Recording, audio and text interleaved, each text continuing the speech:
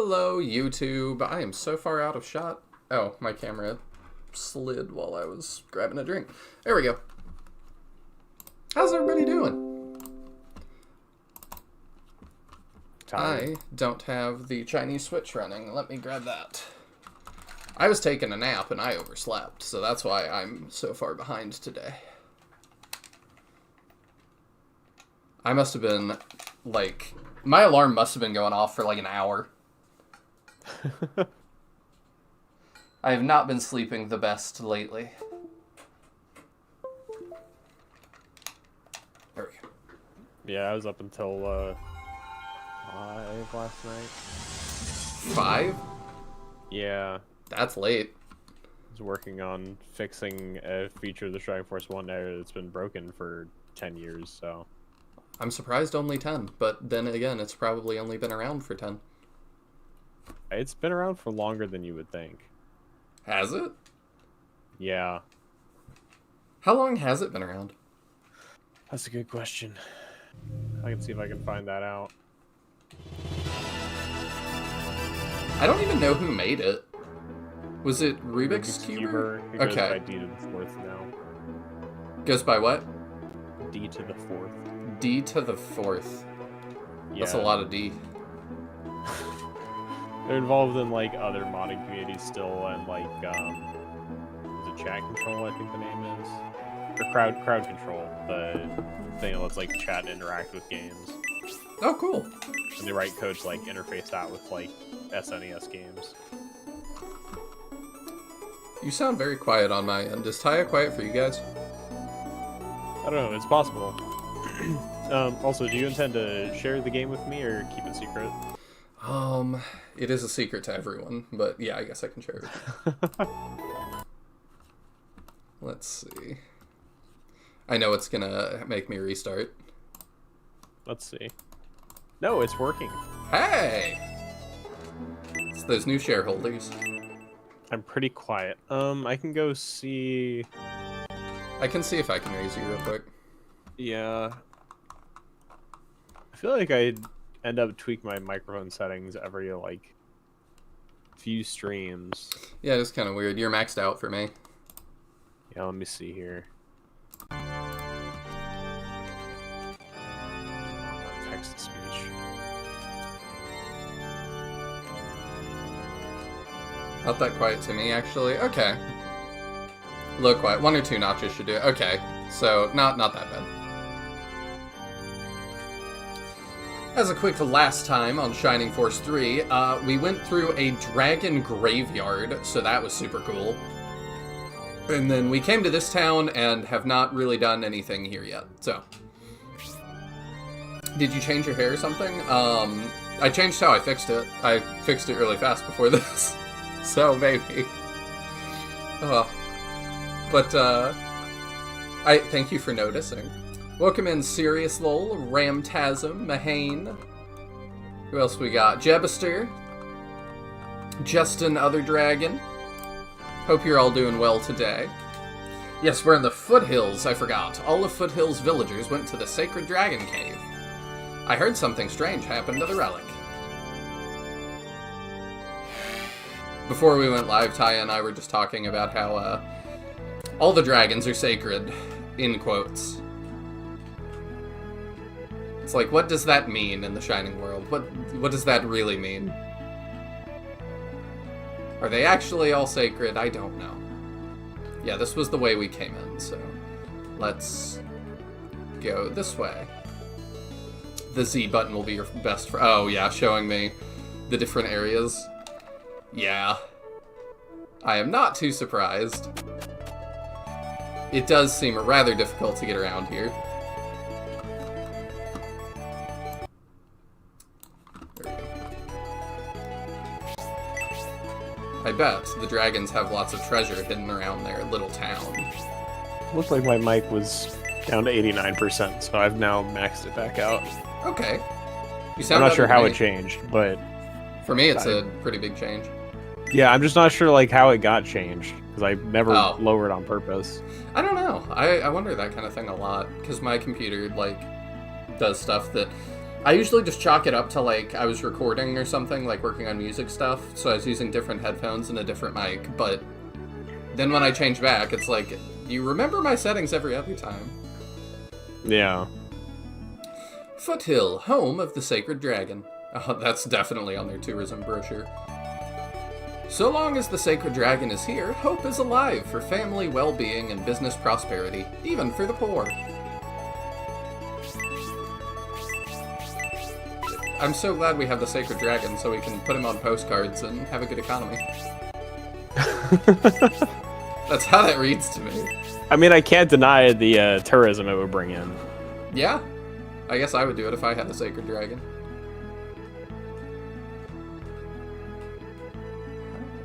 Okay, I can't just walk up these things. It's in this village. There we go. I thought that looked suspicious. In this village, there's 8 things to find. Alright. One of them I literally cannot help you because its only information is a link to a screenshot which doesn't exist anymore. I love that for us. There are 2 deals in the weapon shop. There's 1 haggle in the item shop, and there is a smithy here. Okay. Earliest smithy we've ever seen. I mean, we are promoted already and everything, Yeah. so... I mostly just don't want to deal with it this soon. But we will. 7 things in the village, I think. Now I think we're down to 5.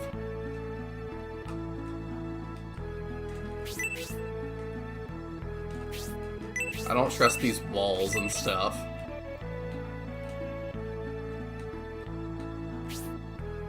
We should investigate. Oh wait, that's you. Why is he yelling at me? We should investigate something. Sorry, I wasn't looking. Julian, but he kind of made it sound like we should investigate Julian. We should. He's quite suspicious. He kind of is. Wish Sega made more Shining Force. I mean, they kind of did. In their opinion, they did. But, you know how that goes.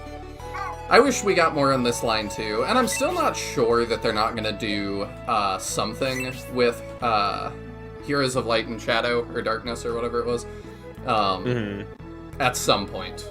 Like, to me, that shows somebody is still thinking about it. It's still kicking around. But that also could be humongous cope on my end. You never know. The elders summoned everyone. They went into the Sacred Dragon Cave. Only us guards remain outside. Okay, so I can't even deal with that yet. Is this the Sacred Dragon Cave? I wanted to look around more, but... That's the item shop. Oh, okay. We'll go in there then. Recently, the Sacred Dragon has been acting strangely. I wonder if everything's alright. I wonder what determines if a dragon is acting strangely. I agree, Mira. Alright, 4 things to find. Nobody's here, though. So maybe we have to go to the Sacred Dragon Cave. Oh, I should also chill very close to the start of stream. My band has a new song out! I think it's pretty good. And if you haven't listened to it, you absolutely should. We even got the Taya stamp of this is the best one you've made so far. It is true. It's pretty cool. As far as my personal preference goes. Well, I'm hoping that, like, we all 3 of us in the group just keep growing as artists, so hopefully every single one is better than the last one. That is the goal. I would feel bad if it was like, oh, the very first one you guys recorded, that's the best one. I would be like, New song. This is the worst song I've heard you guys make. Yeah, definitely. I honestly forgot you had a band. Yeah, it's called Condors. I should link it real quick. I pulled it up so I could do that. And our new song will be out on all streaming services, I believe, tomorrow afternoon. I do have to say, the name Condors is like the worst search engine optimized name ever. Trying to search for your band on YouTube is impossible. Yeah, it is kind of difficult. It's just like, I look up Condor's song and I just find stuff about birds. Yeah, maybe we should have picked something more unique, but we are one of, like, I think only 2 bands called Condors, and the other band is completely inactive and has been for, like, decades. Yeah. So, I'm like, I think as we, like, pick up Steam, it'll be easier to search. Because I did go check before we picked it. Something has happened to the Sacred Dragon Relic. I'm anxious to find out what. It also doesn't help that, like, half of the YouTube search results are things that you're totally not looking for. Oh, yeah. I mean, half is generous to the stuff I'm looking for. Yeah. It'll just randomly be like, do you want to look at the stuff you were looking at last week? And I'm like, what? No. I am now officially the 82nd subscriber. Thank you so much, Ramtasm. I greatly appreciate it. So what are you going to do after those 80 seconds? I don't know. But yeah, it's like, I hate searching for stuff on YouTube, and it's like, here's 4 results moderately related to what you're searching for. Here's 10 videos you've watched recently. Do you want to watch them again? Yeah, and it's like... Like, yes, I really want to rewatch this 4-hour video of, like, discussing a game franchise or something again, just in case I missed something.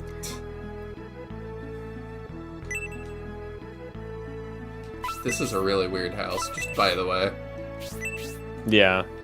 These guys just looting in the confusion. The penguin one, it felt a little too busy for me, but then again, I'm not the demographic for the style y'all do. Well, I mean, it happens. I'm hoping that, with our second album, we kind of do lots of different styles, so hopefully there will be something on there for you. We've got, how many songs? I'll tell you how many songs we have, like, in the pipeline right now. Just so y'all have an idea. 1, 2, 3, 4, 5, 6, 7, 8, 9, 10, 11, 12, 13, 14, 15, 16, 17. That y'all have not heard yet.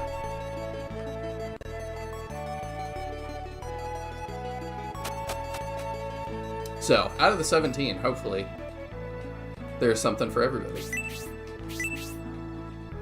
You know what would really freak me out is if we just came across Boken here. It is honestly kind of odd that he never has shown up as a recurring character. Yeah. Because that was kind of his entire role in the first game. He would be the one I would expect to find. There's like separate second doors into every single one of these houses.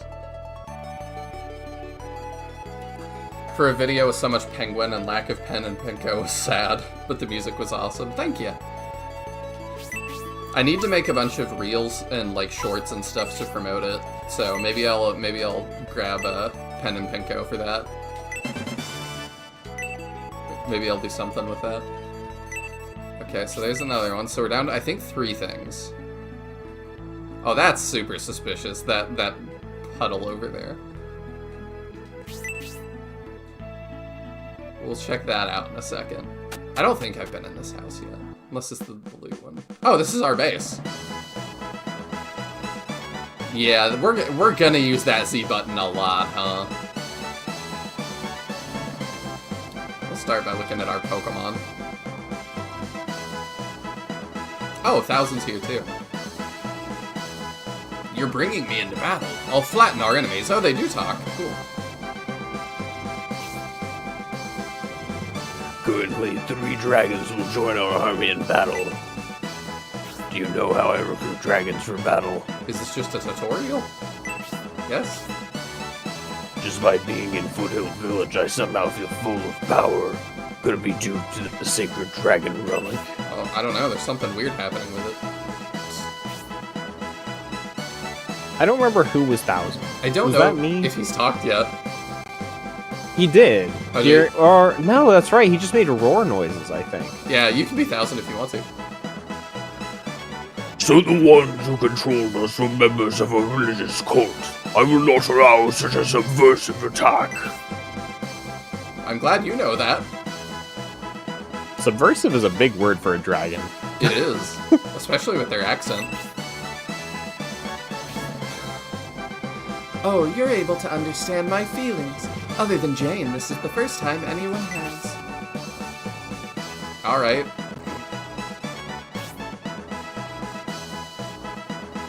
I knew the people here in Foothill Village believed in a dragon god, but I had no idea they lived in caves. The outlying reaches of the Empire are truly impoverished. They're dirty cave people. I can't believe this. They're bringing dirty cave people energy, and it is really wrecking my aura.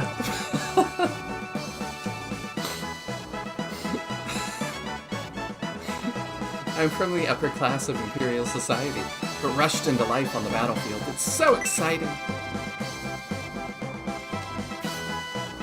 A dragon graveyard and the existence of dragon men. There are many things I've yet to learn about the Empire. Remember, if Cyclops defeats a dragon, it can then join us in battle. That's a great advantage, Julian. I love that he tells us that, and Gracie tells us this. They really want to make sure you know how it works.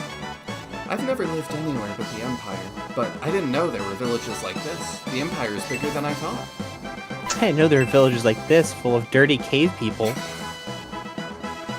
We will soon be faced with Burial Fortress. There are now General Defender as Guardian. This will likely be a difficult battle. General Defender?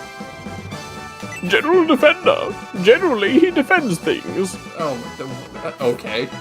Good thing we're not fighting General Attacker. I was worried in that underground cavern, but we should be out of danger now. We just need to pass Burial Fortress, and then we can say goodbye to the Empire. Alright. Let me leave. You know what? No, I shouldn't leave Mithril with you. We actually are at a place where we could use it.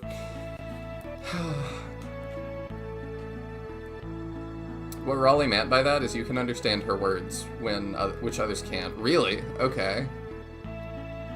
Rollie is like the most Shining Force 2 thing to happen so far. Very, very fairy tale-y. Which to me is like the energy Shining Force 2 brings. Foothill Village has worshipped the sacred dragon and lives in peace to this day. It would be terrible if something were to happen to the sacred dragon, wink wink. Okay, I can't go that way. So I think I know which place I've got to go into. I think I already went in there. The Forge was the upper one. Let's not kid ourselves into thinking Shining Force was a paragon of character naming when our main antagonist was literally Dark Soul. Oh no, I think it fits. I mean, we're from Protectora and Guardiana. Like, I get it. It's very in line with what we've been doing. I have gathered you all here to witness what's happening to the sacred dragon relic.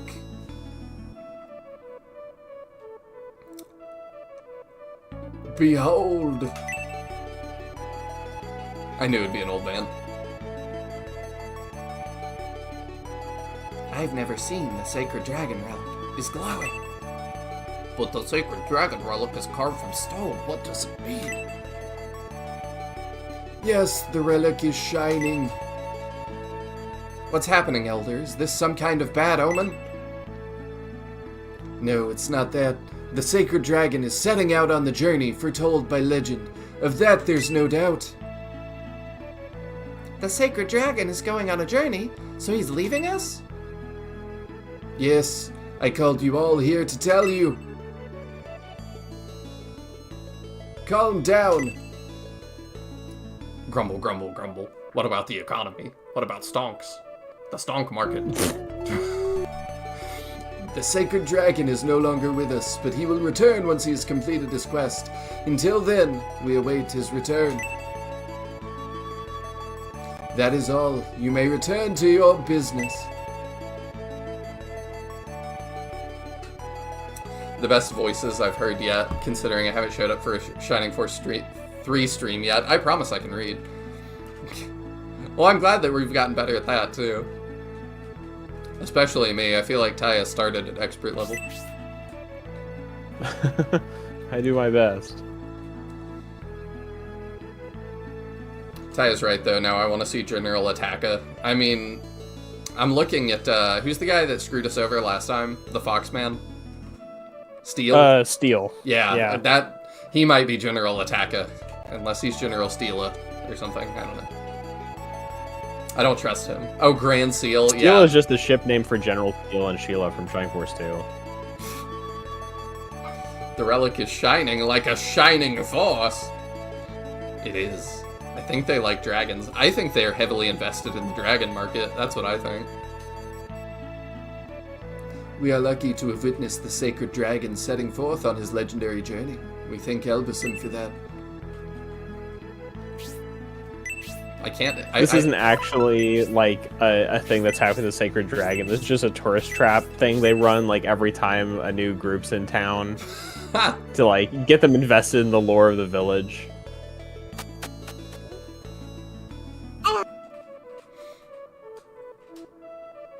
With the sacred dragon no longer here to protect us, we must protect the village ourselves. Good thing we also have stock and missiles. Older villagers got emotional because this happened exactly according to legend. Are you looking for the pub? You looking to get drunk today, son? No. Pubs are prohibited here. Rowdy people gather at pubs to corrupt public morals. Why would you ask? My granddad used to do stuff to me like that. Whenever I went to visit my grandparents, he'd go, he would literally just ask me stuff like, are you hungry? Yeah. What do you want to eat? What about hot dogs? We don't have any. Oh, okay. What about cereal? We don't have any. And he would just like, we would just play this game for like hours. And he just thought it was hysterical the whole time. That it was like, he just wanted to tell me we don't have any to everything. That's a pity. Alcohol disrupts reasoning. You shouldn't drink. Well, okay, judgmental old man. Make $1 million in the stock market, move into a dirty cave, and then judge me. At the end of the land, you reach the sea. It is said the sea continues beyond measure. And at the end of the sea, you reach the abyss. Ah, she's a flat earther. I was gonna say, she didn't know about the ice wall.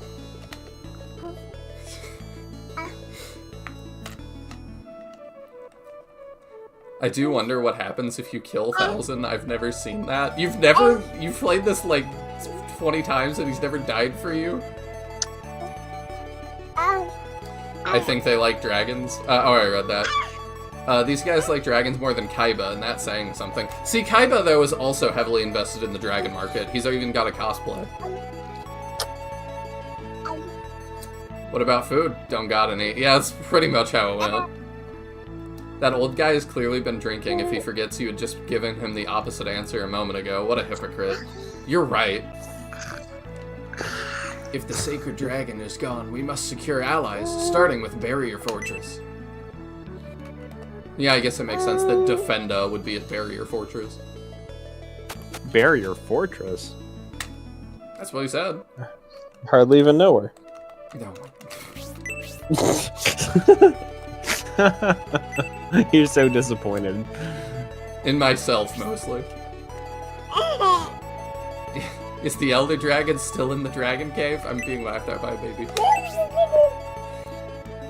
We've had many guests today, but he still hasn't come home.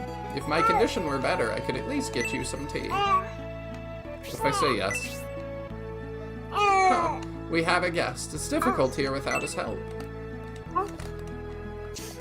You're probably just lazy. It's fine. He's too good to not bring along. It would be sacrilege. Well, he can't be related to Blue, then.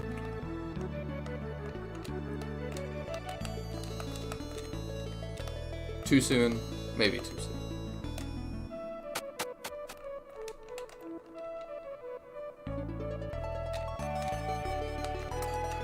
Am I ready for this? We'll see.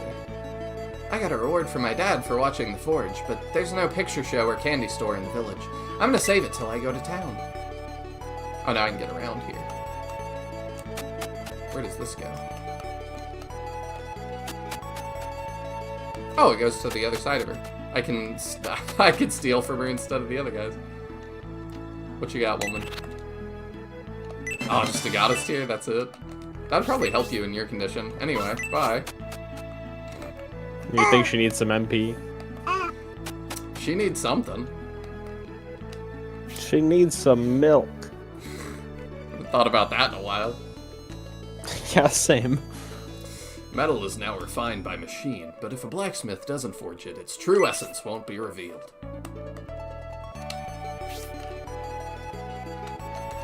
Alright. Who do we want special stuff for? Well, who's hurting for damage right now? Maybe we should look at our stats before we do this. Cyclops, maybe? That's true. Cyclops is kind of mid. He's what, a claw user? I'll pull up the results thing. Okay. Can I even make one for Rollie or 1000? I'll double check, but I don't think so. No for Rollie, and Okay, it doesn't seem like it. no for the big cheese puff. Oh, I forgot how it works. So yeah, we do that. The big cheese puff. 1,000. Yeah, I think we start with Cyclops. Okay, Justin Yeah, that says seems no as fair. well. 6,000 gold, that's it? Okay. I'm not gonna re-roll, we're just gonna get what we get. Oh, will we throw a fit? Never. Never have. Wow.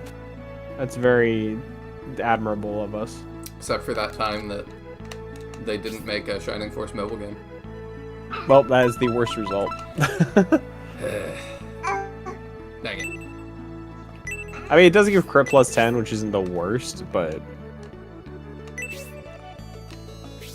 And then I also saw we have a small mithril. So let's make something for... We don't have accessories for like half the squad right now. You think we can make one for 1,000?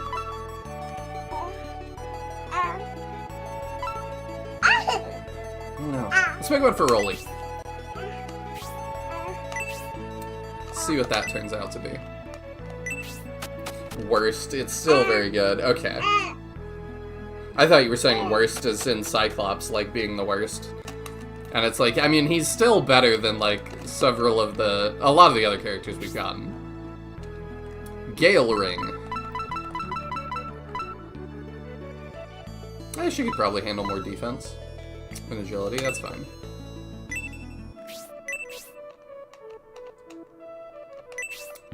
And I think that's all the mithril we have so far.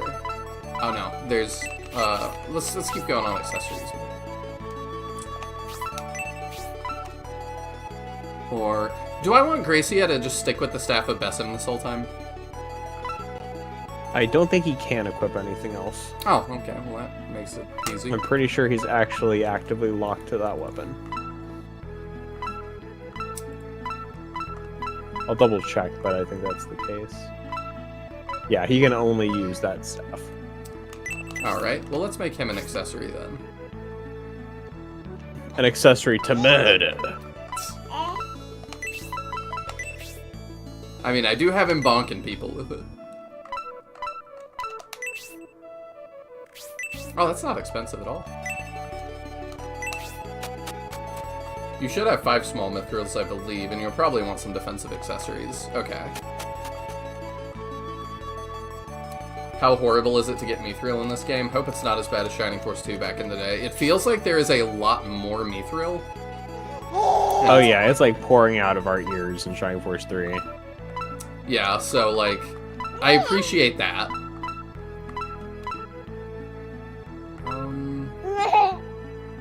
I'm pretty sure the attack ring in this game is the one that, yeah, you can use to cast attack. So this is like the Shining Force 1 power ring. Okay. Because the power ring in this game does not work like the power ring, but the attack ring is the power ring. I'm trying to decide who I want to give it to. Kate, maybe, or... It would bring Rollie up pretty high. I don't know. Rollie's Yeah, more, Rollie could probably use it. Rollie's more defensive, though. I think I give it to Kate and bring her higher. Oh, okay, let me shift something for her real quick. Yeah, I ran panties on the unicorn myself anyway. I should do that. We probably can sell some of these antidotes now that we have Rollie.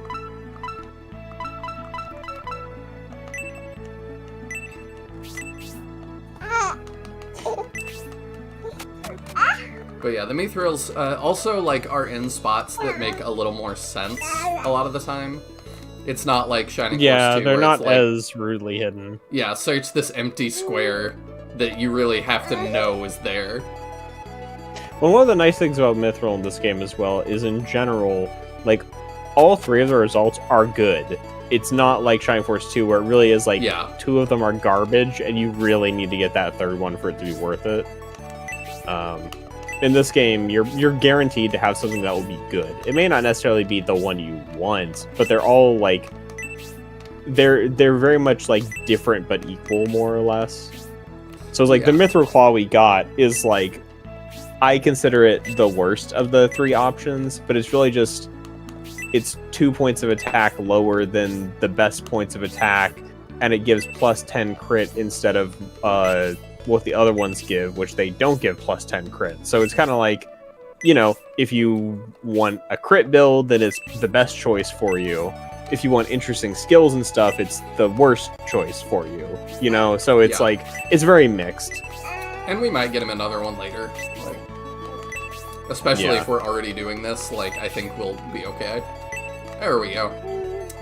Goddess tier, alright, that can go to deals. You said there's 2 haggles here? There's 1 haggle, there's 2 deals in the weapon shop. Okay. I haven't even seen the weapon shop yet. The screen, the, like, texture tearing there made it look like there was another door. Someone said they saw the sacred dragon enter your headquarters. Surely there's some mistake. Oh, is it 1,000? Okay, I was not sure. The sacred dragon relic was beautiful. I was enchanted just looking at it. Till the sacred dragon returns, we must protect Foothill. If everyone joins together, we should be fine. We shouldn't have to ask General Defenda for security. Yes, because Defenda, I'm sure, would hate that. Probably never gets asked that. Barrier Fortress is on the border to the north. The soldiers there are serious about their duty. That's General Defenda's attitude, and it reflects on the soldiers under his command. Sneaking through the Barrier Fortress is impossible. Do you seriously intend to pass through there? I did till you said it was impossible. Now I'm just gonna go home.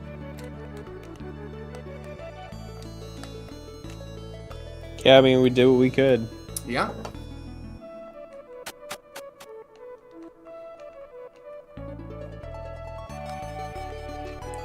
I only saw it from behind, but I think the Sacred Dragon went into your headquarters. Others saw the Sacred Dragon in the middle of town. He was leaving on his legendary journey. How do they even know this? That, like... What is the legend? That the dragon just will leave us, and that will be the Sacred Journey? Like... I guess. I'm a little bit confused by that. I need the wall carvings to, like, spell it out for me a little bit more. Everyone has emerged from the cave. The sacred dragon is leaving the mountains and going on a quest. Why? Oh. I was like... This is how all my neighbors respond when they see me go to the grocery store, so... Same. It's starting to get on my nerves. In town, there's a steam engine. Hot water boils and wheels move. I'm not kidding, there really is. The imperial capital is having an industrial revolution. Constructing new factories. It's becoming a convenient world, but it's dangerous to depend on technology. I actually am curious to talk to my neighbor soon, because I haven't talked about it in forever. I actually live next to one of the OG developers for Turok.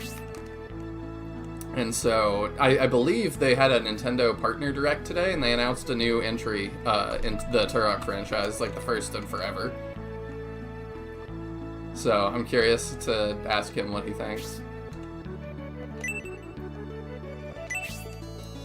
Did you entice the sacred dragon to join you? What, like I lifted my skirt a little? What is he implying? Oops. Ooh. Okay. These seem good. Mystery Ankh. Resist is pretty good, specifically. Okay, who uses Ankhs? Isabella. Okay. I mean, it's the rest of our money, but sure. I mean, getting magic resistance can be pretty impactful. It can. Let's sell the stuff we don't need anymore. Yeah, we can hang on to some of those, I guess. I don't need your... We don't need thing that extra anymore. claw.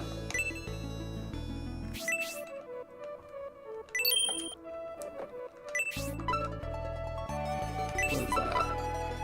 Power Ankh. I don't think we need that. Okay.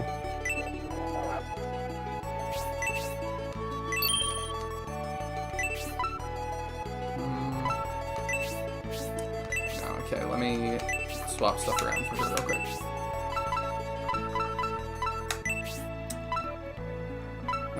Let's give that to... We'll do 1,000. He flies. Yeah, we'll use the mithril from headquarters as well. Or this is gonna bankrupt us, so no, I guess we won't. But not yet. Yeah, probably not. We'll do it later. Let me sell one of these rods, probably. But which one has the worst thing?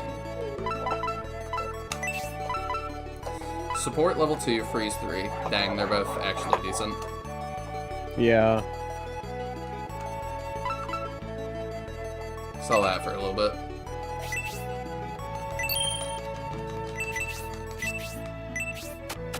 Okay.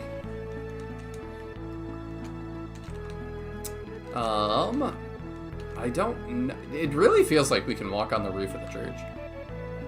Feels like a perfect ramp. Oh, there's probably more dialogue. It's a little bit sacrilegious. Is it? I don't know. It's like, I don't think it is, but maybe. While we worship the sacred dragon, we also offer our prayers to Elbison. I've heard some remote islands worship two gods just as we do. Is that a SF2 reference? Volcanon and Mitchell? That wouldn't make any sense because this is on Parmesia as well. They're the same continent. True. This village worships the sacred dragon, but there's a church here. Isn't that strange? I'm so confused. Yeah, it is kind of confusing. I do Elbisom's work in this village, but church is sparsely attended here. These dirty cave people.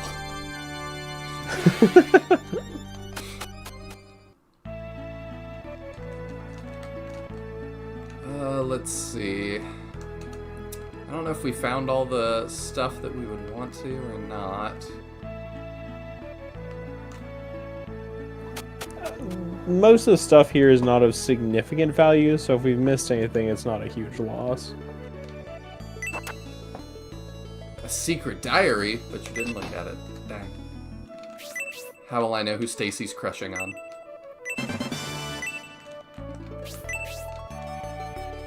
If the sacred dragon were to die, someone will protect the dragon's grave. We will never let robbers disturb the dragon's remains, unlike all of the other ones.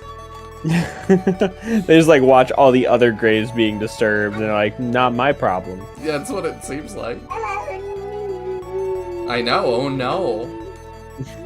We heard about the invasion of Dystonia Castle. The invaders were bold and shameless indeed. Bald and shameless, that's me. I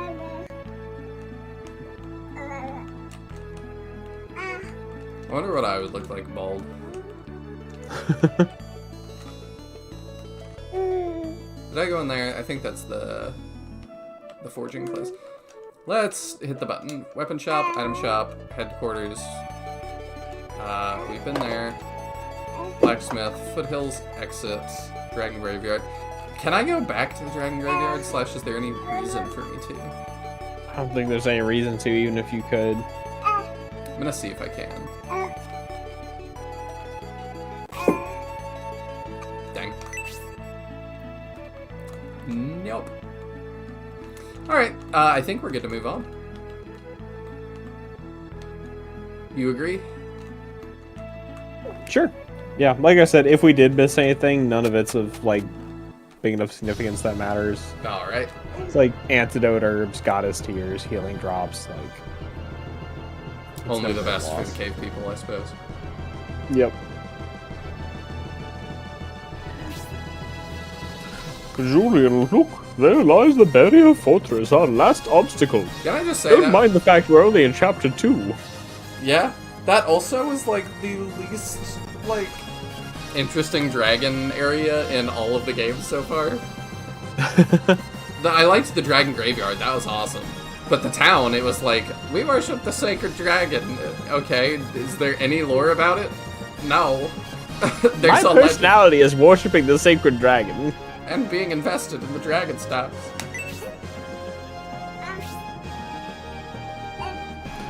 Once we get past here, the Imperials won't pursue us any further. Finally.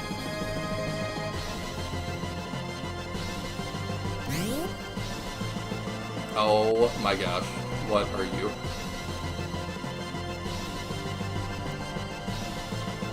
Using a fake exit at Barrier Fortress. Oh, fake exit permit at Barrier Fortress.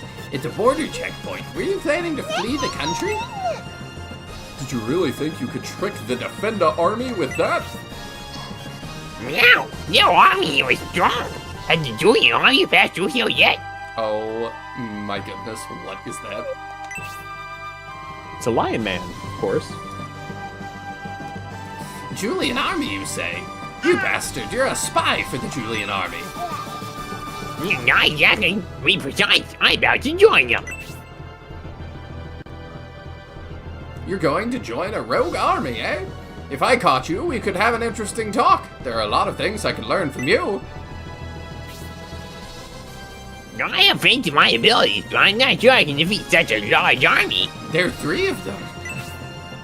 Yeah, that's right. Idiot, no one could. Julian army soldiers sighted. Request to deploy pursuit unit. Has the Empire allocated that large army for us? Who is that man, Bresby? I'm trying to remember, but I can't recall. Do you think this could be a trap? No. It's fine, I'm sure. I agree. If he understands the significance of our mission, then we should trust it. Helping that warrior might slow our march to the fortress, but there is no other choice. Let's move, Julian.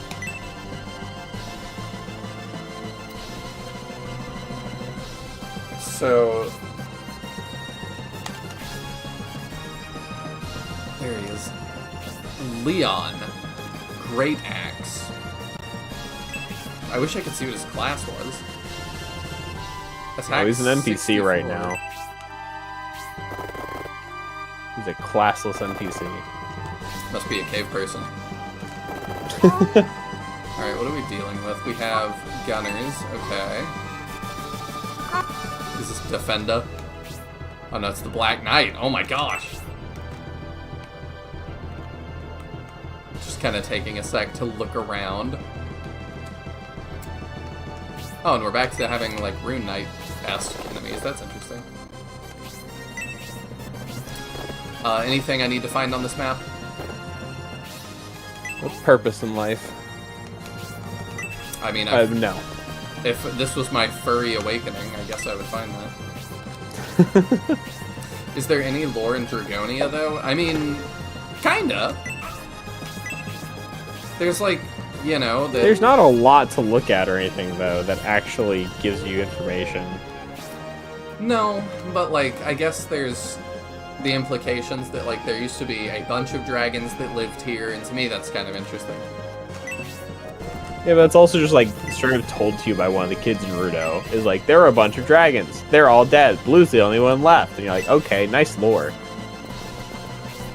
I don't know. Like, that's the lore of Dragonia. They weren't dirty cave people. So, like, in that sense, this is an upgrade. Like, this is Dragonia plus dirty cave people. You know what, you're right. I take it all back. Honestly, compared to the other Shining Force games, I don't really like the Shining Force 3 art style that much. I think that is a pretty common sentiment. I like it a good amount, but I think a lot of people agree with you. I only dislike the pre-rendered 3D map sprites, so it's very much just, I don't like the pre-rendered 3D look. Yeah. Like, I also think, like, Donkey Kong Country is really ugly, and I know a lot of people like it there. I like the way this looks more than Donkey Kong Country, but yeah, I don't know that that's saying a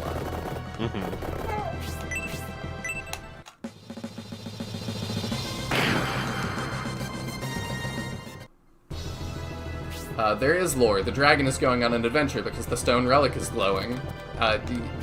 You know what? You're right. I was honestly truly expecting a more Wizard of Oz Cowardly Lion voice. And to be fair, the amount of lore we got is more lore than there's been in the entirety of Fire Emblem Shadows, so... That's like game's worth of lore there in one village. That's true. They spent literally the entire first chapter just in a cave being like, somebody's a traitor. Maybe it's me. Am I the traitor? I don't know. I'll be right back. Alright. I can't believe that game is still going.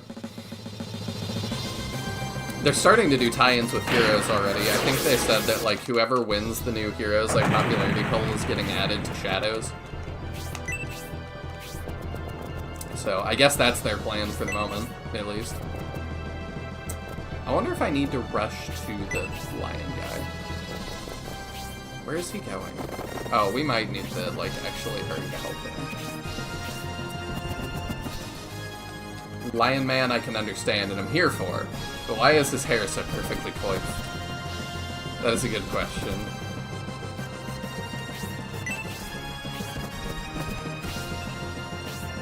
Because he wanted to look good for joining us, I suppose. Put his best foot forward. What did I just hear about a furry awakening? I wasn't paying attention and I just heard that. Oh, it was that, I was like, is there any items or anything I'm supposed to find on this map? And Taya said, a sense of purpose in life. And I said, well, if he brought about my furry awakening, I guess I would have found that purpose. I don't know how else I would find purpose in life from this game. I know a lot of, oh wait, that must be the Julian army. Damn, that guy was a decoy. Everyone on the front beware. The Julian army is marching this way from Foothill. What? That really is the Julian army, meow. I guess my destiny has yet to be decided after all. I thought I was doomed, but now I have a chance to avoid death. I'll try my best to survive. Yeah, we're gonna have to go save him, I think. I know a lot of people, like... I'm trying to remember. I've read that, like, a lot of people had their furry awakening from Lionmon from Digimon, who looks very similar. So I was kind of riffing on that. And the move is really tough.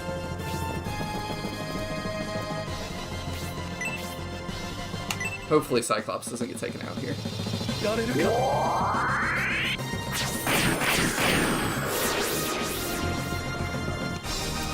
I tried to go back, now that Digimon is getting more popular. Ooh, really good level up for him. I tried to go back and rewatch some of it. And it's just so kiddie, I really had a hard time. I went back and started the original show again from the beginning. It was probably about a year ago. And I made it like 15 episodes in maybe, and then was like, you know, I'm just not having fun. It's just not what I want to watch right now.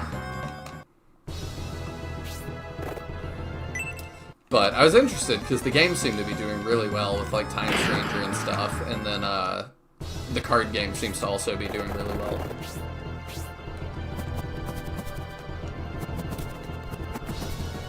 Dang. So close. I don't want him to just get taken out.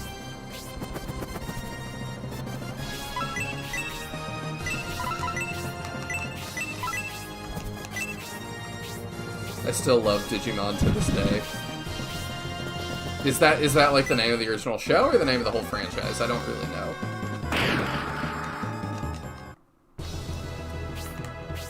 I still I grew up with it, so it's still got a soft spot for me, but I just don't remember a whole lot. Digimans are a bit over-designed IMO. It's like they wanted to be Pokemon, decided halfway through that wasn't going to work, and pivoted 180 to Persona. I think you're right, but I think that's kind of the charm, too. That, you know, the jokes about, like, my Velociraptor evolves into a fridge with a minigun. I think that's kind of what sets it apart from Pokemon. Or anything else, because it definitely was... As a kid, I felt like it was competing with both that and Yu-Gi-Oh! pretty heavily. Oops. That's not what I meant to push. You actually don't have a heal. I thought you would. Digital Monsters is a different show. That looked insane. Antidote level 2, let's go. Good level 2. Unicorn Ray. New ability, okay. I assume I've got to talk to the Lion Man with Julie.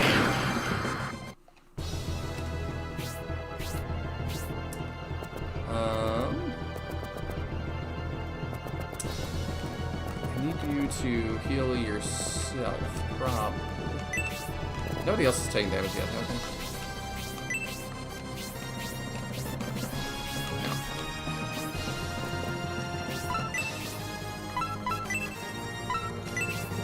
That'll be fun.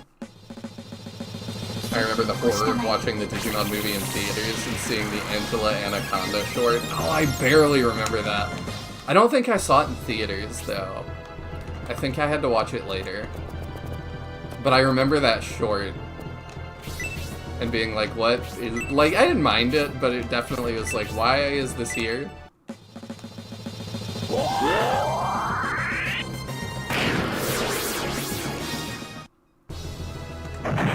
god, not that short. Not a fan, I guess.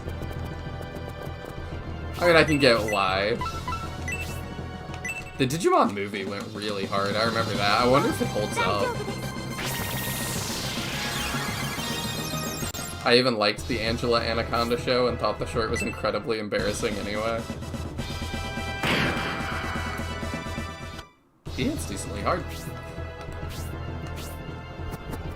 Yeah, I definitely remember getting, like, more embarrassed of just stuff in general, like watching stuff. Okay, I see he has a talk. I wonder if I can just do this thing. Yeah, I'm greatly indebted to you for helping me in my time of need.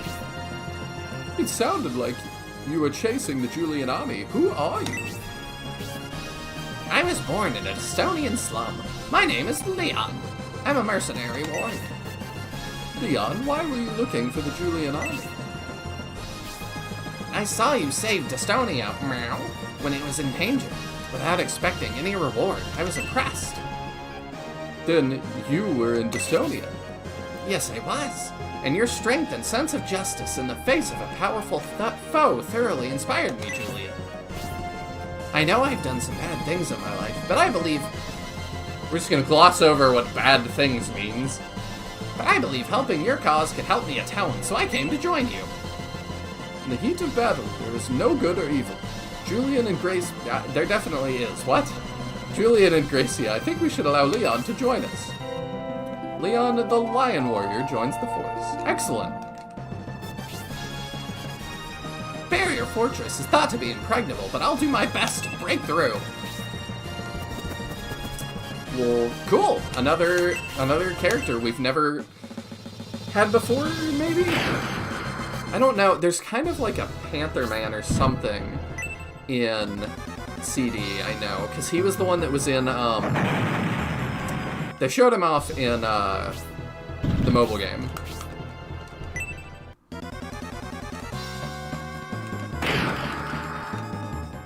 Grew up in a slum, says most of it. Thieving, mugging, possibly muscle or intimidation for the local gangs. Yeah, that's probably all good bet.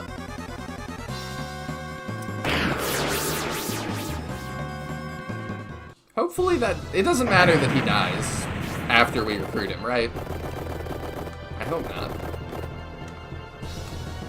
I think we can rush forward and fight these guys.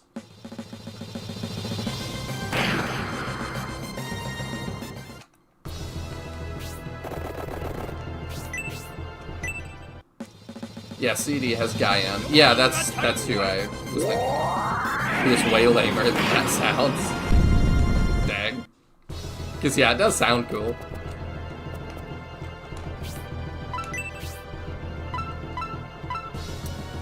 I forgot. I already forgot she has, like, Drain and stuff. Let's do that.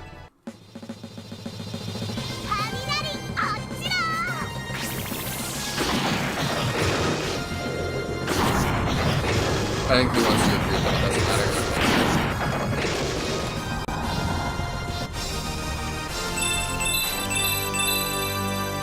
Not a great level.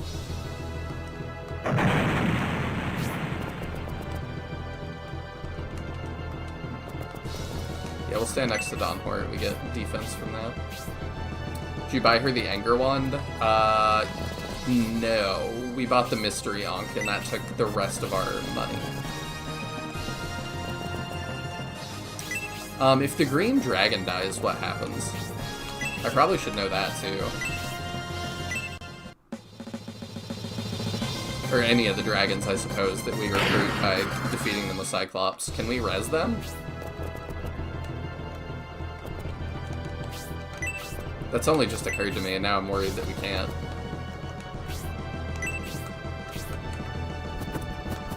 Let's move. Constantly don't have enough move with him. It is gone forever? Oh, uh-oh. I kind of want to collect them all, so I need to make sure he does not die.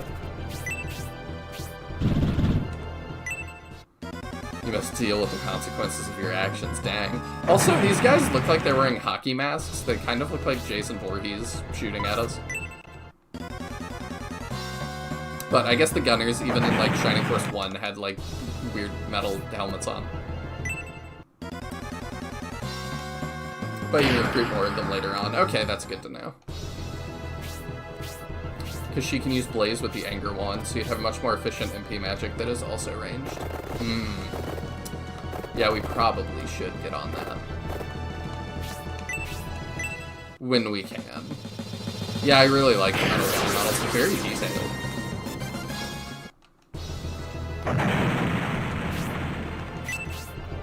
I don't think I want to move into the boss yet.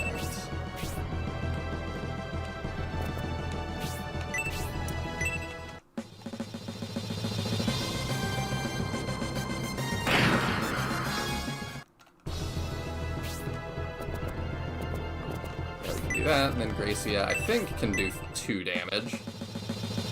With a full... Oh yeah, definitely, okay. 21, let's go. We're getting decent EXP from this, which I appreciate.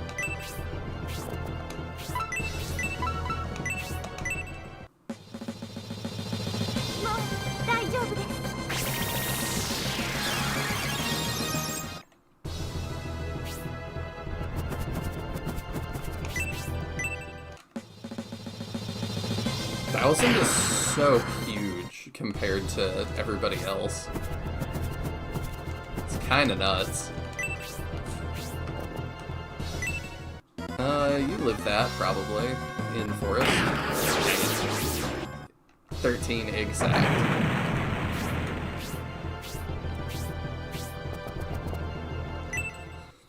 I wonder if 1000 is the biggest Force member we've ever had. Has to be. He big and he thick. Yes, he is. Yeah, sure, you can go help out.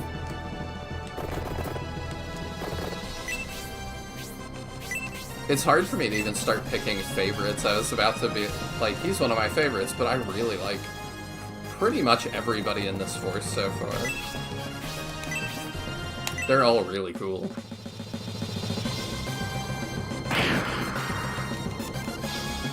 Oh, only 13. I'm gonna kind of wait for them to fight the boss, because I don't trust it. Tail bomb. 32. I thought it would just be a full one-shot. He is so scary looking. HP 3, attack 2, defense 2. Nuts level up.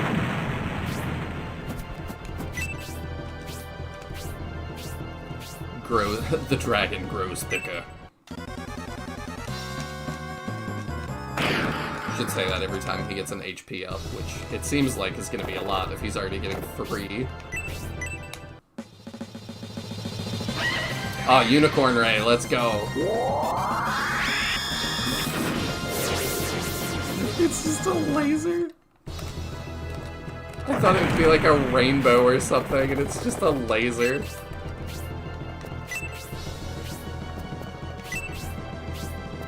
Alright, here he comes. He lived that? Surely. He is crazy looking. Did you take damage? Yeah, you did. Okay. You can heal the 2 of you. 3 HP. You can heal the NPC dragons. I figured you could. I was bringing that one over to get healed by Bridget. Or not Bridget, whatever her name is. Isabella. Right on back. Welcome back! We got the Lion Man talking to him 1,000, and then he died, which hopefully is fine. Okay, I hope so.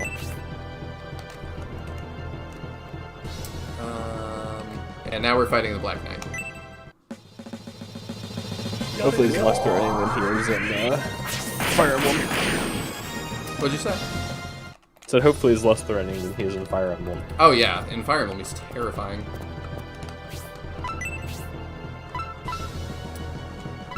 One of my favorite villains, though. At least Rollie isn't using the unicorn from Red Faction's attack. What is that? I've heard of Red Faction, but I know very little about it.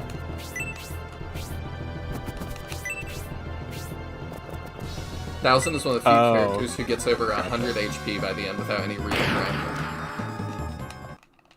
Interesting. Only pretend grinding. I know what he means.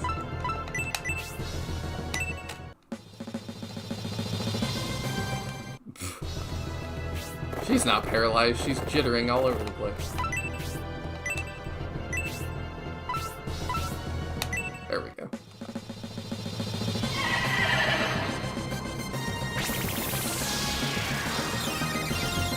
I was talking about it a little bit earlier, I just mentioned it, but did any of you guys watch the Partner Direct today? I haven't seen it yet, so I'm curious if anything else really interesting got shown off. I saw people complaining, it's one of the worst directs ever and stuff, but I feel like people say that every time, like, their specific franchise does not get a new entry, but a lot of these partner ones, it's like, that was not... It's not your mainline franchises anyway. Yeah, like, that was never gonna happen, so...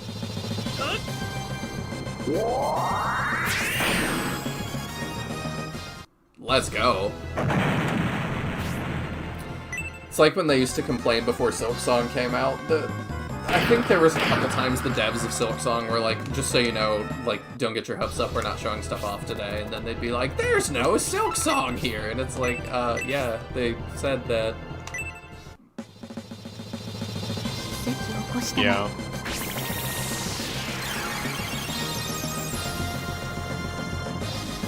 Honestly, the Switch 2 has a pretty good lineup already. I feel like it's doing a lot better than the Switch 1. And people really forget that. When the Switch 1 came out, I got it on launch day, and, like, we had Breath of the Wild, and that was the only, like, major game for a very long time. I think I got the Switch after it was out for like 3 years, 4 years. Even then, I own like less than a dozen games for it. There's just not that much that interests me. For me, there's a lot. There's a lot of cool SRPGs on Switch. And then I'm also usually the designated, like, guy that brings party games, so... They just made a Lego version of Mario Party. Breath Geyser. So I picked that up a couple weeks ago. It's pretty cool. You actually, like, build the board as you go in some parts.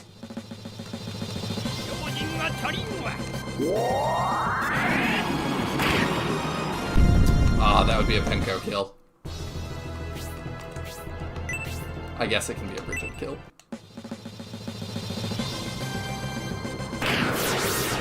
Two damage, let's go. Okay, we don't need that board.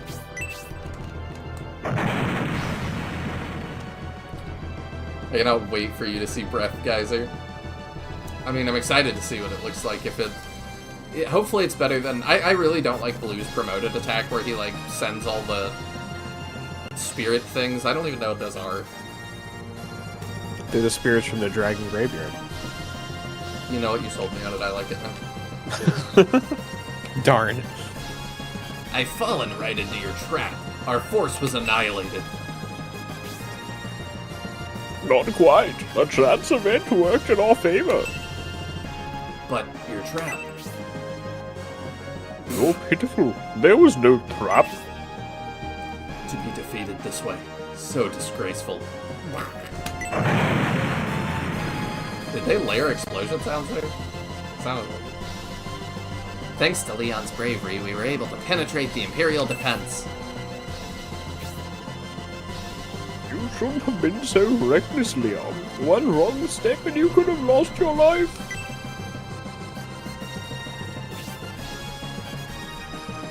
I'm sorry. I just want to show you my worth. You mentioned the defenses. They're extremely powerful. I guess they really don't want you to escape. So the fortress is practically impregnable. Not quite. It'd certainly be suicide to avoid barrier forces by frontal assault only. You should divide the force and attack to the front and the right. Really? This is certainly valuable information, Julian. Barrier Fortress is thought to be invincible, but I agree with Leon's assessment. Do you agree, having never seen the fortress for yourself, to have any idea what he's talking about? Yeah, is this a real choice? I don't believe so. I'll double check. I would not I don't think so. it matters. Leon has seen their defenses, and Bresby knows the lay of the land. We are wise to follow their advice, Julian. The Julian Battalion will attack the front, and the Donhort Battalion will attack from the side, and so we will march on the heavily guarded Barrier Fortress. Why we give command to Donhort instead of Leon, the one who's literally been here? I don't know. Don't know either. We are gonna have to egress to heal anyway.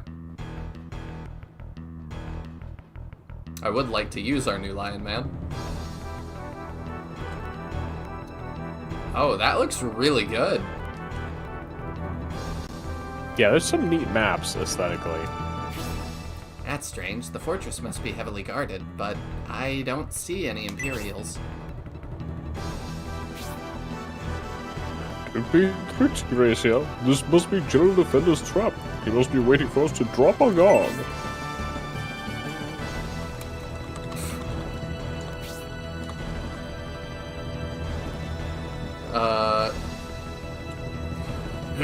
So my preparations were all for naught.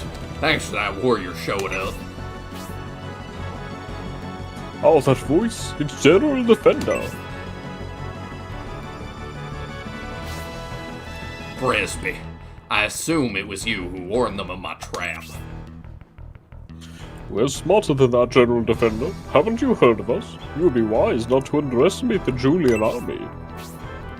I would show you far more respect than the Imperial leadership did for your role in saving the capital, Boresbe.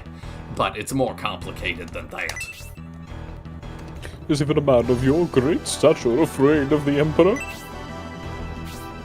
I know what happens to people who defy the Emperor. I won't risk my family. That is not an option. I must head north, General Defender. I have an urgent task and can't be delayed. Let us pass and we'll be on our way. I will probably regret my choice, but I can't yield. If you refuse to surrender, we will do battle. Look at my cannon collection.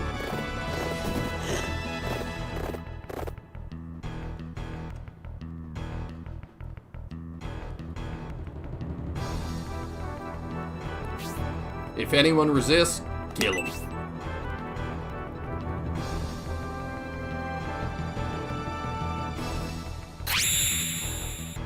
What was that? It's a dramatic sparkle, of course.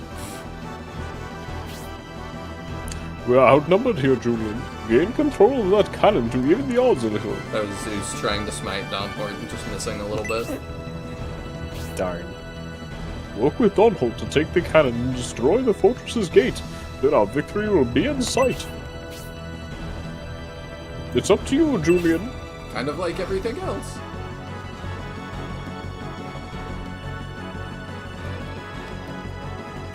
You do have the Ankh with support, right? I think so.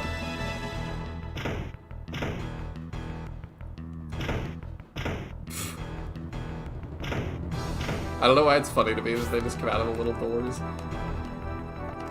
Alright, we're just gonna egress, so... Let's do that and get Leon back.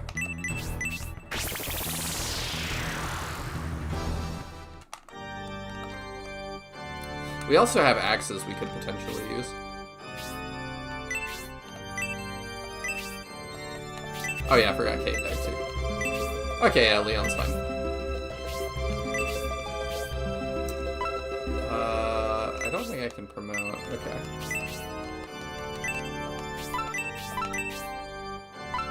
We had a power axe. Yeah, I don't know if that's better for him or not.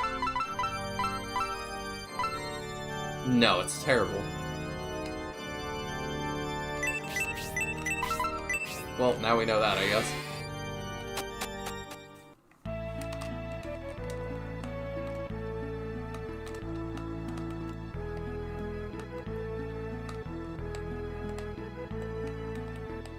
Speaking of Digimon and stuff, I did see, we talked a while back about, I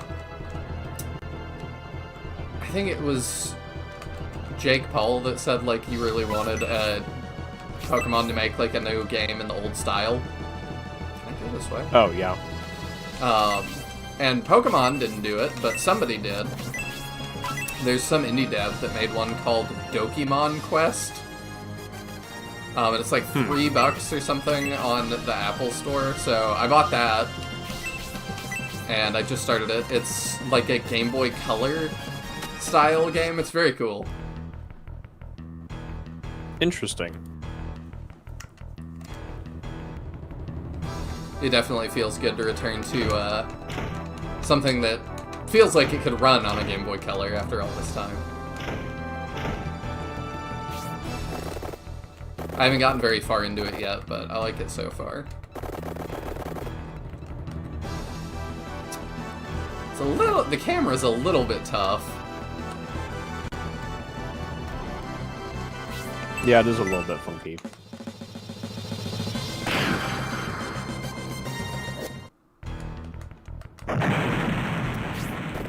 Oh yeah, I guess the other big gaming news this week is Markiplier's movie is doing really well. So that's pretty cool to see, even though I don't know which board is in charge that they took off, like, they took his movie off, I think, from, like, the charts. Yeah, I heard that. I heard that it, like, got put back on, eventually. Oh, good. I hadn't seen that. But yeah, I see it people were happen joking with, they got #1 twice. I see it happen with music all the time. Some of the, like, independent rappers and metal artists I like have tried to, you know, like, sell, like, physical CDs and stuff on their own websites. And they follow all the rules that you're supposed to prove how many copies you've sold. And if they would have charted, there's been times that, like, Billboard will just be like, nah, we're not gonna count it. And it's like, yeah, I wonder why not. Like, the promote button has just become a dud. Sad face. That is sad. I guess it'd be weirder to remove it, though. I guess they couldn't, because we might not have promoted Julia.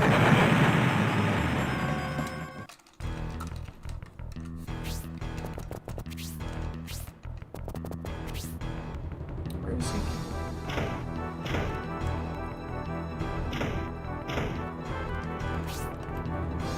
I can just get on this cannon, right? Fire, okay. If I do that... Oh, I get to pick?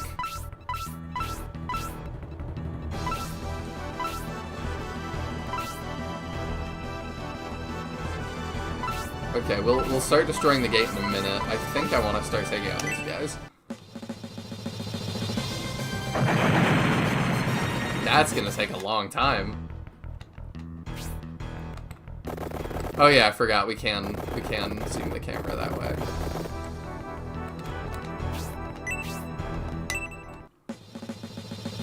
Rollie's gonna be at a disadvantage because they have axes. I gotta remember that.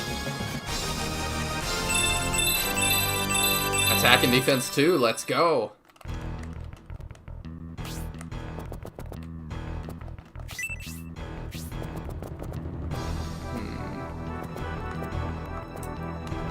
Kind of make a wall here, I think.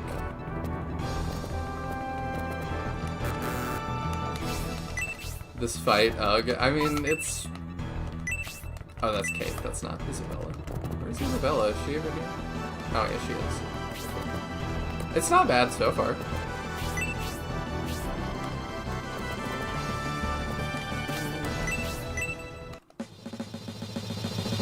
I think it's pretty interesting. Like, I like the fortress maps and stuff. Once again, the cannons take forever to do anything. Yeah, I love that for us. Start sending her this way, I suppose. Yeah, I think the cannons wouldn't be as bad a gimmick in this scenario if they just weren't so tedious every fight they appeared in. Like, it's an interesting idea, it just, like, they take so long to do anything. Yeah.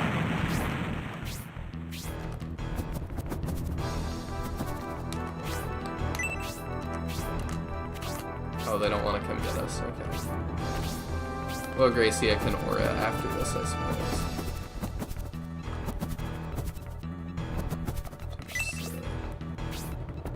Oh, okay, now you'll come get us. I didn't hate it with the boats. But yeah, I guess we did have to just kind of pass turns for a little while doing that. I think the boat fight was worse because there was so little else to do during the fight. Yeah. I have to heal her up.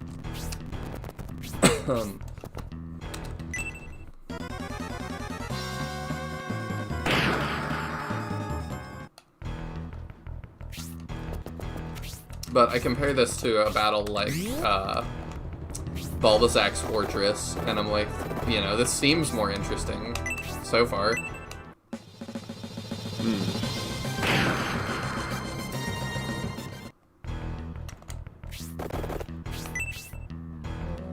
Let's see, I guess you could just get that kill. Rollie's not going to be able to handle all that thing by herself.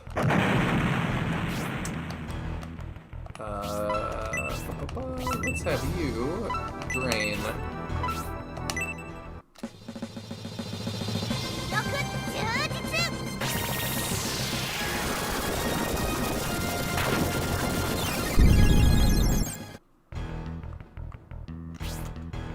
That healed a lot. I'm so used to like the draining moves in Pokemon doing like a percentage of the damage dealt. That's kind of wild. She gets 100% power move damage. It really is. It really does make her an insane tank if you can get her defense up. We're definitely gonna try. Because I like the idea of that. And I mean, we don't have a mage. We haven't had a mage like that in any of the other games so far.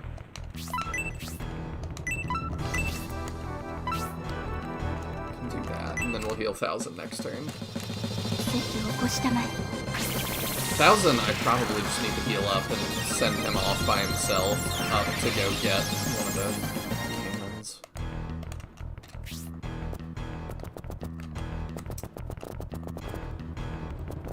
I don't want this guy to go anywhere, but I don't know where he's going.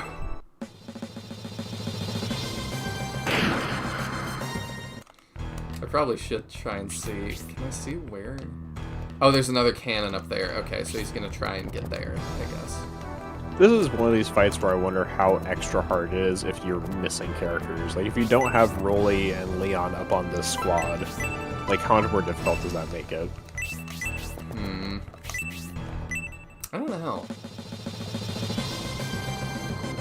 Like, most people modernly playing Shining Force 3 would never miss those characters, but, you know, I'm curious. I feel like you could miss Rollie pretty easily. Because, you know, like... I love his hair and his battle sprite, especially, or battle model especially. It does look really good. It's so much more extravagant than his portrait makes it out to be. I guess I'm kind of making the assumption that if you're able to do the legwork to figure out how to play Shining Force 3, you're going to run across Jumison and be able to find the requirements for Rollie. That's true. But also, a lot of people might not use it. Like, they might want to go full blind. But yeah, I didn't consider that if, yeah, probably a lot of people do find that if you have the wherewithal to, like, get all these files and get it running. Yeah, there aren't, like, a lot of Shining Force 3 resources, you know? No. Especially not in English.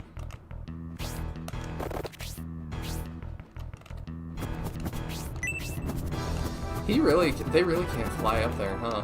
They are stuck. Nope. Yeah. That is unfortunate.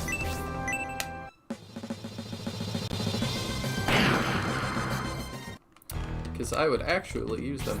I assume the dragons don't scale or anything. No, they don't level up or anything. You just have to recruit better dragons. Okay, that's kind of what I figured. You need a seller who sells stronger dragons.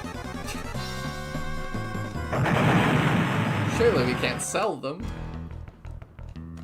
I don't know how I came Dragon across... seller. I'm going into battle, and I need your strongest dragons. I assume you're familiar with that video. No, You don't know Potion Seller? I don't. Oh boy, I'm making you watch that after stream. Okay, what is it? It's an experience. It's a lifestyle. I see. It's a very well-known YouTube video. That is a lifestyle, apparently. As much as Neon Neko Sugar Girls. It's better known than that. Oh, okay.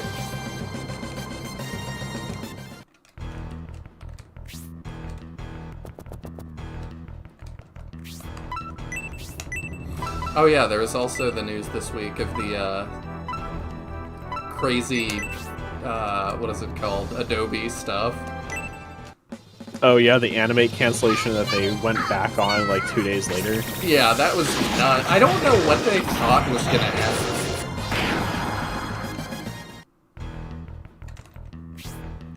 The I thought craziest then everyone was, would clap. I saw people being like, ah, that was what I, like, got my college degree in. That's awkward. Like... Yeah. Well, I mean, there's like, I believe shows that are currently ongoing, like, on television that are made in Animate. Yeah, people started making lists. They had like what all was listed? Yeah, just do that. One of the My Little Ponies was listed. Smiling Friends was listed. I don't remember what else. I think Smiling Friends was the only show I watched that was listed. But just kind of insane. Yeah, I don't think any of it was stuff I actually watched, but like things that I'd heard of and knew of, and are like, these are not like tiny little things that are, you know, being made with it. No, definitely not. Smiling Friends is one of my favorite shows. I've got a sweatshirt that I wear. It's one of my favorite sweatshirts that's like the cast of Smiling Friends, but it's got like a green blot, like square in the middle of it, so if I wore it on stream, it would just look like I have a hole in my chest.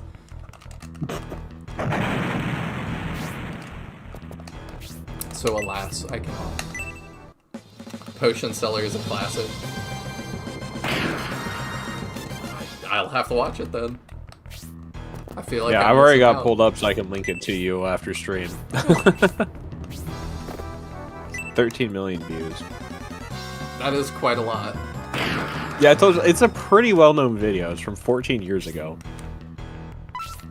The same guy's another video I like a lot. That's not quite as well-known as the In a Perfect World one, but that one's a little less well-known. Only like 4.5 million.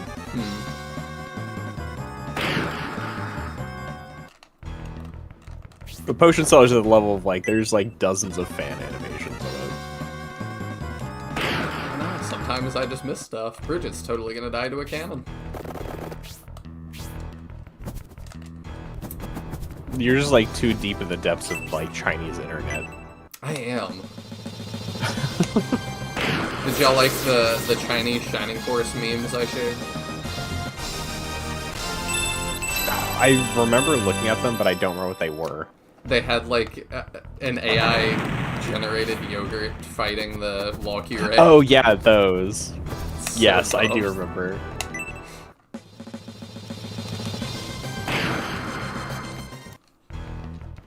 Yeah, we went looking for this comic that apparently was on, what's his name's website? Tamaki. Yeah, Tamaki, and, it just, we can't find it anywhere else, so if any of y'all find it, it's like a prequel thing for Shining Force 1.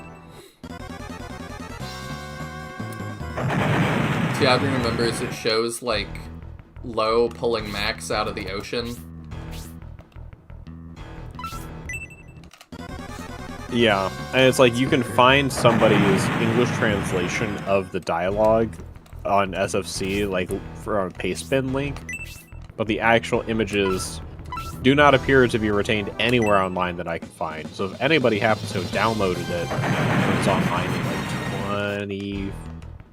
2018 question mark? I believe that was the last time. It was either 2014 or 2018, I don't recall. But anyway, if somebody happens to download those, I would love to be able to track that down and like find a place we could put that to archive it, because it's really fascinating and very cool and does not appear to be anywhere online currently. It really doesn't. We looked a lot. I actually messaged Tamaki on Twitter to ask about it, which turned out to have been like 2 months after his death. It just like hadn't been announced yet when I sent it. And it turns out like, oh, he'd already passed away, so he's not going to be responding to that message. I don't know. I don't know, like, with Japanese culture and stuff, you know, it might be that, it would be, like, considered disrespectful or something. But I really hope one of his family members, like, goes through his computer at some point and just posts everything that he was working on.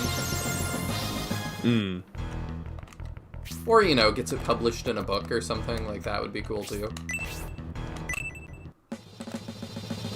I just hate to think, like, he had a bunch of art and stuff that, you know, is not cataloged anywhere now. Yeah.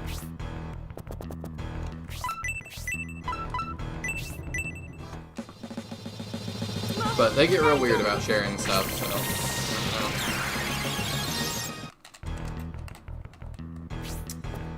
I've seen that lately with a lot of the manga piracy talk that, you know, people have scanlations and stuff, and they put stuff back up, and Viz, one of the big manga publishers, just went on kind of a tirade being like, you know, you're the reason that manga, like the manga industry, has lost so much money, and it's hard to say like how much, because oh, hang on, people wanted me to see this. What?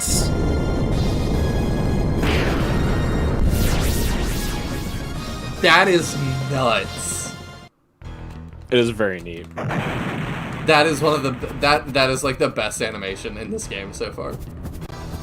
I do wish they didn't kind of just like flop limply down after the fire geyser. Oh, that's but what up I until like. that point, it's very cool.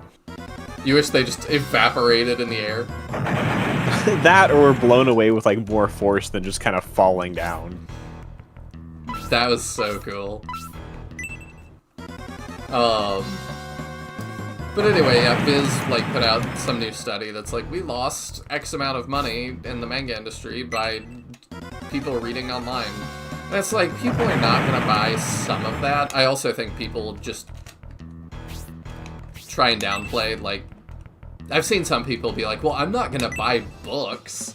Like, I'm just gonna, you know, buy merch because I like the book or something. And I'm like, that is not a good way to support, like, the artist. No. You know, you I think when you one of can. my first questions when you have something like that is, how do you calculate how much money you lost to that? That's kind of the question. Because that's like, I very much like, are you able to tell that all of those, like, even if you're able to somehow get the number of views it's gotten on that site accurately, how many of those could be coming from the same person? How many of those are bots that could be accessing the page? How much are your sales just down, period, and it has nothing to do with it? Like, people just aren't buying the series that you're putting out? Like, I feel like there's so many factors that go into how much you sell. I feel like it's really hard to gauge how much you actually lost to, like, online translations. Yeah, I think you're right. It's a very hard... Like, I won't argue with them that it does cut into their profits, but Yeah. when you're trying to say, like, this is how much you lost, I would say, okay, how did you figure that out?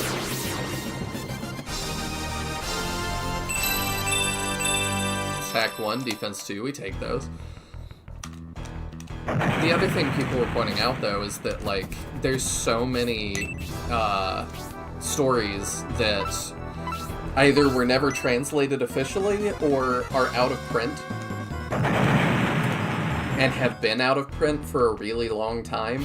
And it does feel like we're starting to kind of hit a point where people are like, okay, I would like to get into these things. Like, it's a mecha series called Patlabor? Patlabor? I don't know how you pronounce it. But they're talking about how, like, a lot of those books have not been translated or are out of print and have been for decades at this point. And they're doing a new anime, which is really cool. But it's like, okay, if I want to start at the beginning and get into it, how should I do that? Because the books are unavailable. And they found, like, I don't know if it's an online blog or something or what. But are we? Do we need to heal yet? I don't think so. No, we're okay for now. It was one of the editors at Viz that was saying, like, well, you should have bought the books when they were available, essentially. And I read, like, a Japanese guy's perspective on it, and he was like, yeah, like, he's American, but he lives in Japan. And so he was, like, trying to explain that it's like, no, it's like over there, that they do a lot of limited time release stuff. Like, it's very, very common. So there is kind of a culture in place that's like, you missed out if you didn't buy that book while it was available. Well, I mean, it's kind of the same problem we're running into with the games industry, especially Nintendo. Oh yeah. Where it's like, don't you dare emulate. It's like, okay, can I buy the game? No. But don't you dare emulate it. It's like, well, okay, I guess I just don't get to play the game then? That does seem to be what they think. And, like, the number of people who are like, well, if you gave me a way to buy it, I would buy it, and they just don't give you a way to buy all those games. No.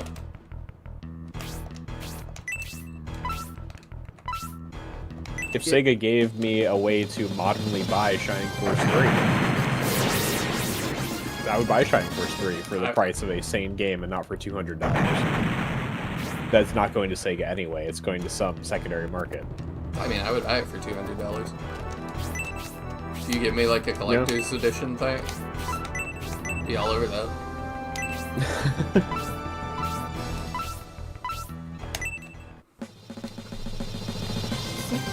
Fear of missing out is a thing that's become popular in the game industry that it needs to be done away with. Although when you're talking about retro games, it's not even fear of missing out, it's just you did miss out. Sucks to suck. Yeah, I saw right? I saw some people responding to that Viz quote saying, like, I should have had my parents buy that for me when I was in the womb. Mm-hmm. My bad.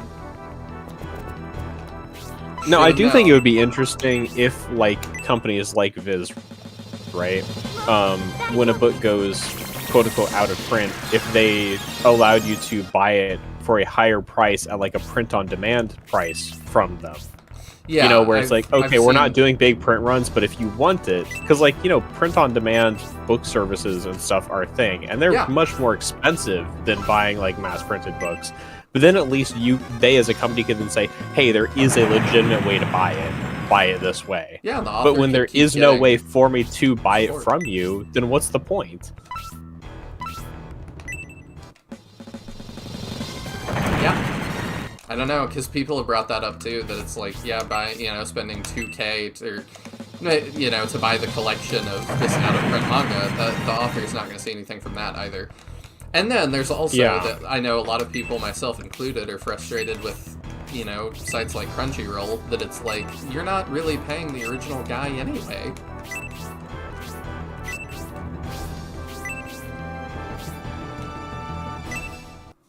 Like, Crunchyroll is like the bane of my existence. Oh, yeah.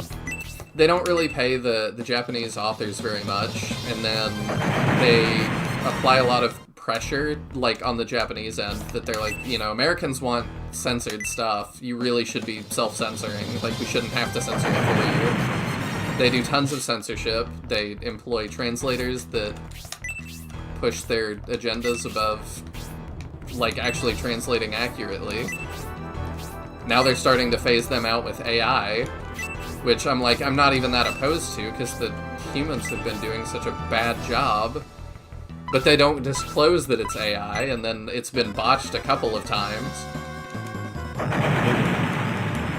And, like, I mean, very clearly botched, that it's like, I think it was in the latest, like, Gundam, it was fixed pretty quick. I think it took, like, a day to fix it, but one of the girls just randomly says the N-word.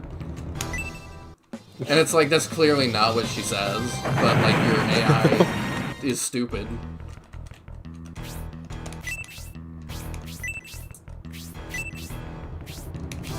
I mean, part of the thing is, like, whether you're for or against the use of AI, I feel like it's kind of a no-brainer that if you're going to do, like, AI translation for something that you're going to, like, put out in public, you should at least do a cursory human pass over it to make sure it's not, like, insane. You would think. Like, I don't know how that... You just have to care so little to not check.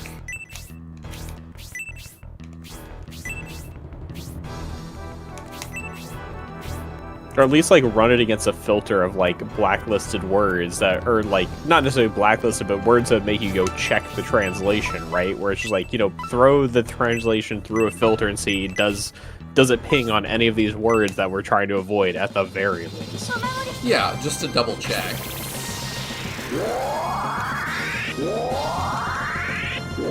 Sometimes piracy can create customers. I first played a Fire Emblem ROM when I was 12, became a super fan, and bought everything after that. I may never have experienced the series if I hadn't played it that way. I fully agree with that, too.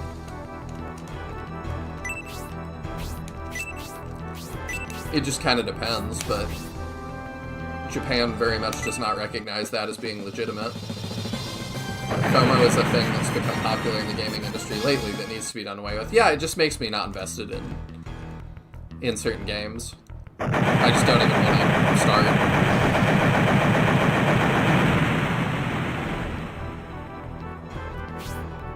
Damn, why is my army struggling against so few opponents? If the battle continues like this, I'll have to deal with them myself. That was a fine battle. I thought it was fun, but yeah, we obviously at the end were sitting there just on cannons for a minute. The Julian army certainly is strong. I have underestimated them. I'll put an end to this battle personally. Take heed, Julian. Oh, okay.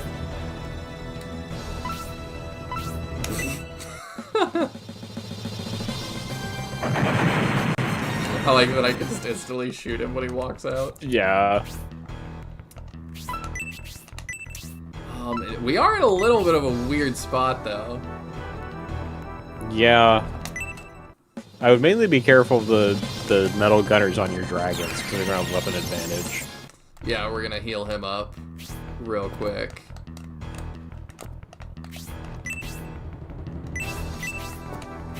Okay, that's yeah, we're gonna kill them off as quick as we can. I probably should have shot him with the cannon, but I just thought it would be funny, and it was. Gracia also is not made for that kind of combat. If I had gotten to allocate people myself, I would have allocated them differently, just saying. What? Yeah, same. Oh, come on. Yeah, it's gonna hurt. That's not good. No goddess tears? I'm not sure. We can peek at what people have down here. Julian doesn't. I need to put some on him. No. No Okay, goddess tears. Let's go stand in the way, I guess.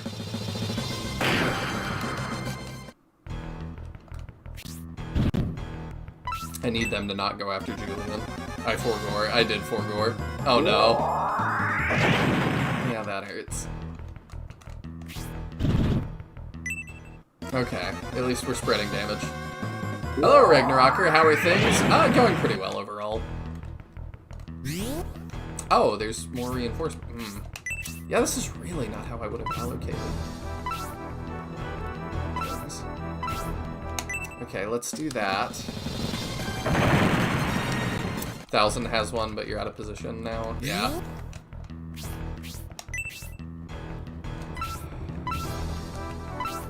Yeah, we probably need that. Hate that we're losing EXP, but...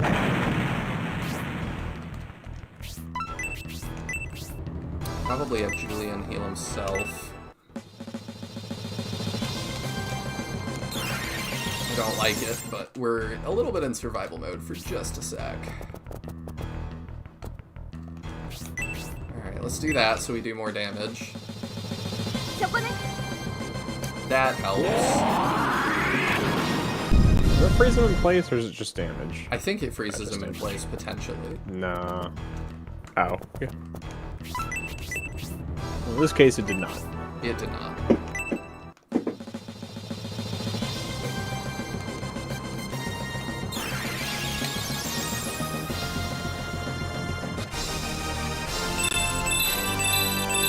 Attack and defense 1. Not that good. Yeah, it feels weird to just be passing my turn with everybody else. Yeah, the fact there's no way for them to come down, like, rejoin the rest of the group is a little weird. Nice.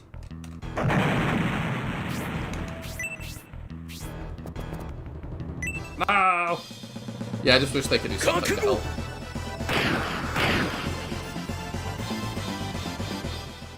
hopefully he gets a turn and I can... Yeah! Haha! Now we get cannons again. I guess we could just weaken Defenda. I assume the battle ends when he dies. I assume so. Does he have a boss flag? Because you can actually tell in this game. Yeah.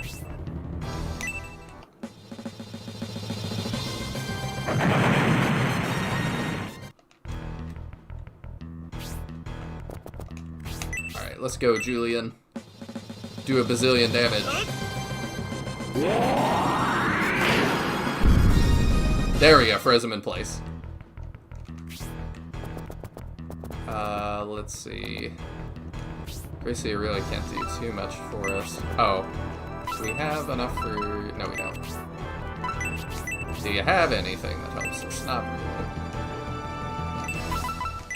You know what, you're a game over condition. I don't care if you want to use the Protect Milk, actually.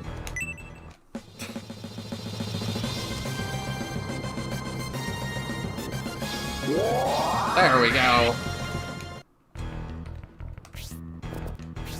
Alright, I think we win here.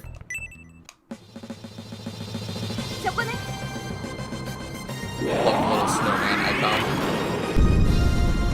Yeah, it's cute.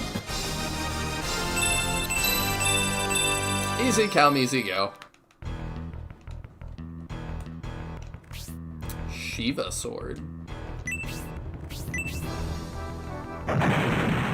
Let's go. That was a fun little battle.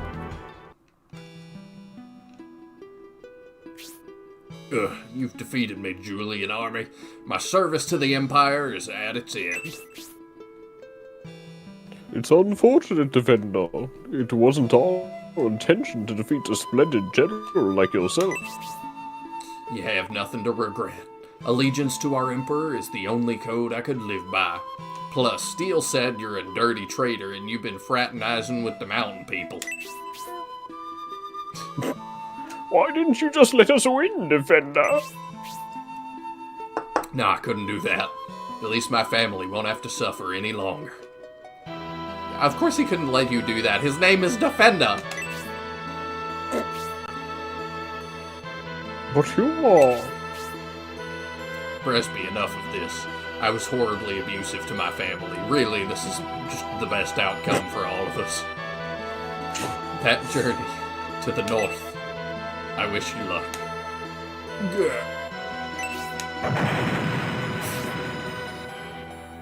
General Defender, this certainly is a great loss. I cried. It would feel like more of one if we knew him for more than 2 cutscenes. Yeah, it really would. General Defender was an elite general even among all the Imperial generals. I swear, we won't let his death be in vain. We have finally crossed the border, Julian. From here, we will head to the harbor. We must regain the time lost in this battle.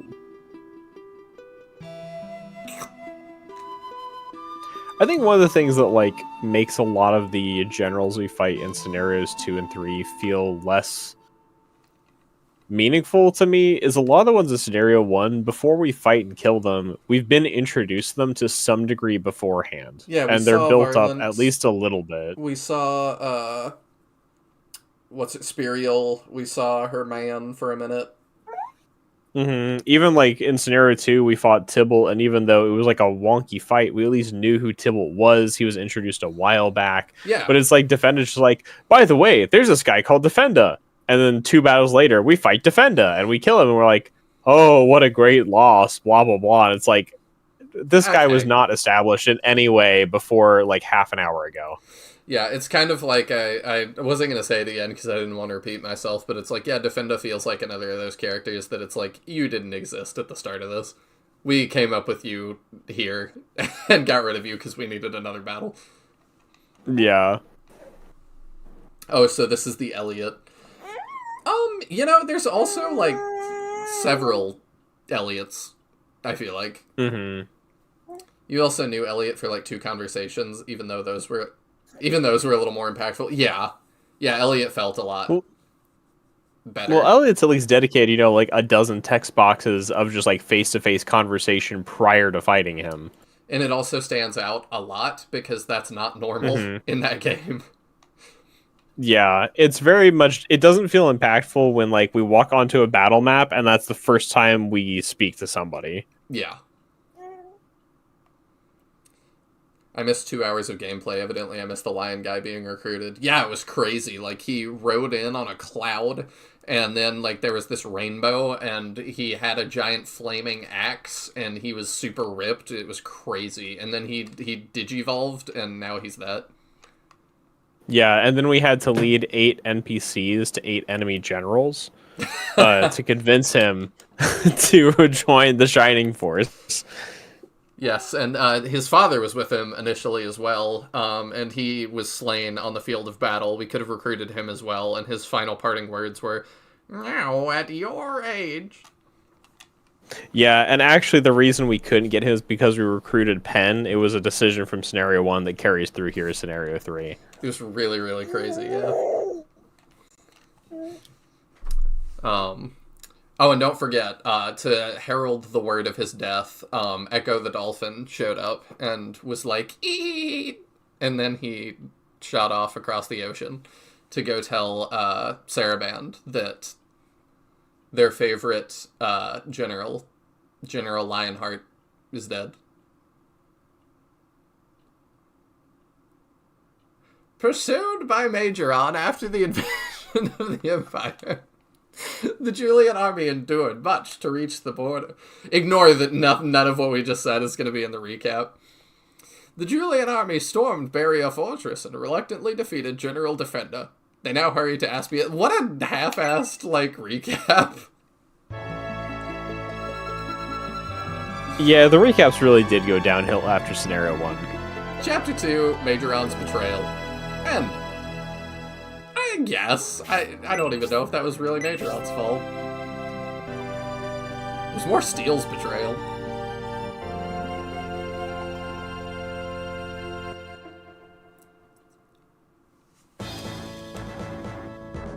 Serious Lol just says, okay. Chapter 3. Landing ashore in Aspinia. I wonder what's going to happen in this chapter. That looks like a boat. That's an Imperial fleet. Stella. They've chased us all the way here. They are certainly persistent. They traveled by sea and are already here. They're likely planning an ambush from the harbor. This is bad. What should we do? If we continue on our path to the north, battle may be unavoidable. We need to continue north, but we should avoid battle if possible. Should we flee this area for now, Julian? Oh, this is going to be pro-done. I assume this is not a real choice, anyway.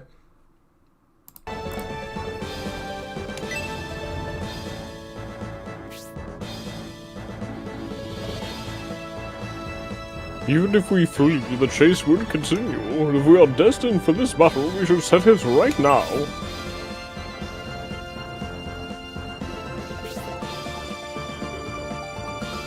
Doing our way. I didn't make it. I'm surprised you made it to the Continental Harbor through Imperial resistance and the Barrier Fortress. That is, you made it with the help of the Resistance. You must have lived in hiding like rats in the sewer to escape. No, just the dirty mountain cave people. Wrong dank hole. Don't forget, you are only here today because of our rescue. Sir Donhort speaks the truth. This is neutral land. Please leave us be. The choice was real. It retroactively killed the lion guy's father. Oh, dang. Can you imagine, like, if we start, like, getting time travel, like, actually playing games like that? This territory doesn't belong to either country, so long as the balance is kept between the Republic and the Empire. You're still ignoring the facts, General Steele. Are you saying the balance has been destroyed? Father's letter has arrived, Brisby. Is that the honesty letter? No, it's the lying letter. My father was abducted by Governor Garvin of Serban. And Prince Aragon offered assistance. Why did he side with Governor Garvin to betray the Empire? That is pathetic. Okay. You're not wrong there. Yeah, but also, like, from you. Arrogant. To attain the throne of Emperor, he dug his own grave. What an idiot. That's what General Rogan said on the ship. The General's assumption was certainly true. The Medion army must have saved the Emperor. Certainly Medion has rescued Father. Father is marching to Aspie with Medion now.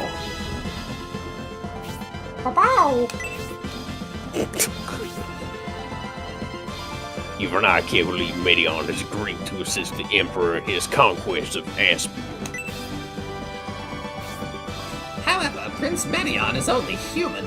If he sees he can take the Republic by conquest, he would certainly defeat his friend for that reward. The traitor, the Emperor Conrad's son. I heard he's friends with Medion. It'll be interesting to watch those two battle. Prince Micron, I doubt you've come here just to tell us that. Why else are you here? To tell you the truth, the Emperor's requesting the gift we present to Medion for conquering Aspie. I'd like you to deliver it. We've declared you traitors, but I would like you to take the prince a gift. What? This is also at the request of Prince Medion, so I'm sure you'll want to cooperate. Nonsense! They're invading the Republic. Why should we help them? I don't remember who Honesty was.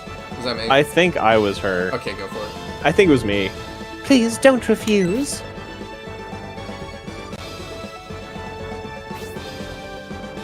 Long time no see, Julian. I've heard of your bravery in the Empire. I predicted we would get her, and wondering if this is when that happens. Your Honesty from the Rogan army. Why are you here? Who is that behind you? Lady Melinda! I like that. I'm not sure if that's actually Lady Melinda or if that's just a thing that people in the Empire exclaim. Yeah. Lady Melinda's boots! Like, Lady Melinda, the second wife of Emperor Domeric. Isn't she Medion's mother? I guess this is the gift that you wanted us to carry. You must be speaking of this lady. okay, seriously, what's with the cave dweller's lander? I thought it was funny. That's all there is to it. It's fun to just pick something like completely innocuous and just really hone in on it and be like, I can't believe this. No, we've never done that before. There's zero precedence to that being our humor. That's true. Like, we did not bring up a billion times the fact that Dark Deity raised $75,000 via Kickstarter. I really want to talk to that dev at some point, and I'm gonna have to be like, look. I meme on your game a lot, but I genuinely have no ill will towards you. I did help advertise their physical launch. Yeah. Did you read that already? I don't remember. Yes, I did. Okay.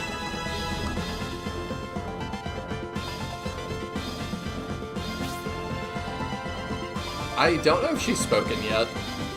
I don't think so. Why don't you take her? I'm like half of the characters in the scene. Okay. You're obviously surprised. Even I didn't know I didn't know. A prize for your son? Thank you, Julian. Please accept the responsibility of escorting Lady Melinda to Prince Medion. Ever since that child discovered, I grew tired of palace life. He wanted to free me, but I didn't know he would assist in an invasion. Lady Melinda is a good woman. Even though Prince Medion is leading an invasion force, Lady Melinda should go to him. You are expecting too much. Do you think the Emperor would let that happen?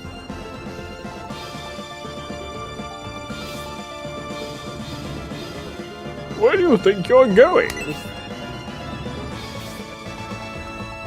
No, I can't believe this, an egg-shaped doctor. That is kind of like the biggest, I feel like, Eggman quote, surprisingly. Yeah, it's one of those things you can just like hear in his voice. I really can. Our task here is done. We're concerned about Dystonia being without the Emperor, so we're returning immediately. Yeah, it's probably good to not leave no one there. Yeah. Why don't you tell that to Brodia? Yeah. But don't get me started on Engage now. I just remember like we called out in that game how often like we're just leaving countries with zero rulership for X amount of time. So when this game makes sure that there is some kind of leadership in place, it makes it extra notable. Well, yeah, but like even in Engage, like it feels like we just teleport where we need to go pretty often. So it's like we just go back there whenever we need to. Yeah. I don't know. The story of Engage, man. Surely the next Fire Emblem will be one I like. Or one, it'll be everything I want. Oh, yeah. How could... You're leaving Lady Melinda here without hearing Julian's answer? Lady Melinda's Medion's hope, but her father's allowed her to go to Espia. That means she's no longer needed. The Emperor has requested Lady Melinda be escorted by the Julian army. We won't be held responsible for anything that happens after we leave her with you. Fair enough. Whether you agree or not, do whatever you like.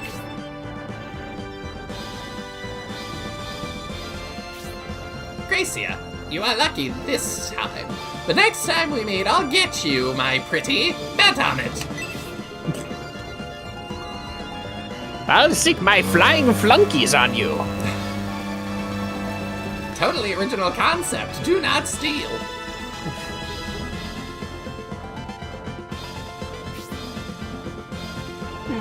What terrible people. With them ruling the Empire, it's no wonder it's seen as an evil nation.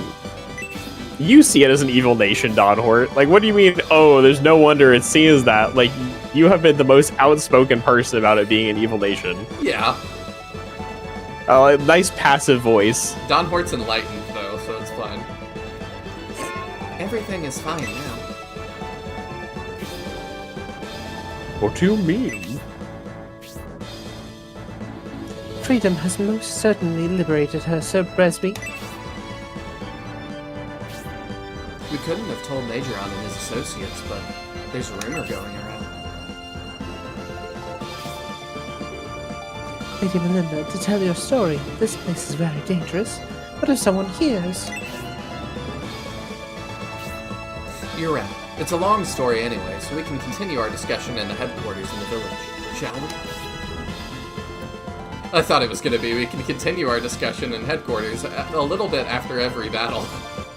No, that would be Resurrection of the Dark Dragon. That's how Resurrection would do it. What? The Emperor's letters are fake, written by General Rogan, and Prince Magron fell for it? Really? Mm-hmm. The Emperor's handwriting is well known in the Imperial government. I can't believe the prince didn't see through the rules. It's like Leon was not invited to sit at the cool kids table. Or Kate. Yeah. Kate at least is kind of close. Like, I feel like she's maybe like sitting there of her own accord to not be crowded. They really could have moved that chair out of the way and given her a spot. They could have, but Leon is like so awkwardly there. It's just like, He's just over there licking his paws. That's what it feels like. And this is why I think it's better if Rogan dies on the Executor. I'm not entirely following. Why is that? Only because General Rogan wrote it. That man has admired the Emperor since he was very young. He has imitated everything the Emperor does.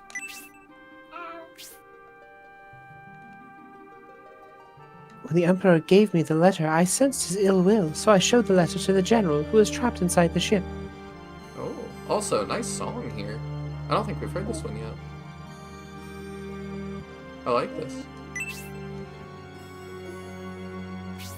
This is very, like, Fire Emblem, like, Path of Radiance for the song. This ship was on the verge of sinking. The content of the Emperor's letter must have been more compelling than the General's fear of sinking into the sea. He forged Father's command. If this is discovered, the punishment will be death for sure. What did Father's letters say that could have been worth risking his life to change? I don't know exactly what it said, but General Rogan told me if Prince Magaron gets this letter, Prince Medion's freedom will be taken away. The General must have thought it was safer for me to go to Medion than to stay in the castle. Something big must have been going on. We're supposed to escort Melinda to Prince Medion, but we don't know where he is. Prince Medion is marching towards Aspia with Emperor Domric. Prince Medion is heading to Aspia. Then what we heard before is true after all. Prince Medion did not want an invasion, but since they did not have access to the ships, they had to go to Aspia through Headland. General Rogan is with Prince Medion, Donhort. He will be a great help to the prince. I'll address your thoughts here in a second, seriously. I want to have the full context before I decide what I feel like I would like more. That's impossible, Bresby. The General is with the Domeric army, and their advisor, Fitterit, is keeping a close eye on him. I'm like, my eyes are glazing over at all the names. I'm having to, like, really be like, okay, who are we talking about?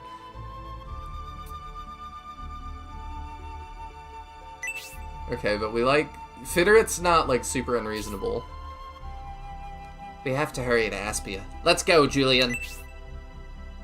No, but he is like the Emperor's right-hand enforcer. Yeah. Why the sudden rush, Gracia? After hearing the story, I think I know the content of the Emperor's letter, and what his true intention was.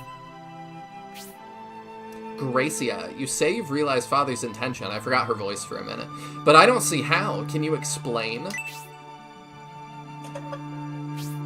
After rescuing the Emperor, Prince Medion had to head to Aspia since Garvin took the ship. During the battle in the governor's mansion in Seraband, Garvin and Prince Arrogant were pinned down and they escaped aboard the Seagate. The Emperor surely would like to reclaim the Republican territories he lost in the War of Independence, if he is heading towards Aspia. He certainly can't afford to miss this chance. Then... I still don't understand. If Prince Medion has no intention of joining an invasion, then Emperor Domric can't do it alone.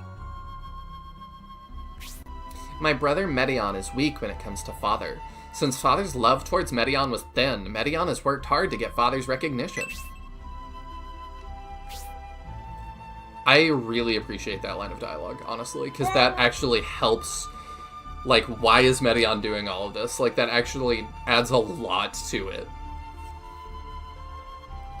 I believe Prince Medion was torn between his loyalty to his father and his friendship with Lord Synbios, and the Emperor must have seen that.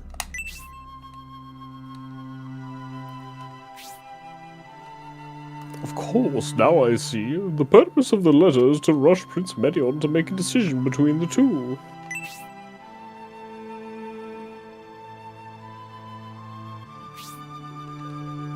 If Prince Medion values the Emperor and Lord Synbios equally, his letter could give the Emperor an edge. And that's Lady Melinda's mission, right? And if Prince Medion refuses to march into Aspia, the life of Lady Melinda... Was he trying to threaten the prince with her life?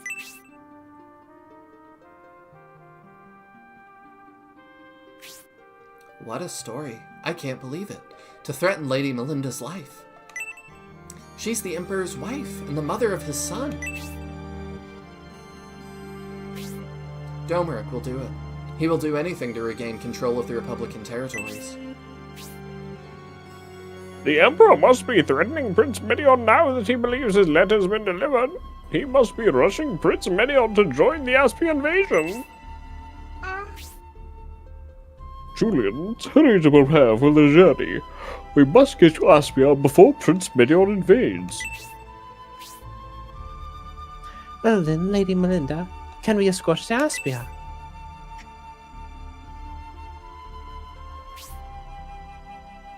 My assignment from General Rogan is now complete. However, that means the beginning of another task. I know it does. I must now slay Julian. This war was caused by a Bolzome sect plot. As long as they exist, tragedies will continue to occur. I have finally delivered all the messages I was supposed to. This messenger will now self-destruct in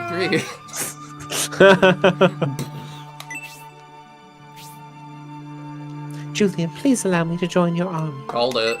Called it the second she showed up. Honestly, the Pegasus Knight joins the force. I have never thought a Pegasus Knight would be, like, the least interesting character we've gotten. That's crazy. I take an oath. I am committed to defeating Bolzome and bringing peace to this land once again. Well, the female soldiers of today are certainly strong. The women in this force are as brave as the male soldiers, Julian. Prepare to march, Julian. We head up the Aspinian coast today. I like the Dawnport's like, I'm beginning to run out of reasons to find them inferior. Oh, Ragnarocker, that's a good point. Transforms it like I must now slay Julian, transforms into Fiale again. That was who Fiale pretended to be. I totally forgot about that. Yeah? That would be hilarious. Like, what a bizarre rug pull that would have been. That would be awesome. Suddenly we've got a fight in the HQ. I mean, SF Alternate had a fight in the HQ, and I really liked that. That probably is my favorite fight.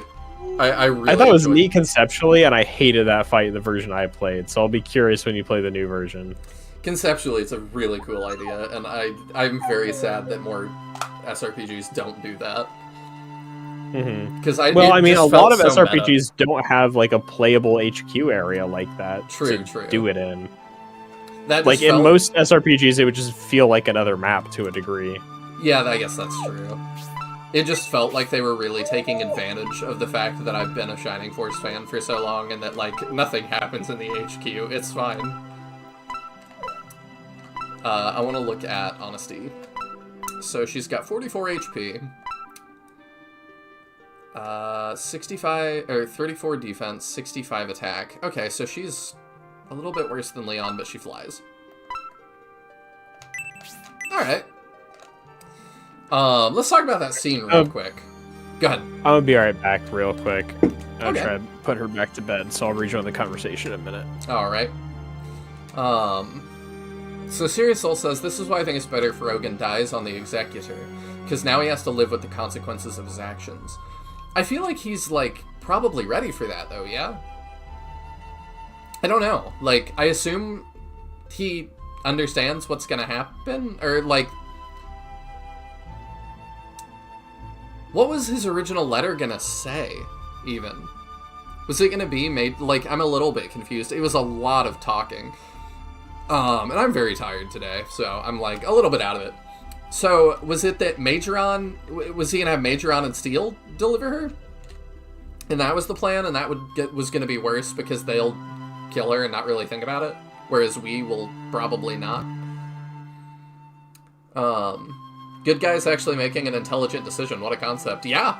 I'm actually really happy with the writing right now.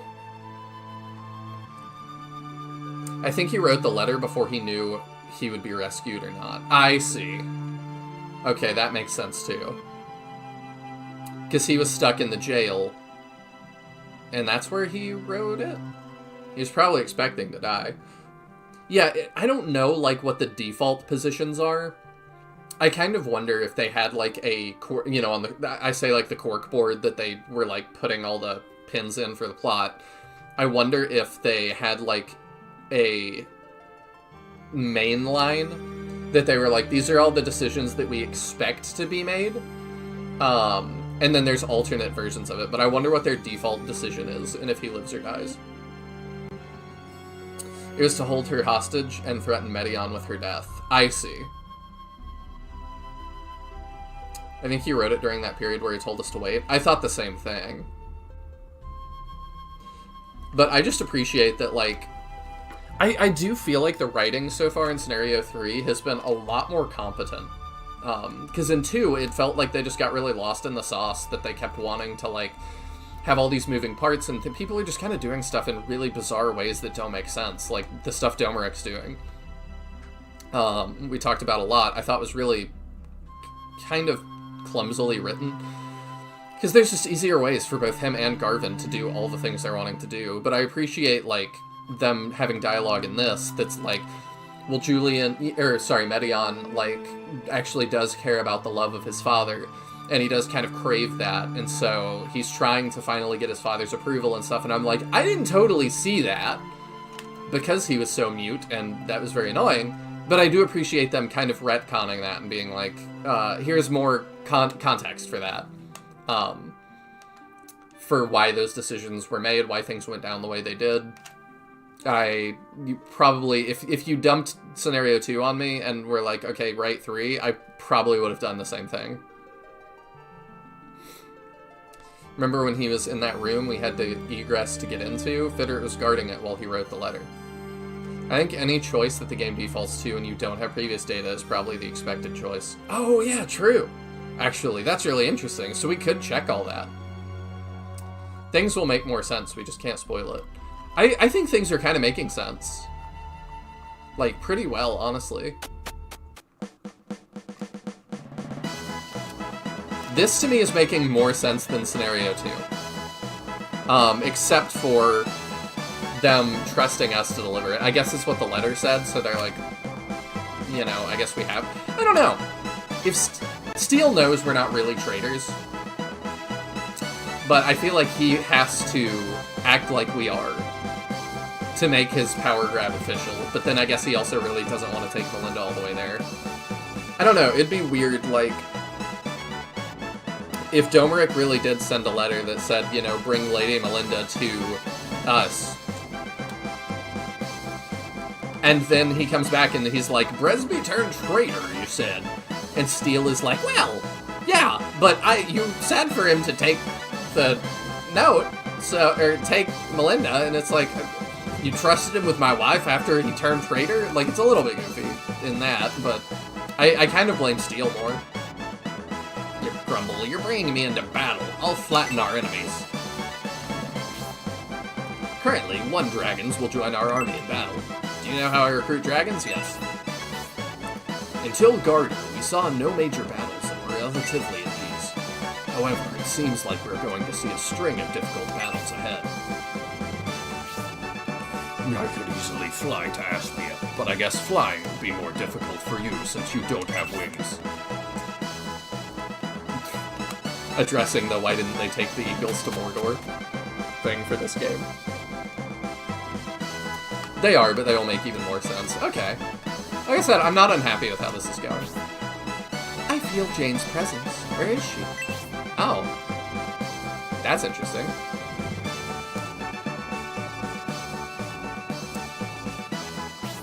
So long as Emperor Domeric is controlling Prince Medion, we won't be able to prevent his invasion of Aspia. We have to hurry to Prince Medion to prevent this, Julie. When I saw the Imperial fleet in Garter, I got worried, but since Prince Majoron is afraid of the Emperor, General Rogan was able to trick him. Also, I really feel like her portrait was done at the end of, like, development by whoever the second artist was. My duty in Dystonia was to comfort the Emperor. That's what we call it. From now on, I live for the sake of my son. We're headed up the coast for Marisol, territory of Brutus. His suspicious activity began around the time of the peace conference. Well, not far beyond the Imperial border, and people are living very rich lives. This is what freedom is about. Lady Melinda knows the Empire well, but she's not showing any feelings. I believe she's sad. Yeah, probably. I don't know, why should she be? Like, this is the most freedom she's had in God knows how long. To forge a letter in the Empire is a serious crime. Even so, General Rogan did it and enabled us to act. My father used Aunt Melinda as a hostage to control my brother Medion. It seems there's nothing he wouldn't do. Aunt Melinda, is that your cousin? I thought you were Medion's sister. What? Aunt Melinda, isn't that your mom? I'm a little bit confused by that one.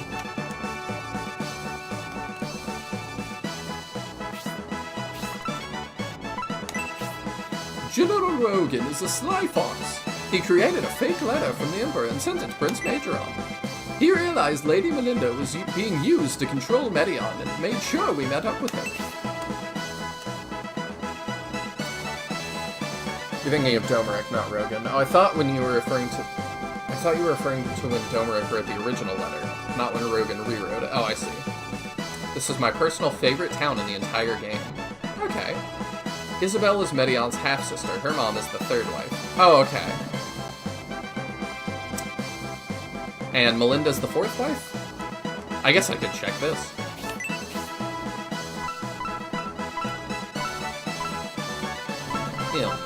Melinda. Second wife. Okay, so... I see. So he has multiple at once, I guess.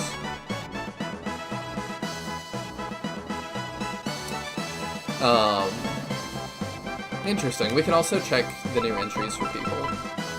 Can fly down here and just check whoever's new.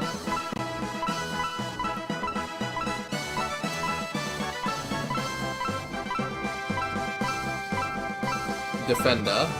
Okay, he's a human from Dystonia. Imperial General of the Barrier Family. Defenda of the Barrier Family. Defeated by the Julian army while guarding a fortress which bears his family name.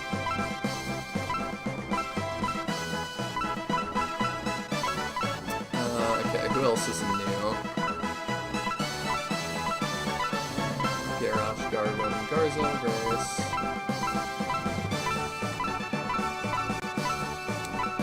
Honesty, maybe? Pegasus Knight, who joined the Julian army, delivered the Emperor's letter, edited by Rogan, thwarting the Emperor's plan to force Medion's support.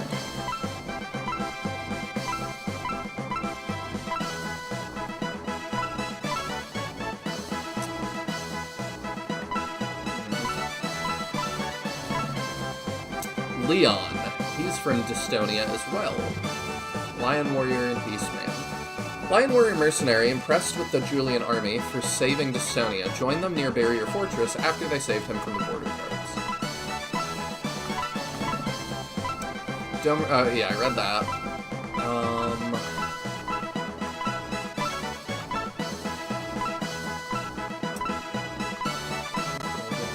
Rollie.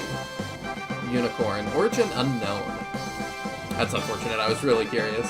Jane's Unicorn companion. After Julian allowed High Priest Guriate to retreat after their battle, Jane left Rollie in Justin's Julian's care.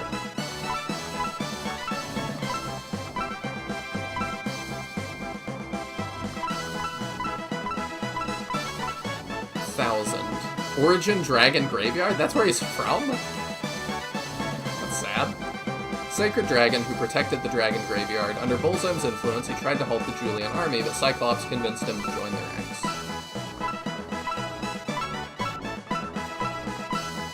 That it? I think that's it. It's just weird that, like, she refers to her as Auntie. Like, I would think that she would be... Oh! Mahalo to you too, Caldera. I hope you're doing well. How's it going? Thank you so much for the donation. I greatly appreciate it.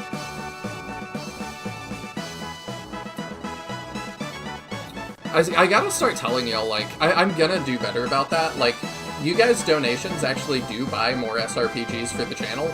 So I'm gonna start whenever we start with one that like you guys donations have paid for. I'm gonna say like, you know, you who donating bought this essentially. I'm gonna get better about that.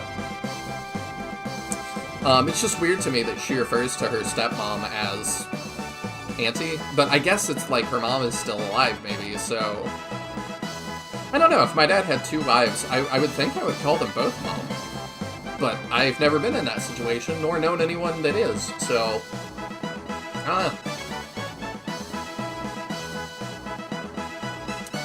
Since it's never stated in the game, Domeric's first wife is called Marguerite? Margaret? Is it just a weird transliteration of Margaret? Honesty can use lances or wings. She can use wings? Lances is obvious. We gotta switch her to wings. That's gonna look really weird. I'm back for now. Welcome back. Wait. We read the biographical stuff. Caught up on that. Cool. And we're just starting this town, which is apparently Sirius Lil's favorite town. That little tree up there. There are 10 things in this town. Wow.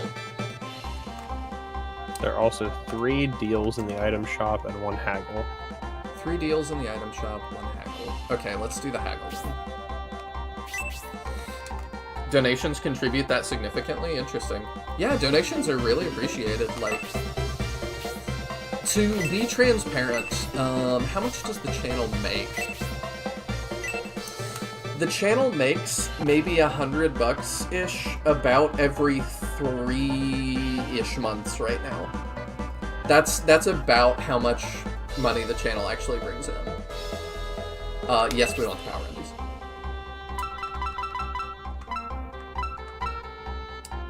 And you put those on Rollie? I did. Then, I don't know that's necessarily optimal. It's funny. I thought it was funny. I mean, there's lots of other contenders for the Gale Room.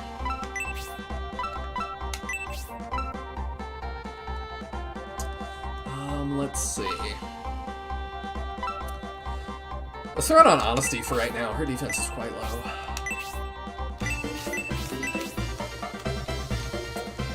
But yeah, so that really helps. Donations do really help, especially when we want to play,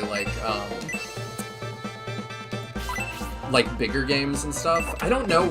Okay, there's one. I don't know what we're gonna do after the season of Shining Force. I honestly have not decided yet.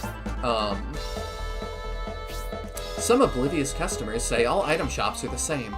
The astute customer understands one has to pay close attention to see particulars.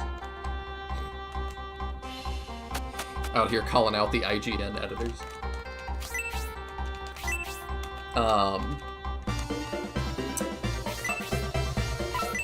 Yeah, I don't know what we're doing after this season of Shining. I really am determined to play like the rest of the original run of Shining Force games in pretty quick succession, but after that, I don't know. I like doing indie stuff a lot, but I also feel like I really need to do Final Fantasy Tactics finally.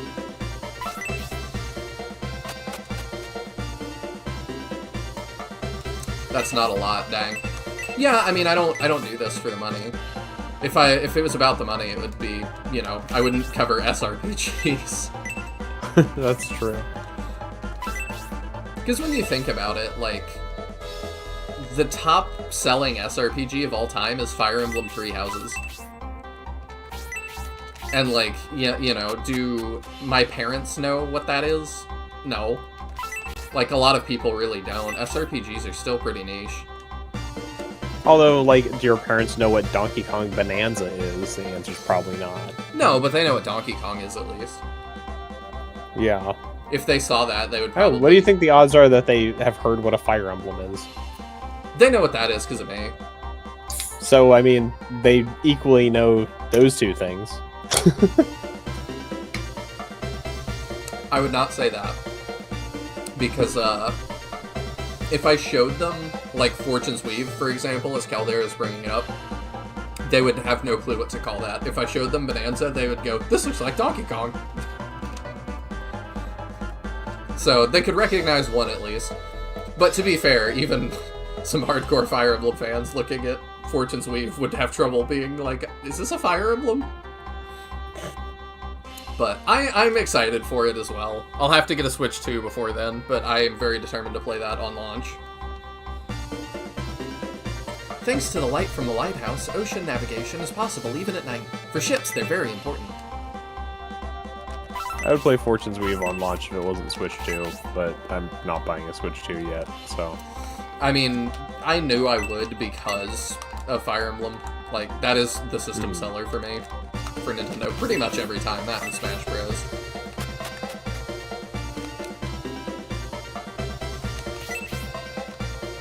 The north and south bridges were constructed in ancient times and have gate mechanisms. If those bridges go up, you can't cross. They are controlled from the lighthouses near a garden.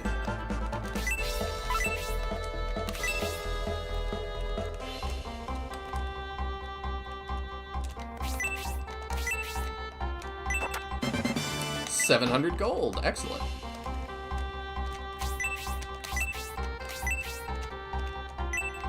Knew it. Only an angel wing, though. I don't know where this is gonna spit me out. That was a really long, winding tunnel I did not expect. Oh. It just spits me out next door? Okay, then. I thought I was gonna be, like, way further than that. I think it's a thing gone by, but if someone was a good friend of the family, the kids would refer to that person as uncle or auntie. Yeah, that does make sense, but this is in reference to while you were gone, Isabella calls, what's her name? The second wife, auntie. And I'm like, that's kind of odd, like, that's her stepmom. And like... Well, I mean, keep in mind, this is translated from Japanese, where, like, using the word for, like, uncle for any, like... acquaintance. Middle-aged man who's acquainted with, like, the family is still super-duper common. I understand that, but it's just weird to me when it's like, that's your stepmom, sort of. It seems like he's married to maybe her and Isabel's mom at the same time. Don't know. It's possible. But I'm like, I don't know. It's just kind of odd. Marguerite? I mean, I definitely feel like it's probably uncommon to, like, divorce an emperor and live. Yeah, especially an emperor like Domeric. I assume it's more his choice. I would just assume that that's not even an option. Well, but I mean, even so, if he were to, like, divorce her, I think he'd still have her killed. Probably. Like, so I do feel like that implies they're probably still together to some degree. Yeah. Apparently, Serious Soul said that Marguerite is a regular, if fancy name. Oh, I've never heard it. That is apparently Domeric's first wife that is not ever mentioned in game. It's a pretty old-fashioned name. Also, I'm to touch back on Fortune's Weave, I am somewhat waiting impatiently. At this point, I'm like, are we gonna see more of that soon? I don't know. I do wonder if it's gonna be another, like, not entirely, because they've already shown it off, but, Shadows of Valentia situation. That they are, like, when they do announce the release date, it's gonna be in, like, a month or something. That was still the... As long as they don't do what they did to Shadows. Oh, just, it's out, surprise. Yeah. I don't think they could, because if they're gonna have it in retailers, they're gonna notice. It's pretty hard to do that with physical product, and I can't see them launching it digital first. But we'll see. I just can't believe that there's still just that time we got the Fire Emblem Direct, and they showed off Heroes, Warriors, and Shadows of Valentia, and said, like, you know, like, Shadows of Valentia comes out in a month, Heroes comes out in, like, a week. Like, that was just one of the craziest moments of being a Fire Emblem fan I've ever seen. I'm still just not over how cool that was. It takes brain analytics to interact with instead of button mashing. I took too long to... That's what I tell my parents. I took too long to read that. I don't know what it's about anymore. I'm sorry. Guardiana, Protector, Grand Seal, and now Garter. Classic. And you're saying, are you equating the seal of Grand Seal in that list? I mean, it is a defensive thing, I suppose, right? It's a little bit different. Usually a seal is a trapping measure, if that makes sense. I feel like a seal is different than guarding something. Like, sealing and guarding are different. I mean, it could also just be a list of towns that are pretty explicit in their name of what they are. But in that case, you could just include most of the cities in Shining Force 3. Monorina, Prompt, Swampland, Headland. Yeah, I suppose. Swampland, Headland, remotest. I didn't even think about the furthest away one. I'm sure, what was that? Vagabond is the traveling town. Yeah, you're right. Like, Shining Force 3 is just very blatant with it's like, we're just going to use English words because they sound cool, and they mean literally what this town is. I mean, they did it with the names of characters too, so why not cities? Also, the dragon worshipping town was called Foothill, I believe, yes, because it's at the foot of the hill. It's just like, they're very, very blatant. Aside from Saraband, Espinia, Aspia, Dystonia, like, most of the names are just English words. You know, I realize I can't say too much because we have a lot of towns in Texas that are named the exact same way. So, I mean, it is what people do when left to their own devices, I suppose. There's some old movie with a main character named Marguerite that's driving me crazy. I can't think of it. I can't help you on that one. They timed Engage's release poorly. I think they're being cautious. Yeah, I mean, yeah, COVID hit, and, like, there was no way for them to predict that. That was definitely really awkward. The Republic is in a state of unrest and at war with the Empire. I planned to escape to the Empire, but the border is sealed and I had to come back. They were trying to catch someone. Is that Symbios? I guess? Stump Village has a stump in the middle. Yeah, true. It's also just all the trees, like, makes sense. I would have called it Lorax Town. The decline of Garter. Saraband's founding was aided by the rise of steam engine technology. The Emperor, confident in both, neglected Garter, which sent it into decline. Well, Saraband is falling apart, and Garter is still here, so...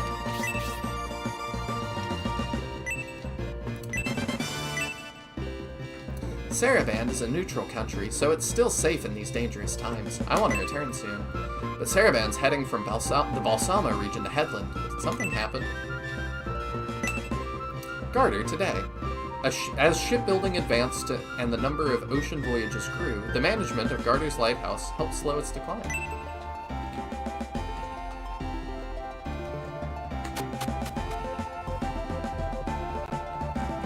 Oh, what a fancy staircase.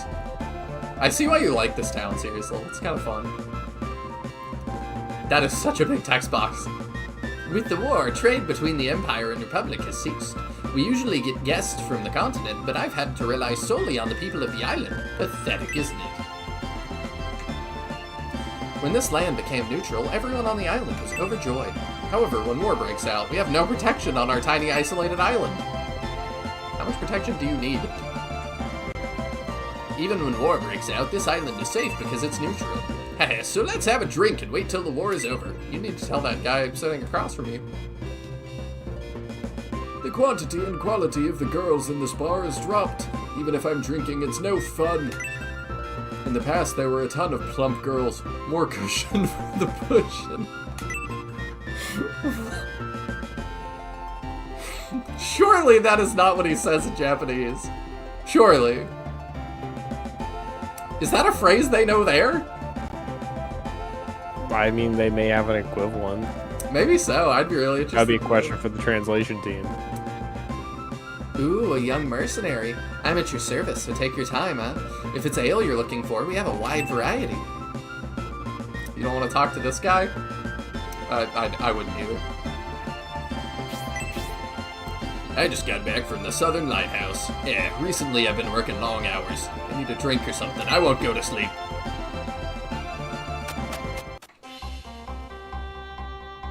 Camille, that's the movie with Marguerite. I don't know if I've ever heard of it. It seems the Barisal army has taken the Great Lighthouse. What purpose could such a place serve for them? I saw it. A giant mushroom was in the western sky at dusk, but it was heading north. The kid next to me is a liar, believe me. So I casually looked up and there was a giant mushroom in the western sky flying toward the south. It's true. Oh, there's multiple of them. That's how I'm choosing to interpret that. At the northernmost point of the continental route is Barisal, the territory of Brutus of the Republic. Barisal's trade is thriving. It's the wealthiest place in the Republic. Brutus is the, like, goblin-looking guy that we saw at the beginning, yeah? Jelly bean head, yeah. Wow, okay, we're finally coming back to that. I wondered. That took, what, 2.5 games to pay off to see him again? That's fine, like, but wow. Okay, you know what, I should go in here first. I should just keep going. I'm betting this is the church. Yeah, okay. The Republic and the Empire have gone to war. This is surely the fault of the unbelievers. Elbasim is doling out punishment. That woman and the others who came in the battleship, everyone is spellbound by them. I want to turn heads like her when I grow up. In your army, there is a priest of Elbasim, a Gracia, is there not? Why is such a holy person a member of an army? Yeah, it's kind of weird it's the Julian army, not the Gracia army, huh? This island lies along the continental route between the Republic and the Empire. I don't know exactly when we got caught in the fighting. We're praying Elbasim will protect us from the flames of war. Such a young boy. How long could he possibly have been in the service of Elbasim? But to see Gracia in such a remote land, he certainly must value life.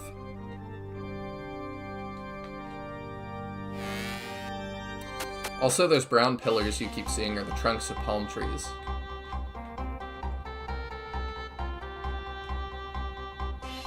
Brown pillars? I don't know what you're talking about. It is funny to me. There's like a painting of a palm tree next to a palm tree. Alright, there's a little... I need to not forget that one. Saloon door. Cringe old man. It's a phrase I didn't know here. Oh, you hadn't heard more cushion for the pushin'? I've definitely heard that one. Oh, okay, we have another blacksmith already. Why don't we make Leon an axe? Do you think that's good? Sure. Either that, or somebody told me, I think it was Justin, said that Honesty can use wings, which is crazy. We would need to buy a wing if we want Yeah. them to make a wing. Do you think we should do that? I'm not a fan of wings, so, I mean, I would say no, but I know you like them, so it's your decision. You're more of a thigh man. I really don't ever order wings, do you? I don't really like eating chicken off the bone in general. Really? Yeah. Like a sensory thing? I mean, potentially. It always means I end up eating, like, basically half of the meat.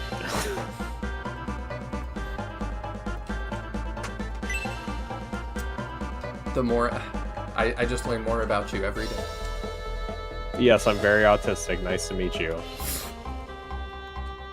I never would have known otherwise. Dang, I should have been like, you're autistic?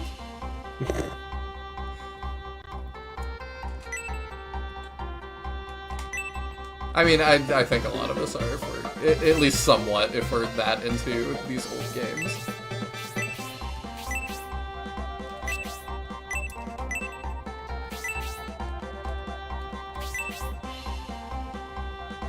brown pillars inside the houses. Oh, okay. That's interesting.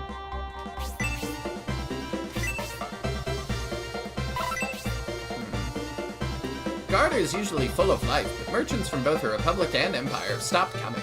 We're just sitting out here isolated now. Interesting. It's weird they have this whole little market going. Mm-hmm.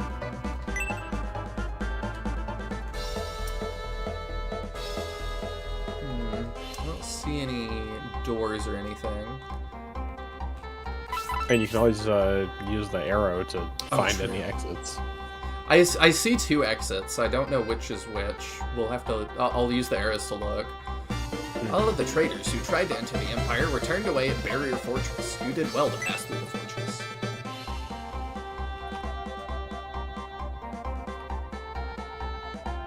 Oh, while you were gone too, I was also talking about, I think the writing so far of 3 has been slightly better than the writing of Scenario 2. Think so?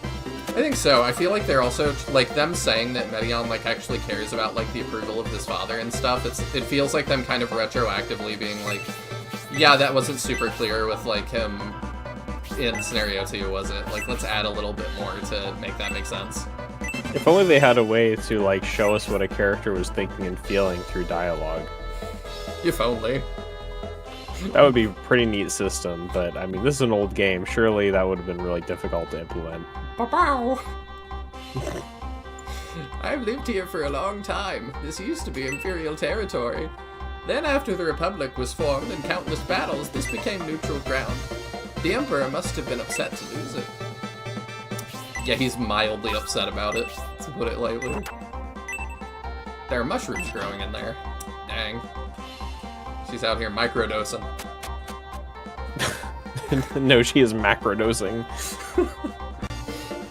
I went to the bathroom in the middle of the night and I noticed the usually consistent light from the lighthouse was shining erratically. Probably some amateur, eh? I don't know. Either that or they were signaling something. Dang, they have like a whole nice little wine cellar down here. Gotta loot it.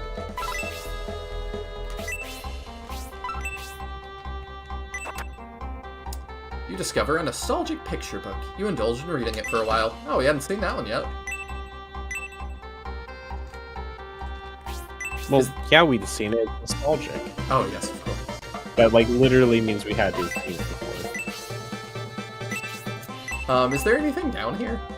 I feel like I've checked all the barrels. I feel like there should be.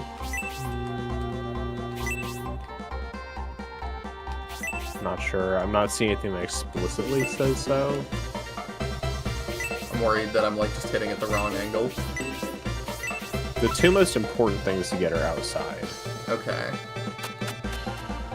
One of them's something you might not normally think to inspect. Okay. One of them I think you might. Have you found anything of note outside that I've missed? I know I've been kind of in and out. I don't think so. We haven't found too much yet. Then yeah, there's 2 things outside that are especially worth getting. This is like a real... They put a lot of effort into this weapon shop. If you're mercenaries, then you've probably been in many places and browsed many weapons.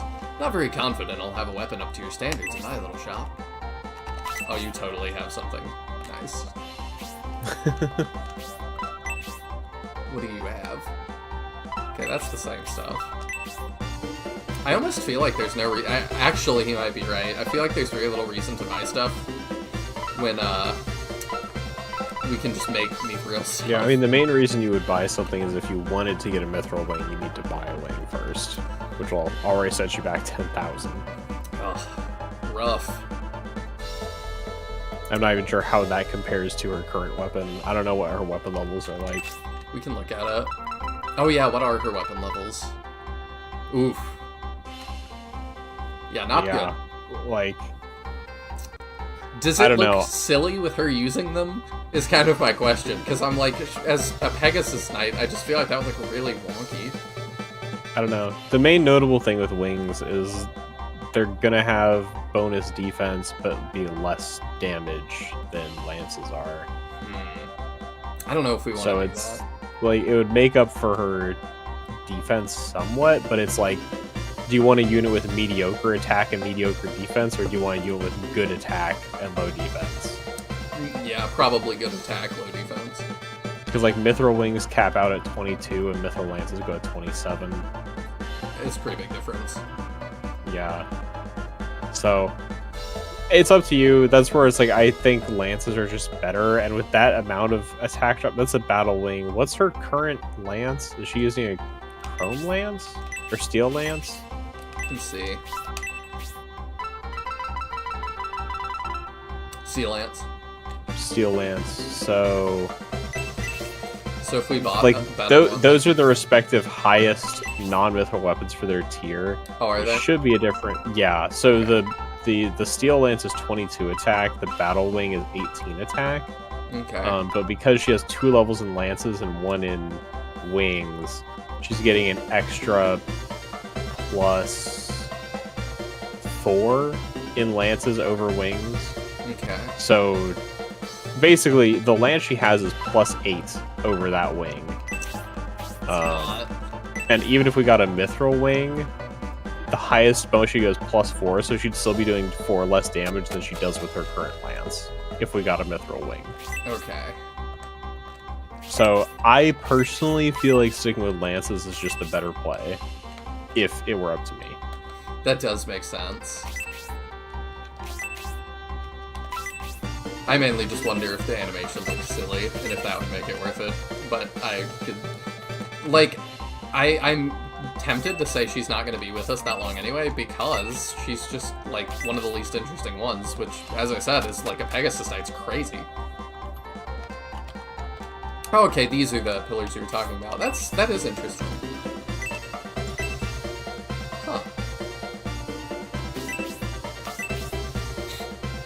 Huh. To catch up on chat, too. As we all know, in JRPGs, the younger you are, the more powerful you are, always. Since Honesty can use wings, she actually has access to both swords and lances, since wings count as swords. That's really interesting.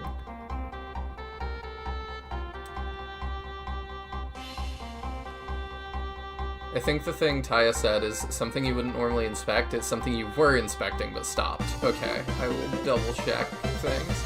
If you want more gold, I think you can make an arrow out of dark matter and it will sell for more than it costs to make. I see. I think we're gonna be okay on gold for now. We'll see. I think she has a defensive accessory already. I'm not clear how sell prices work in this game, so it may or may not sell for more. I'm not sure. You don't know if it's like percentage or how it works? Well, because I know, like, in other Shining Forces it tends to be half, and if it's half, then you wouldn't make money doing it. Yeah. But I'm not clear. I'm not sure how it works. I don't know. I think the Dark Matter Claw might be the highest, like, percentage return over how much it costs to make. But the arrow is technically worth more, so without knowing how sell price works, I can't really say. Okay.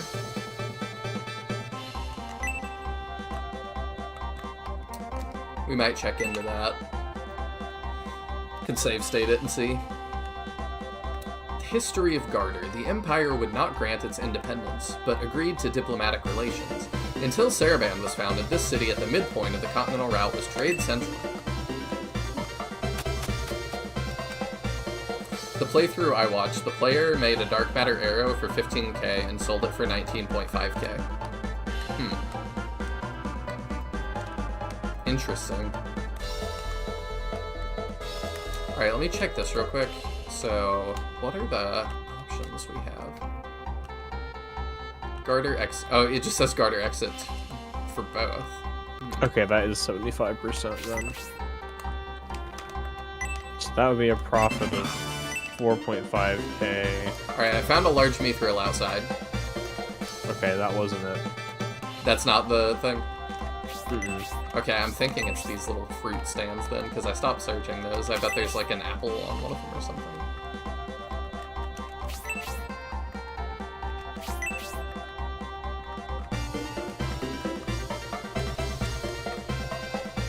No, not you.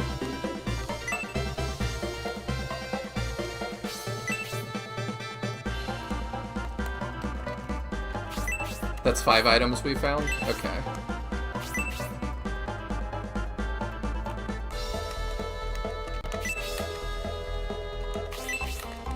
With all the talk of the lighthouse. Ah, yep, Brave Apple, there we go. And the other one, I feel like you've searched the right object, but maybe not from the right side. It is in this area, I think. Okay. So there's a Mithril, a Brave Apple, and a third thing here? Yeah, there's another thing. Or to search it from a specific side or something. Yeah, like there has been stuff like that, so I'm not 100% sure. Ah, There you go. thank ya. Uh-huh. With all the talk of the lighthouse, have you seen the movie The Lighthouse? Are you asking me that? Yeah. No. It's very That's the spooky. one with Robert Pattinson Shovelface. and Yeah. Willem Dafoe. Shovelface? Yeah. What? Pattinson. What is the what is I've never heard of that. What is Shovelface?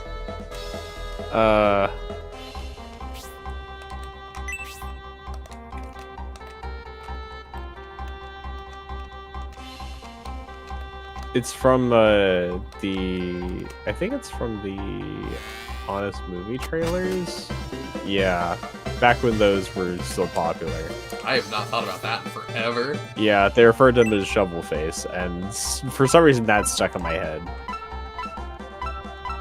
So I always think of him as Shovelface when I see him.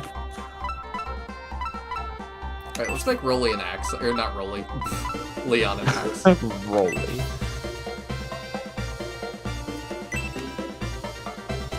Alright, we'll state real quick and we'll make sure we get what you feel like we should. I assume I should keep him with axes, yeah? I mean, that would be my guess. It's probably his best weapon type, but I don't know the weapon levels like the other guys do. Alright, so let's see. What axe do we want? The highest attack is I think it's called the sharp axe, or so giant axe is kind of middle of the road. It's plus 24 attack, it's defense plus 2, and grants a new special move. Our other options are the heat axe, which is 2 less attack, gives fire resistance, and you can use it for blaze. Ooh. Or the dragon axe, which is 1 more attack, grants crit plus 5, and gives fire and ice resistance. We probably want the dragon one, huh? Really, all of them are good in different ways. The axes are definitely one where I'm like, all of them are viable, so it's up to you, really. Does the giant axe have a cool special? The dragon axe sounds like it does. The dragon axe does not have any special. It just gives you plus crit and fire and ice resist. Giant axe is the only one of the mithril axes that grants a new special move. Oh, okay. Then yeah, that's what we want, I think. And the bonus defense is nice for a warrior, I feel like. So, I feel like this might be the best of the 3. Well, Because as cool as the heat axe casting Blaze 2 is, I don't see us using it that often, if I'm being honest. I have gotten better about that, slightly. Yeah, but it's like, it's 2 But less yeah. attack, which is not a huge attack drop, but I don't know that it's more useful than the plus 2 defenses when yeah, I think he's you're going to be a frontliner for us. Also, haha, 6-7, funny number. I don't. Where did you see it? Justin in chat. Oh, gotcha. The new funny number, haha.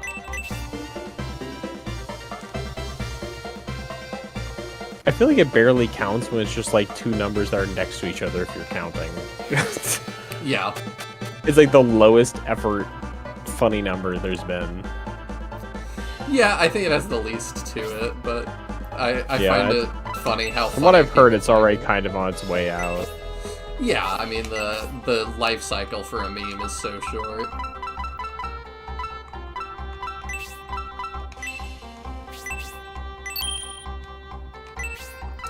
Ragnarocker just says perish. You know what? Fair. Everyone in the stream will faint after 3 turns. Paris song. Yep. Reminds me of watching Small Ant. I watched Small Ant do the playing through Pokemon and never leveling thing, and yeah, Paris song had to be used a bunch. Did you know that a Pokemon tournament has been won with Paris song as the main team strat? I didn't. Yeah, I like that you Wolfie said Glick that. has done it. Sorry, say that one more time. Said Wolfie Glick has done it 1 time, apparently. He said, I think he's tried it 3 times, and he succeeded once. I like how you said that, like the, what's it called? The Did You Know Gaming guys say that. Did you know? Did you know?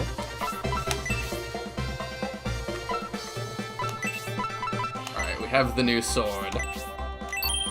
Did you know that Jogurt is actually Dark Souls' son? I didn't know that. I think my favorite Yogurt fun fact is that in Resurrection, there's something you can do where he takes his helmet off and he has a little white afro. So I like, to me that's just canon now. There's also a special ending apparently you can get in Resurrection that has like an ending cutscene with Yogurt in it. Yeah, the characters in the ending cutscene, we couldn't figure out how they're determined, but they're not preset the way they are in the original game. I don't remember who all was on my cliff when I finished the game 2 nights ago, but... Oh, the cliff is not set. Yeah, no, like... We couldn't determine the characteristics of it, but it hold a set of characters that we couldn't tell if it's my most used characters or if it somehow had some internal ranking system, but like my cliff was like Luke, Lyle, who else was there? Luke, Lyle. I'll let Julian sit with the sword for a minute. Vankar, maybe? Maybe for one battle. Yeah, that was an oopsie. Really, Vankar? I know you're doing an Iron Man, but did he contribute? I mean, he made it to the end, so he did technically contribute. I think Gunts must have been there, because Gunts was like one of my absolute MVPs. Does it count how often they're used? I mean, their death, they have like a kill counter. So maybe it's that? Yeah, I don't know. Well, and also the conversations in HQ are progressed based on bringing them to battle a certain number of times as well. So I didn't know that either. Oh, yeah. So taking them into battle gives you like points towards continuing the conversation as well as leveling up does.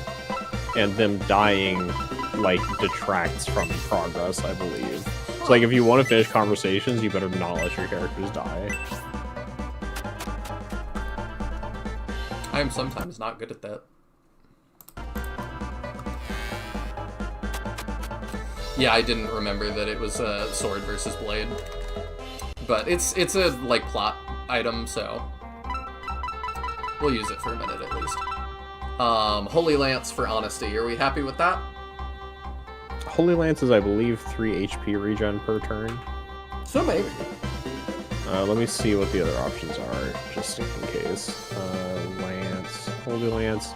Yeah, Holy Lance is 3 HP regen. The Dragon Lance has a special skill, or the Gale Lance is agility +5 and can cast support.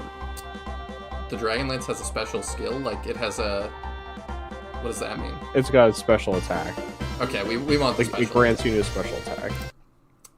Okay. Then yeah, we can try to reroll for that. It also has one more attack than the Holy Lance does. Alright. Holy Lance also has a second attribute. Yeah, it's quote-unquote holy. I don't really know what the attributes mean exactly. Probably, in this case, means that you, get extra damage on Bullzone stuff. LOL says undead and monks. Okay, so...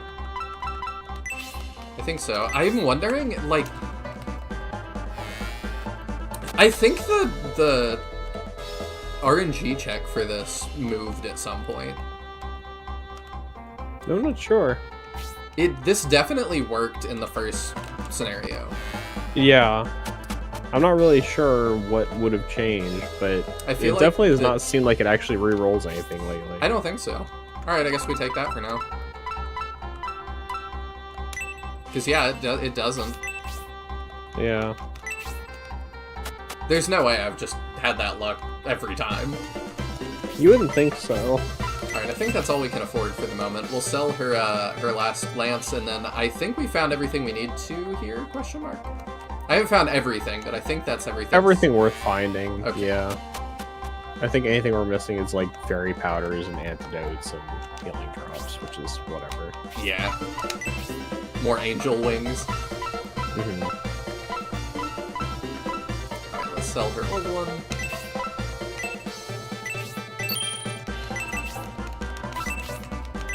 Yeah, if we get another sword user, I'll buy a blade for Julian again. Alright. I don't remember the next battle super well, but the one in 2 battles is a wild one. Alright, I'm gonna save one more time. Since we're done with town, I think, and then we move on.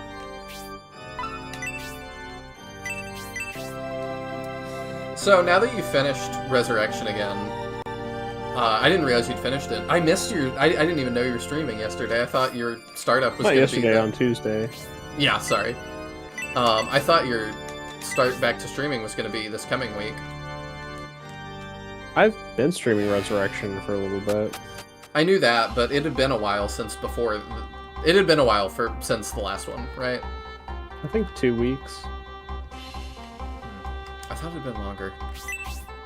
Well, let me go look at the thing in my Discord where it announces when I'm streaming.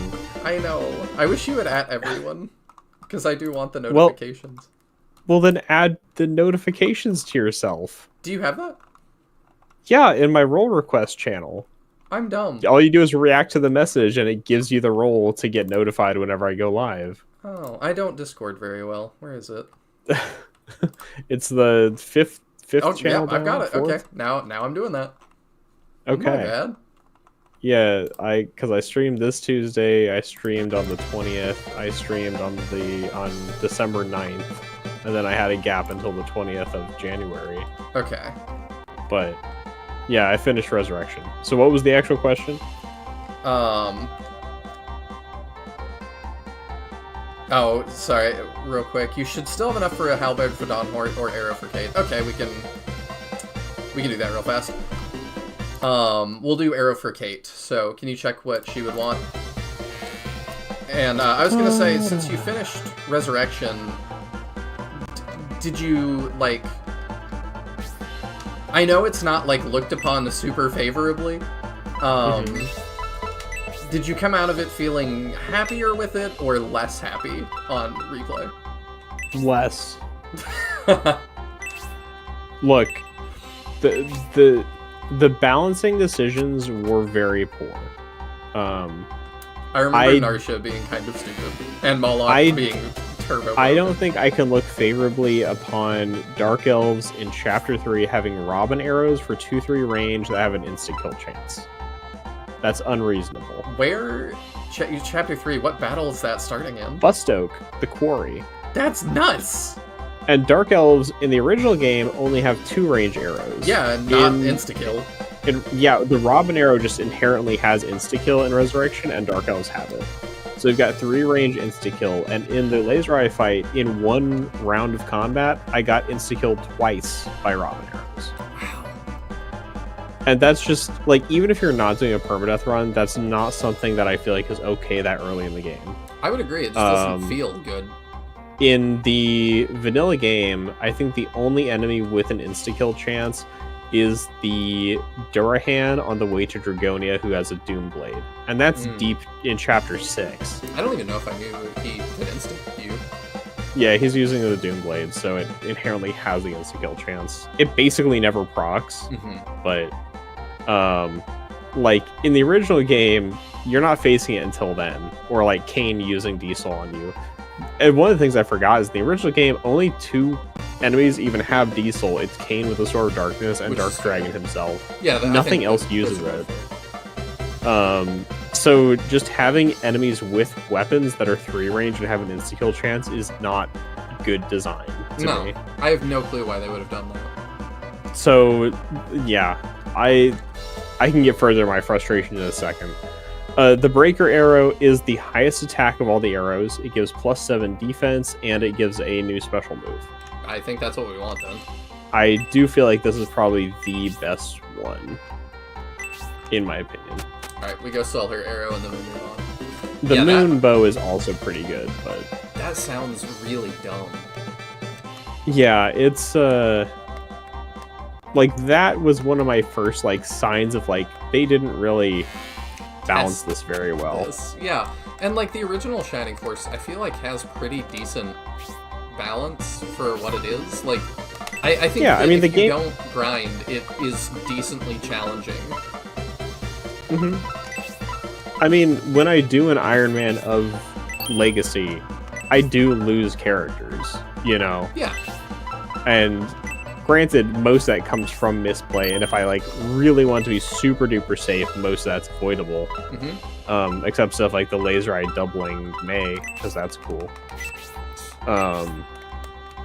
But yeah, there were a lot of issues I didn't remember about the combat system in Resurrection. And one of the things, like, I was actually discussing this with Griff earlier today, that we both kind of Mandela effect Shining Force 1 having counters, which it doesn't. Oh, I remember that. Yeah, both of us are prone to thinking Shining Force 1 has counters. Really? Resurrection has counters, and pretty much every boss is a guaranteed counter, and bosses hit hard. So in the Chaos fight, I lost Musashi to Musashi attacking into Chaos, taking a guaranteed counter, and then getting attacked again by Chaos before I got another turn. And I don't like the bosses having basically guaranteed counters. Like, in Shining Force 2 and other Shining Forces, bosses can counter, but it's random. It's like the same chance as other enemies, basically. Yeah. But bosses having guaranteed counters really limits your options for actually going in on them. Real quick, should I exit a specific way, or do we care? With a certain swagger in your step. That's a given. No, I don't think it matters. I think you just leave in general.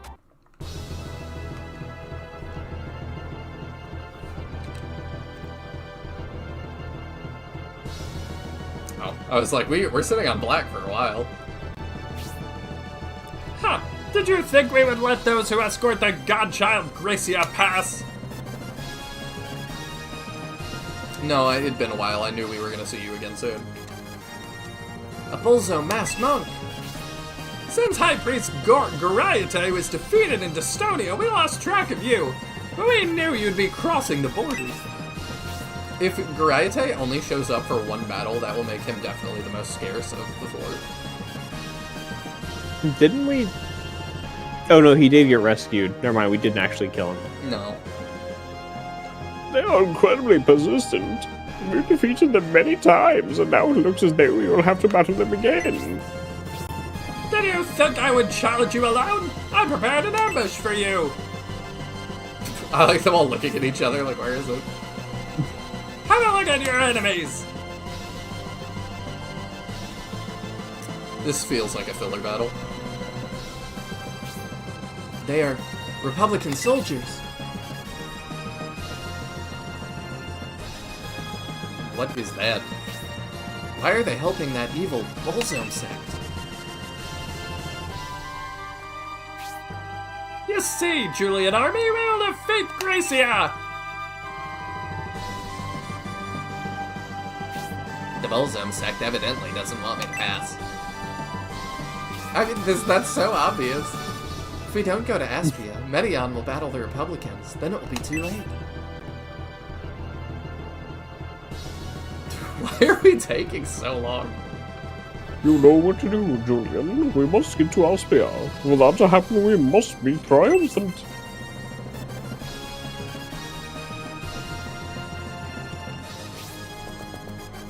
Bullzone Golem?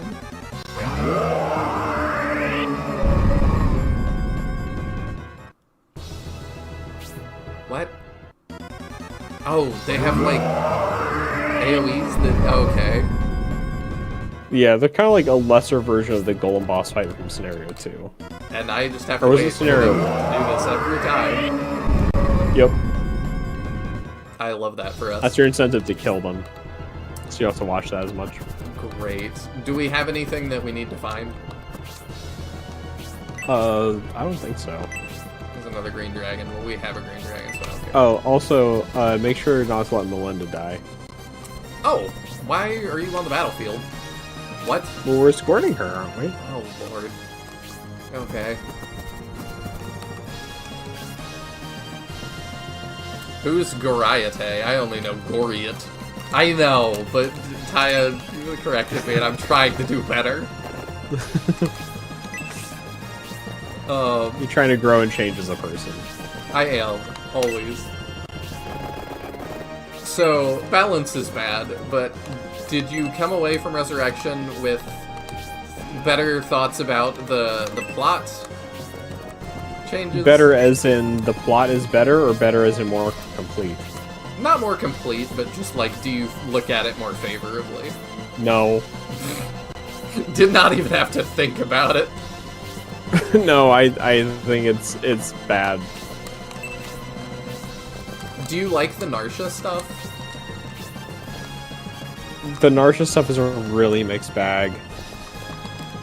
I like Narsha. I'm neutral on Zuika. But unfortunately, her entire plot only happens because of Moloch, and I hate Moloch. Yeah. I feel like the idea of Narsha existing as a princess of Runefaust and trying to get to and help the Shining Force would be totally cool and fine. Oh, that's kind of cool. On its own, if she was just like started her journey herself and Moloch was not involved in it. But unfortunately, he is. I just wanted to make a compilation video of flattened Shining Force characters.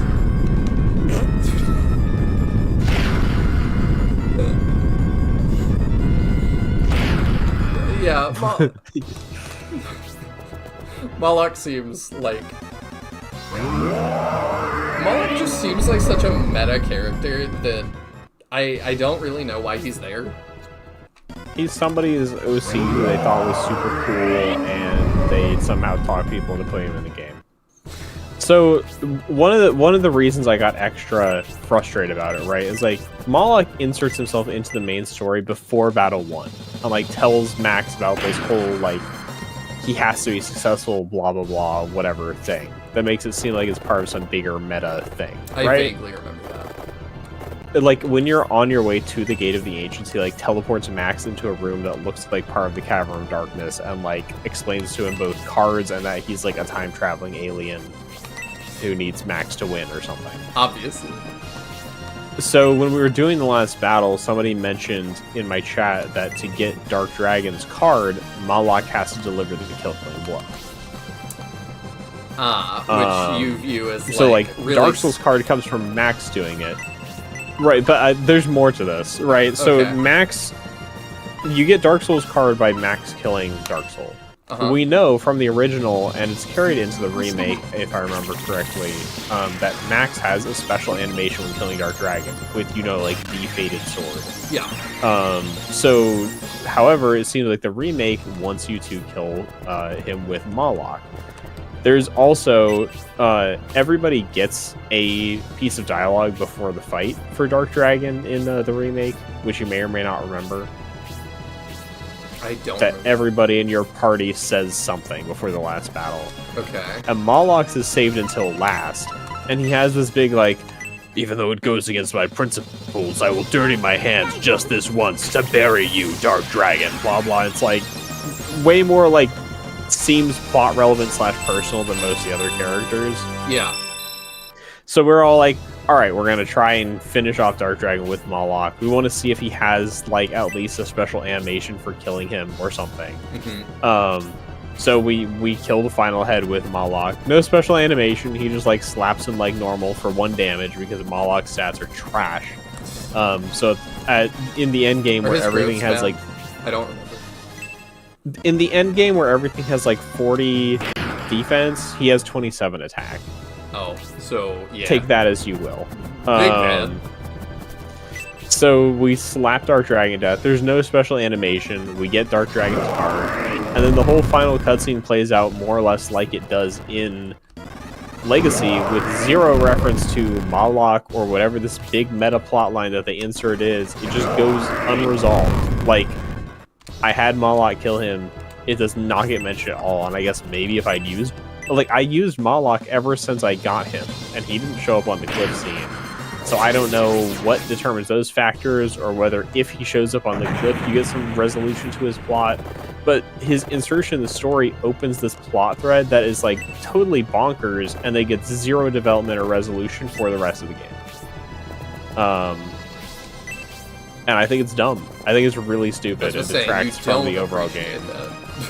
No. Not at all. So it's like, if Narsha was her own thing and we got, like, she got her own mini force of like 4 or 5, you know, average-ish Shining Force characters who are just new OCs, then that would be totally fine. And I think her inclusion would be neat. But because she's, like, intrinsically tied to this stupid Malak story, it frustrates me a lot. Also, Narsha's promoted sprites are such a stupid cop-out in the animations, and I hate it. I don't remember what they are. When she casts a spell, she turns into a ball. Oh, yeah. Like, she literally just turns white and then turns into a ball because they, like, over-designed her and couldn't be bothered to animate her, I guess. Which sucks because her unpromoted design is fantastic and her animations look great. And then her promoted design is just absolute... The design is not terrible, but the fact that they just did zero with the animations is dumb.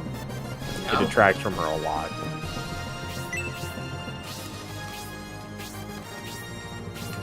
So, it's one of those things where it's like, I'm glad I played it again because it's the first time I played through it since, like, middle school.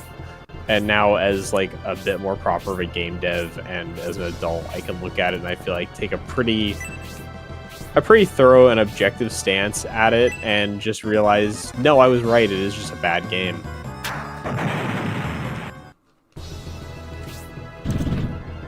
Did you said neutral, but did you have any more thoughts on Suika?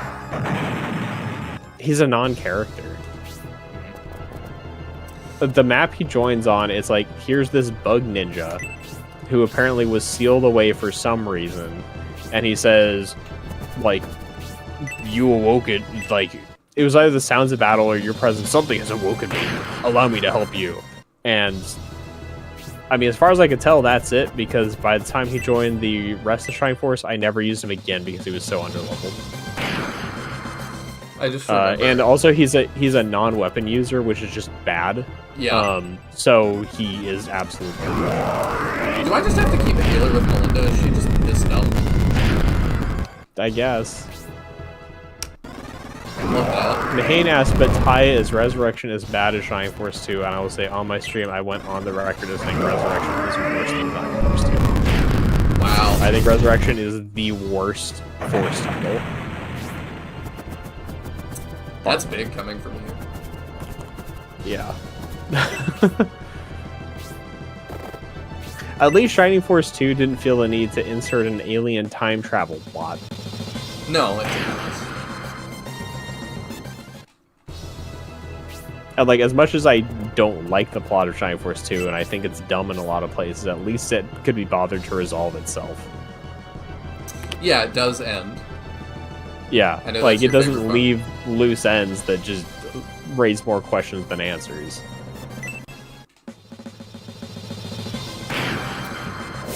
It also wasn't balanced by a team of orangutans.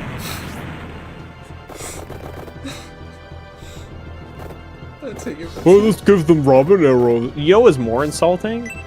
The Dark Elves had steel arrows in their, like, item inventory for some reason, but were equipped with Robin arrows, where steel arrows is what they use in the vanilla game. It's like they, like, had them there and then changed their mind. They're like, this isn't hard enough. They need to be 3 range and instantly kill you. Why would you not want that, I guess? Sorry. Yeah, I hate fun.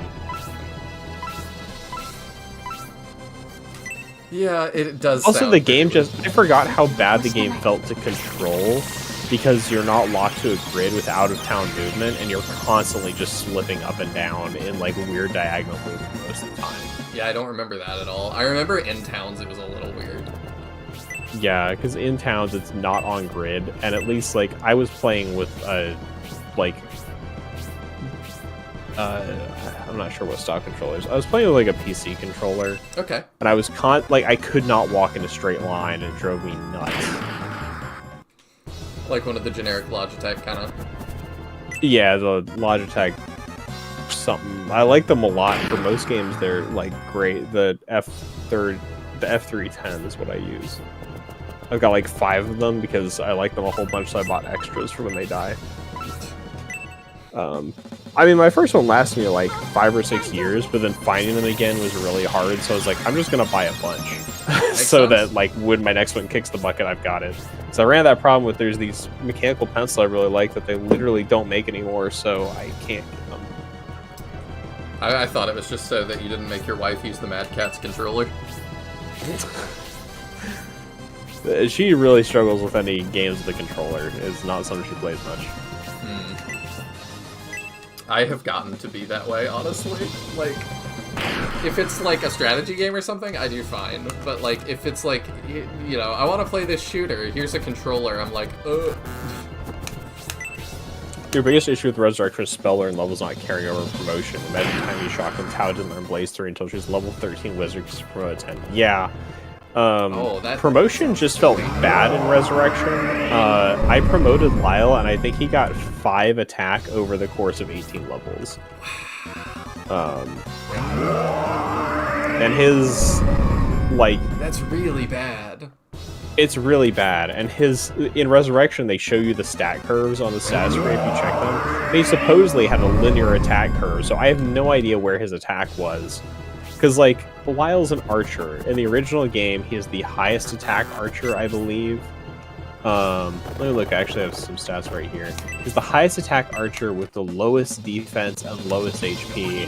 And in Resurrection, he was gaining, like, HP and defense every single level and got 5 attack total. Weird. And I'm just baffled as to why that's the case. They rebalanced like the entire cast, and some of those decisions were also really questionable. I would love to see a breakdown of Resurrection stats at some point, because I don't know that one exists, of like an actual like data mining the stats for that game. Captain.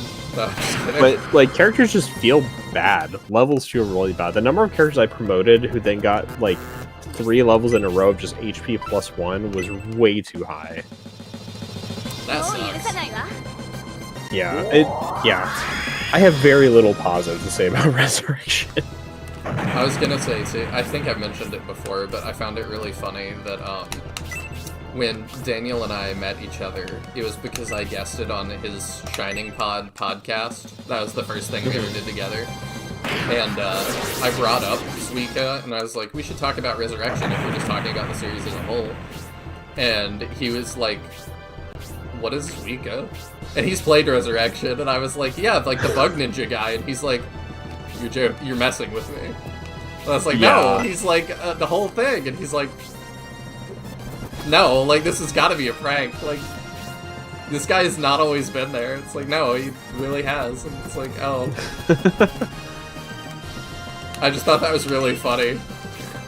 Yeah.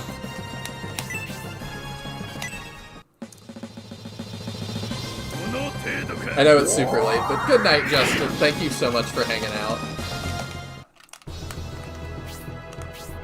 I'll pop out for 1 sec while you slog away at this. Alright. I don't mind this battle. It doesn't feel super interesting, though. Oh, are we AoE? Everything. Yeah, okay. It doesn't do too much, at least. The main annoyance is just that I have to babysit Melinde, I forget her name already. Dang.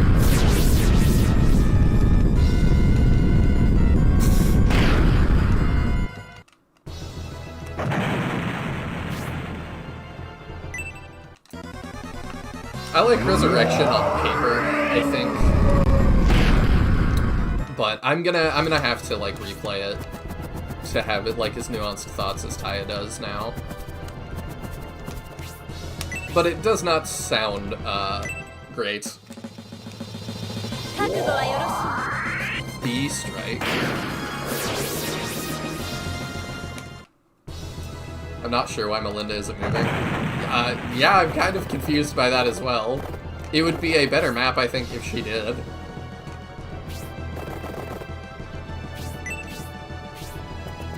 I guess I should, like, prepare for her to. That's in the line. That's in the line. Try to get through.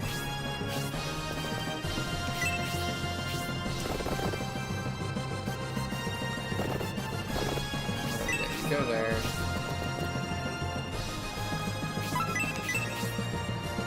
I don't really use a potion.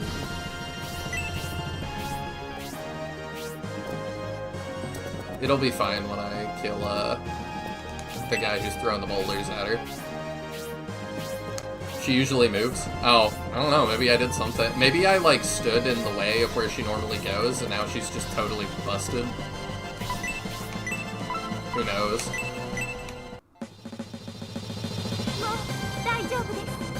I'll just keep Isabella next to her until we kill that guy, I guess.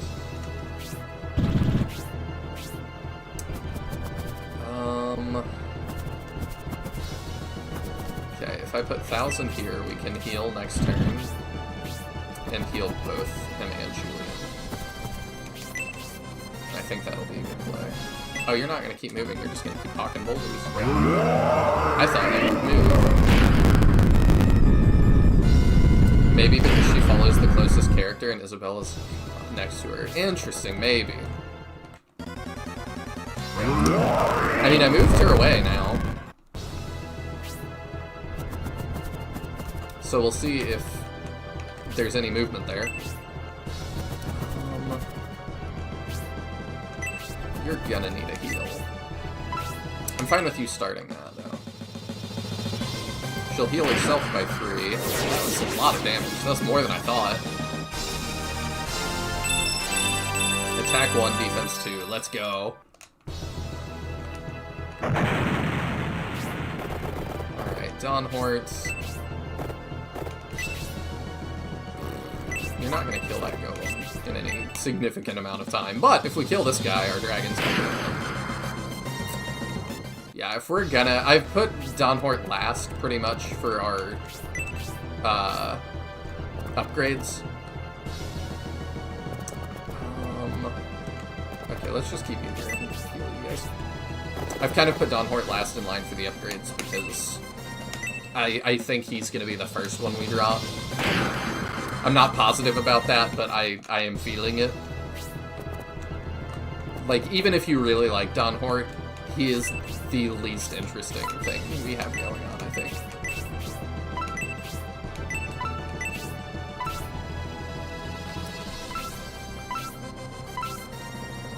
There you go. Heal those two up.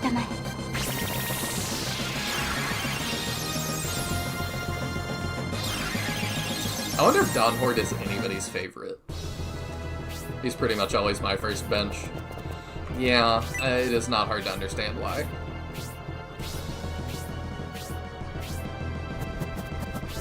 Like, even if you really like him, he's our third kind of Jagan character.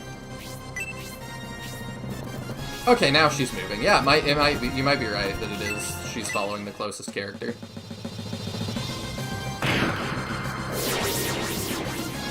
Yeah, I don't think he's bad either. Like, he definitely is coming to his own more. And I think he's just doing not much damage because I've not upgraded his weapon this whole time. I assume you're gonna AoE. No, you're not gonna AoE that. That's really surprising. He could have hit way more people. Alright, well he dies this turn.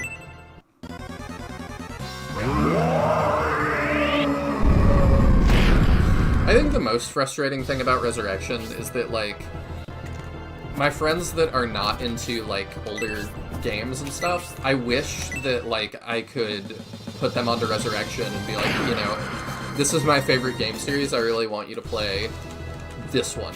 Like, I know you don't like older, you know, retro games, like, but this is newer, it's a remake, and this makes sense. And it's like, no, I really wouldn't, you know, nobody's first experience with Shining Force should be Resurrection. Rollie's not doing good. Let's move you back for heals. Julian is fine now.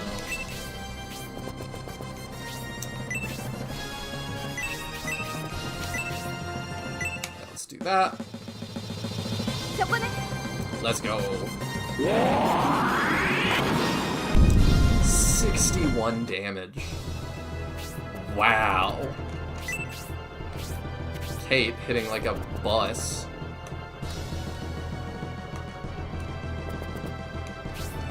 You're pretty low health too. But I do like him from a story standpoint with how he gets disillusioned from the Republic. I'm still mixed on him from a story standpoint. He kind of just annoys me. But I also can recognize that, like, he is kind of moving the plot along, I guess, in, like, not a bad way. I know I usually say that as, like, a bad thing, but in a not bad way. I was able to introduce friends to it through portability on the bus ride to school. Granted, I only showed them and let them try the good parts, but at least 2 of them still play. Well, that's good.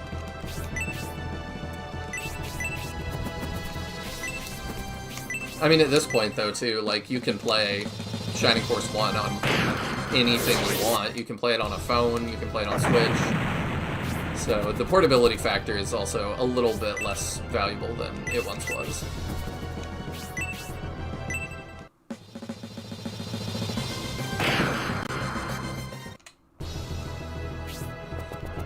Seems like all our consoles are going to be portable pretty soon, with Xbox licensing out to try that. PlayStation, it seems like, is going to make a Switch competitor, Steam Deck. It's kind of interesting to me that that's the direction we're moving in. I wonder if this is going to be like, you know, we're going to look back and it's like the era of the hybrid console. Or if that's just gonna stay, you know, every new console is gonna be that eventually. Eventually you'll have PS6 graphics that are portable.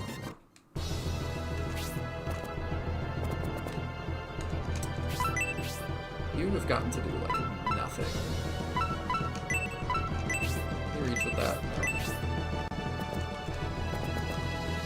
Alright, hang here, I guess. I think we're gonna go through the forest to deal with this guy. Alright, Kate's got it. There's no way he lives this. Effective on a squishy bird, man. That probably one-shots. 50, yeah. Kate, you said was good, but wow, like, she's nuts.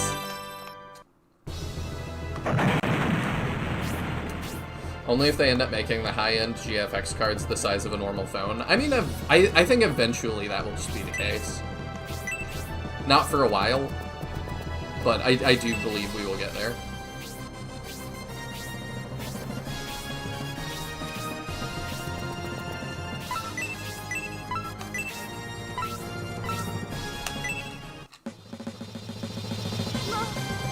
I just kind of wonder where we have to go graphically at this point.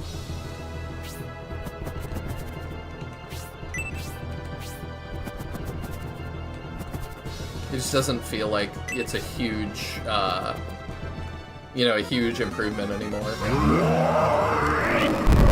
I wonder if we're ever gonna start just expanding outwards, because, like, as a kid, when I thought about, like, what is the future of gaming looking like, I didn't actually think about it being that much prettier. I didn't envision stuff like that. And it makes sense that it is, but, like, I was envisioning stuff like, you know, in Pokemon Gen 2, you can go revisit the Gen 1 area. The Gen 1, continent. I was like, you know, eventually we'll have, like, 12 continents, and that's what we're gonna do. And we're not doing that.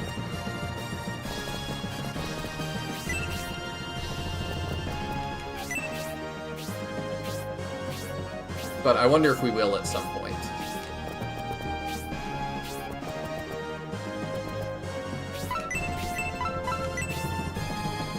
I can top you off for HP, why not?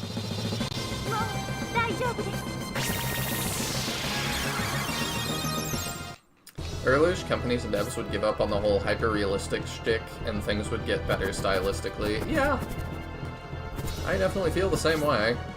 What do you have? Volt, probably? Yeah. Let's just work on getting rid of you.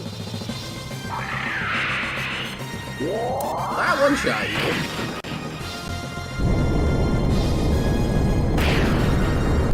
No. Did a lot, though. I don't want this guy to die.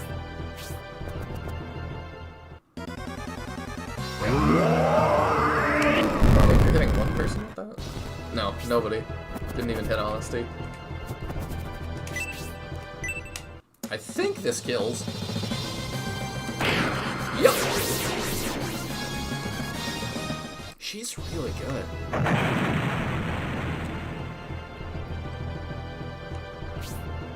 It was kind of a fun battle, but very fillery. We have been defeated here, but you have not won yet. You still have to cross the drawbridge ahead. The drawbridge is impassable. My revenge will be awaiting you in the next life. That bozo monk said, the drawbridge is impassable. This battle must have been intended to delay us. I mean, it worked, but yeah.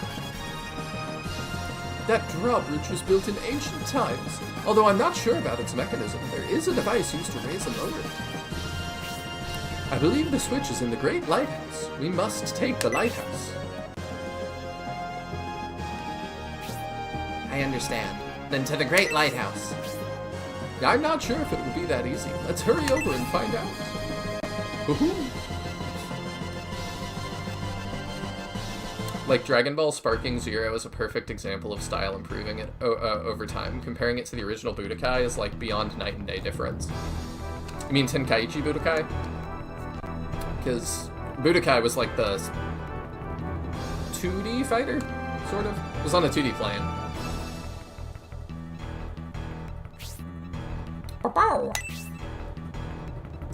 I haven't looked too much at Sparking Zero because I want to play it at some point. I played Tenkaichi Budokai 2, and I played Budokai 1 and 2, and then I didn't have a console that had 3 on it for a long time. And then I played Budokai Tenkaichi 2 and 3 when I got a Wii.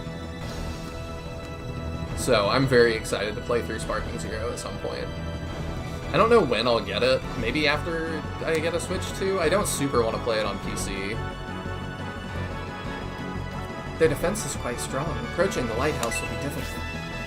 We can't cross the drawbridge until we find a way into the Great Lighthouse. Sunset is coming soon. I have an idea. Are they going to use it as a spotlight? We'll act once the sun sets, Judy. I'll explain my idea then. Get some rest until dark.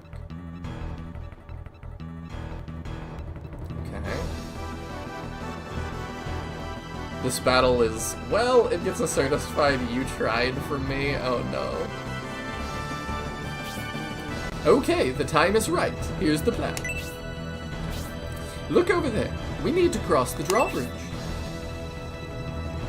We doing a stealth thing? Notice our enemies are divided into 2 battalions. Yes, one is guarding the drawbridge. And the other is guarding the Great Lighthouse. I suggest we engage them separately. We should attack the battalion guarding the Great Lighthouse first. Here's how. Take notice of those 2 areas.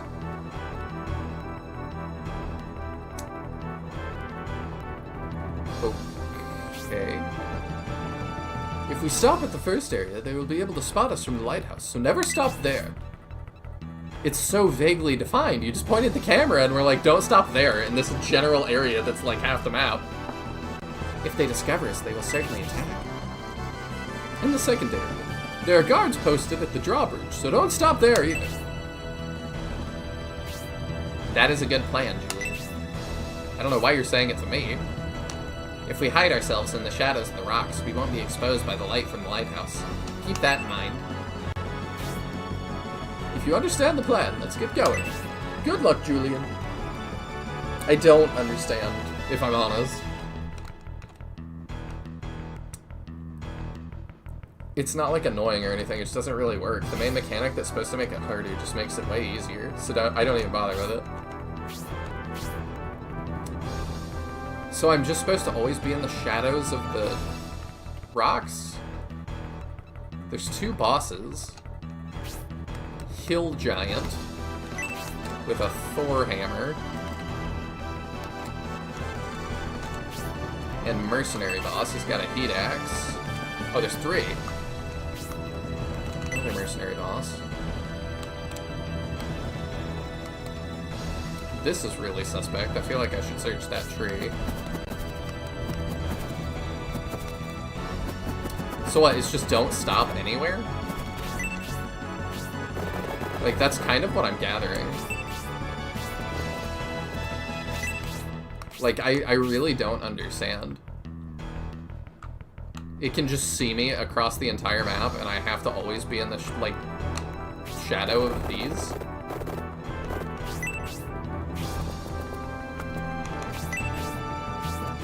I don't know where it starts.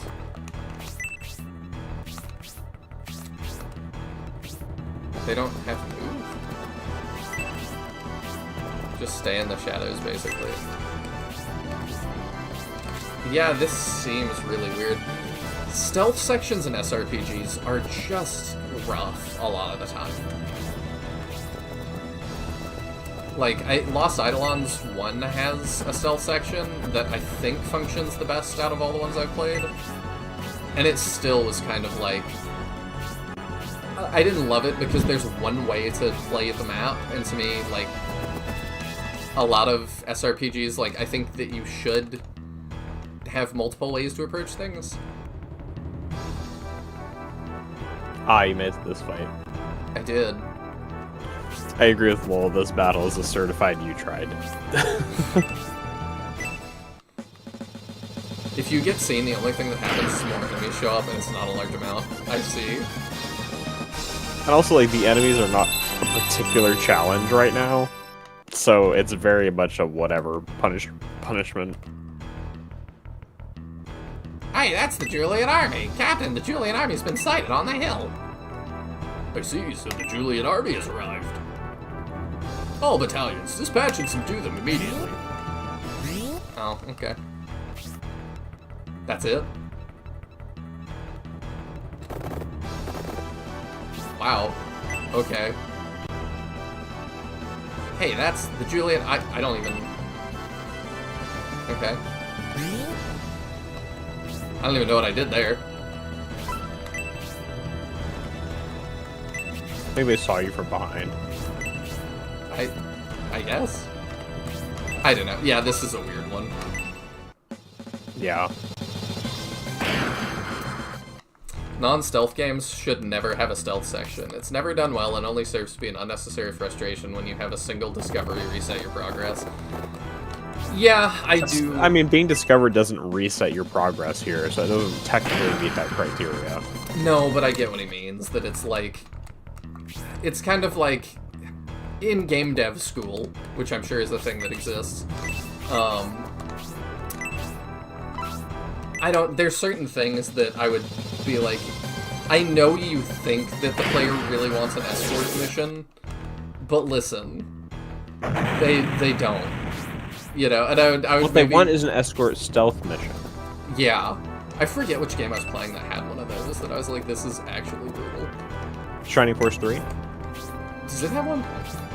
I mean, you're escorting Melinda, and this is a stealth mission, so technically this is an escort stealth mission. Yes, if you're supposed to, like... If you're actually trying to stealth, yeah, that probably is super frustrating. Like, the stealthing is so not necessary for this fight, it doesn't really matter, but technically this is combining both those elements. Why would you do that? That is just a recipe for disaster.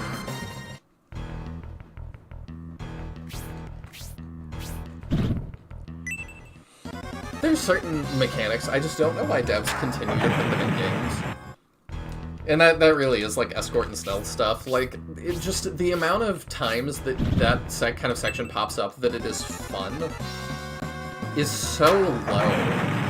Do devs just think like, I will be different, I will make the good one? But there's times that I'm like, you didn't test this and find it fun. There's no way. Yeah, I have mixed feelings because I do feel like it could be done well, but it very often is not. I think the stealth segment one I tend to give more leniency with, in like feeling like adding one, because there's plenty of times where you could imagine in a narrative that you would need to sneak around for some reason, right? Sure. And reflecting that in a gameplay sense makes sense. The fact that it's very often done poorly, is unfortunate, but I can understand the desire to do it, because if you're playing through the narrative, you're like, well, this is what happens. Yeah. Yeah, I do agree with Mahane that the Final Fantasy really sucks, though. The Final Fantasy stealth segments that they started doing in Endwalker are just terrible. I mean, even the, like, I got stuck for a minute on, like, there's one in Final Fantasy VII, and I've barely played that game still. And it's really simple, like, it doesn't reset you far, but I still kind of got stuck in it because it was just, like, I don't know, like, it mechanically was very unclear what it wanted from me. And I think ultimately it was that, like, you have to just move insanely slowly. But it was like, this is just a drag. The enemies cannot attack you on dark turns. Everything about this, I'm like, what are we doing? Yeah. It's definitely like, they had an idea, and they tried to do it, and it really just didn't pan out.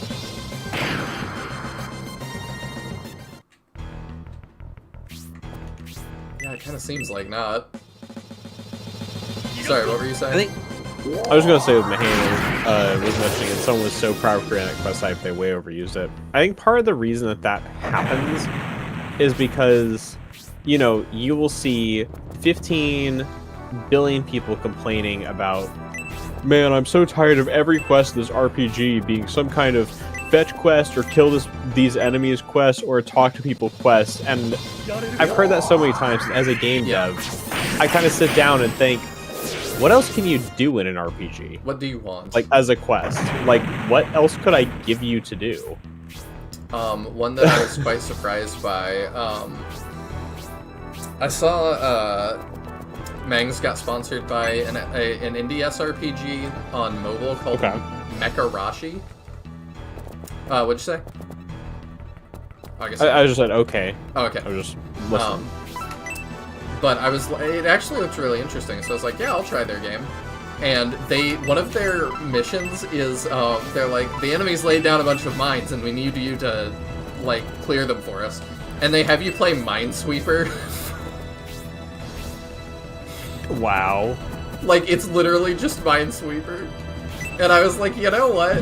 Looking at SRPG mechanics and being like, I could make Minesweeper in this, I thought was really creative and funny.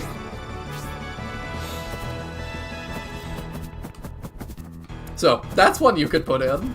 I'm sure people wouldn't complain about those segments. See, I'm not somebody who's ever been bothered by, like, the way RPG quests are, so the complaint is always a little strange to me. But it really is just, like, I feel like in most RPGs, without doing something like that and inserting, like, an entire mini-game, it's like, what else are you supposed to do with quest design? I don't fully know. I got annoyed with it. Like, the only time I've ever really been annoyed by it was World of Warcraft. Because I just felt like... And part of it's that, like, I came from playing Star Wars The Old Republic, and they give you so much flavor text in that game for what you're doing. And it really does make all the difference. Whereas when you get to World of Warcraft, which I expected to kind of be better because it's, like, the standard for MMOs, so much of it... Spell virus. That looks interesting. That's a new special from that arrow. Ooh. Is it silence? Something like that? I don't recall exactly. I couldn't check. Huge. Personally, I feel like the standard for MMOs has kind of slipped from WoW to Final Fantasy. Oh, I agree. Like, by a good stretch by now. And Final Fantasy is better about that, like, having flavor text and, like, dialogue around a quest to contextualize why you're doing it and making it feel worth it. Yeah. Moving to WoW from the Old Republic is kind of like, there's important people running around, but the stuff you are doing is also important. WoW was just like, there's important people running around, and you are not one of them. You might Yeah, I see never them knew if that you're about lucky. WoW until more recently, and just like it's so foreign to me, the idea of like an RPG where you are so far from being the main character that you're just some literal nobody, like watching somebody else important do everything. Yeah, while you are, your quests is go kill 10 bears and bring me 10 bear butts. That to me is like, why should anything I'm doing feel important to me, the player, when it's clearly not important in the world? Not at all.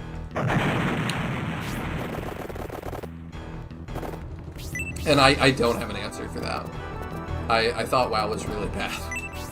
And I get that part of it is that, like, when it came out, you were supposed to run around and meet real people, and it was very novel like that, and you were supposed to, see somebody with a really cool staff, and we didn't have all the wikis set up and stuff, so the only thing you could do was ask them stuff. Like, it was more of a social thing, but the problem is that, like, when you're coming into it now like I am, that is not really still there, unfortunately.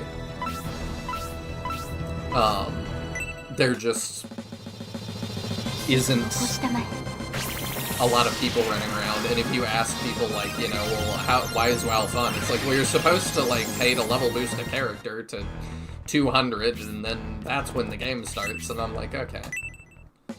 That Well, I doesn't think sound part of fun. that speaks to, like, one of the things I appreciate about Final Fantasy XIV is I basically played more or less solo, aside from the Force group content, for the majority of my time playing the game. And the story of the game felt worth playing as a single-player experience.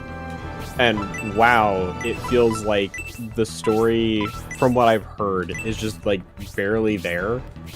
And that's why it's like, for 14, I would always recommend somebody to actually start at the start and play the whole story, because you will enjoy it as a, like, narrative RPG experience. Whereas with WoW, it really is like, if you come in, the recommendation is just skip to the end, because there's nobody and nothing to do until you get there. Yeah, which does not feel... I don't understand why you would want to pay to skip content in a game. Why would I want to pay to skip the game that I paid for? Yes. And it's something, too, that, like, it comes up in, I'm probably gonna make a video about it on the Gundam channel soon. Because there's also, like, one of the Gundam series is called Gundam Double Zeta. And people... Basically, it goes the original Zeta, Double Zeta, Char's Counterattack. And that's, like, the original line of Gundam. And there's so many posts and stuff right now of people being like, can I skip Double Zeta? I really just want to see Char's Counterattack and stuff. Like, what is the minimum, like, with the new movie coming out? There's so many people being like, what is the absolute minimum I can watch and understand this new movie? And it's like, I just don't understand approaching anything like that. That it's like, if you don't want to engage with the thing that you're trying to get into, why are you trying to get into it in the first place? Why are you trying to take the minimum path? Like, I want to experience as little of this story as possible. It's like, why? Mm-hmm. Well, and that's probably like, I'm to some level a JoJo fan. I'm not like super duper into it or die hard or anything, but I enjoy it. And I get baffled when people are getting into it. People be like, yeah, just like skip part 1, and really you can skip part 2 because it gets really interesting when you get to part 3. And I'm like, part 1 and part 2 is one season. Like, both of those together is one season of the anime. How many episodes is that? Like, I've watched it, but I can't. 20. It's like 24 episodes to watch all of part 1 and part 2. That's really not the And both of them set up important context for the narrative of part 3 specifically, which is the one people are like, just skip to this. Yeah, And it's 'cause like why would both you of those care set about up Theo? very important context. It's like part 4 you could skip to, and you really don't need that much context. Like the context you need, you can explain in a couple sentences. Part 3 is very intrinsically linked to part 1 and 2, and it's also like, guys, it's one season. Like, I get that it's not everybody's cup of tea. It's tamer and not as like wacky as the rest of the series is, but there's still good stuff there. And again, it's one season. Yeah. It's not that much to watch. Like, it is I think there's what, 6 seasons of the anime total right now, and you're really gonna tell people like, yeah, you should skip the first season. That's just like a sixth of the show, and not hard to watch through. It's just baffling to me. Mahane says, no, Taya, you're not a literal nobody in WoW. You're the champion of Azeroth, but Thrall and Jaina do everything, and you get to serve them drinks at the end of the, quote, story. Well, that's one of the things that I kind of like about Leo. 14 is you're allowed to be like the hero of the world, and you do all this stuff, and so is every other player, and it's fine because you don't really think about it. That's not part of the story. Also, welcome in, Sheldon. I could never figure out the gimmick of this battle, i.e. where you can hide, so I just end up bulldozing through. Yeah, if you're just coming in, Serious Lil was like, it basically is hard to determine that, and just, it's pointless, so just don't worry about it, so we kind of didn't. I would be really curious to like see videos like playing this battle like the intended way, like without triggering the extra enemies. Yeah. I wonder if there's different dialogue or something. Probably a little bit. I was like, what does that actually look like playing it that way? More boring, probably. A lot Probably, slower. yeah. Oh, I thought I could reach you with something. I can't. Because WoW and its culture isn't about the RPG anymore, it's about the instance content of Mythic Plus, which is all just gotta go Sanic fast. I guess you're right, I've seen a little of that, it just really doesn't appeal to me. And it's just so, like...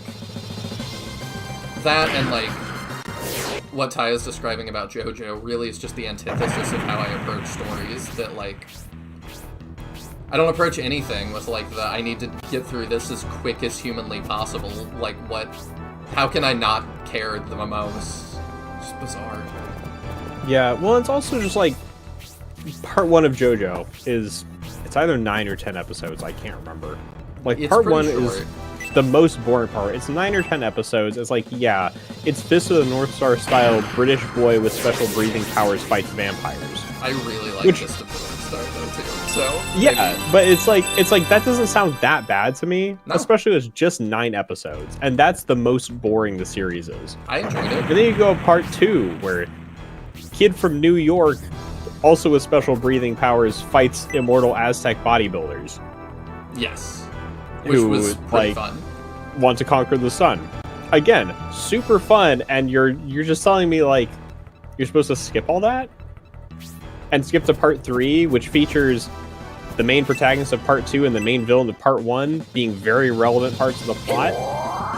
Like you're just missing that context that sets up some level of your investment here. Yeah. I don't know. It just like is one of those things that's baffling to me where it's like you really can't be bothered to do that much extra. It's not even extra. It's part 1. Like, Yeah. I'd get it if it was like... Gundam has tons of spin-offs and stuff as well, and so I get it if you're like, I just want the main story, like, you know, the Yeah, like original I haven't creator's watched visions. any of the JoJo OVAs that are based off the like light novels. I haven't watched any of those. And I think that makes more sense. Like, you These are all describe like yourself- side stories just about Rohan. You describe yourself as like a more casual JoJo fan, so it's like, yeah, I get why you wouldn't want to go do every single piece of content ever made. Mm-hmm.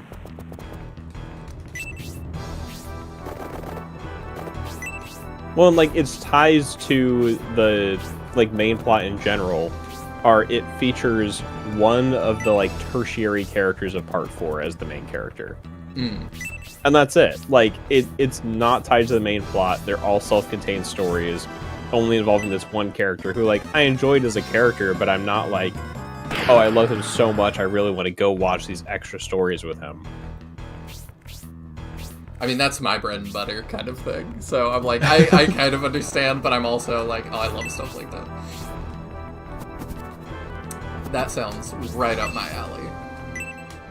If I had all the time in the world to just do whatever, then sure. Well, it's more like maybe I'm just... I don't know. I'm selective with the stuff I get into because I know when I get into it, like, I'm gonna do all the side stuff. Mm-hmm. And it does take me a lot longer to get into stuff because of that.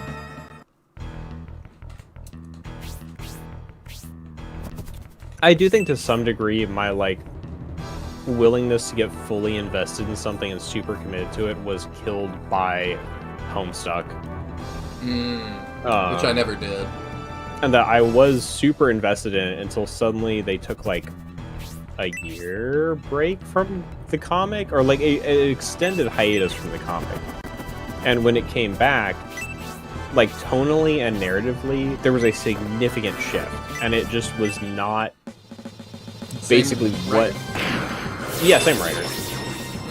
But it was kind of like, so one of the big things that made Homestuck kind of special for its time and as like a teen reader, something you're not used to, is characters can and will brutally die kind of out of nowhere, but it's very significant and matters a lot to the plot. Where it was like, that character dying was super duper relevant, mattered a whole lot, it's treated as a major event. Yeah. And at some point they get to the point where it's like, oh, well, actually, there's infinite dream bubble worlds where there's like just a whole bunch of copies of this person in all these different kind of dimensions, and they're still actually alive, so they can come back from those versions from those worlds. So none of those deaths that took away those characters were actually really permanent or matter in the first place. Nothing has consequences. And that, to me, was kind of like, that killed a lot of the suspense of the original story to me, where it was like, there was this tension of knowing anybody can and would die, and it wouldn't matter. Yeah, because why care? And that was like a thing that was respected. But yeah, the one was like, well, now there's no stakes anymore. Like, what am I supposed to be invested in? And who are you? Oh, the Julian army. We've got trouble. The Julian army has broken into the lighthouse. So you've arrived, Julian army. This is wild. Okay. They've come to lower the drawbridge. Do not let them near the switch. Okay. I like how they're all just staring at the light like moths. Yeah, that mega loader just had to be as close as possible. Serious Soul says, I have done the intended way to a point. Just ask myself, what is the point of doing this? I'm losing out on EXP to do literally no gameplay. When you save the, like, what's it called? The, like, villagers or refugees or whatever, they give you stuff. They give you EXP. Do they not give you anything in this for doing it the right way? There's no, like, reward? Oh, Julian can actually map move once. The guy doesn't mention any benefits, but I don't know for certain. Maybe nobody's ever done it. Yeah, I think we just move over there and I'll go in. Sheldon says, I haven't gotten to the 4th arc of JoJo. Might watch that when I finish the One Piece arc I'm in the middle of. That will take a while. I will say part 4 is my personal favorite. A lot of people don't love it, but 4 is like far and away my personal favorite, I think. Who is the main character of 4? Josuke Higashikata. Okay. He's the one with the, like, trench coat kind of thing, yeah? Yeah, and like ducktail hair. Or, is ducktail the right word? He's got the funky hair. I've seen him, because he was in Jump Ultimate, Superstars and Ultimate. Yes, he is in that. That's my favorite part. A lot of people don't... One of the, like, big things people say against it is they feel like it's very villain of the week-y for the first half. Mm-hmm. And that it doesn't really tie together in the way they feel like some of the other parts do. I agree and disagree in different amounts. One of the things that I find particularly something I like about Part 4, and I'm going to be very vague about it because, like, technically it spoils things for people who care. But the final battle of 4 is really interesting to me because there's a number of factors that are brought back from previous things that were set up. It's one of the main... Something that's missing from a lot of the other endings of JoJo to me is not feeling like the hero wins because of some ability they pulled out of their butt. Part 2, 3, and 5 are all super guilty of this, in my opinion. And I love Part 2, but the ending is total nonsense. Part 3 and 5 are arguably even worse. Part 4 I really love because, first of all, the whole setting is... The characters feel more realistic, in a sense. Which I know, like, for JoJo's is, like, a wild assumption. Yeah. Yeah, but I find JoJo's funky hair, you're really not narrowing it down. Yeah, it's true. But the villain of Part 4 is one of my favorites because I find him unsettling because he's the most realistic of the JoJo villains, in my opinion. Okay. The, like, people like this exists in the real world because he's not an unhinged, I'm going to take over the world maniac, and it makes him way creepier because, like, his motives and the way he behaves as a person are much more like, I could just see this person existing, and it kind of makes it a lot more unsettling. That makes a lot of sense. And that's one of the things that, like, takes me out of a villain a lot, is the whole, like, I'm going to take over the world, and do what? Yeah. Because like, that's your plan? It's like, okay, I get you're doing it because you're evil, but, like, then what do you do? Like, what is your goal to do with the world once you have it? So having somebody whose goal is not to do that, and is a much more, like, attainable goal to a degree, and, like, feels like a real person, makes it much creepier to me. Yeah, I fully agree. And I enjoy that a lot. Also, the final arc is just, like, utterly wild and probably one of my favorite, like, final arcs in media, and hinges on not even the protagonist, which is interesting. Like, I know we're kind of overdoing redeemable villains at this point, so I'm not asking for more redeemable villains. But I also feel like we're overdoing the I'm evil because I'm evil. I just want kind of what Ty is describing. That's like, I have goals. Oh yeah, and the main villain of Part 4 is 100% irredeemable, but also not comically evil. Perfect. Which is, like, exactly what I want. It's like, you're given a reason he's the way he is, but it's like, first of all, not even super reasonable, and he has zero willingness to be redeemed in any way. He is utterly committed to what he's doing. And it's just like, that's how bad people are in real life. Yeah.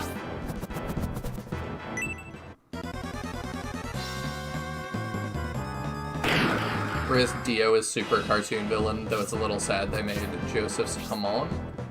Hamon? I don't know. Literally useless in Part 3 once they introduce stands.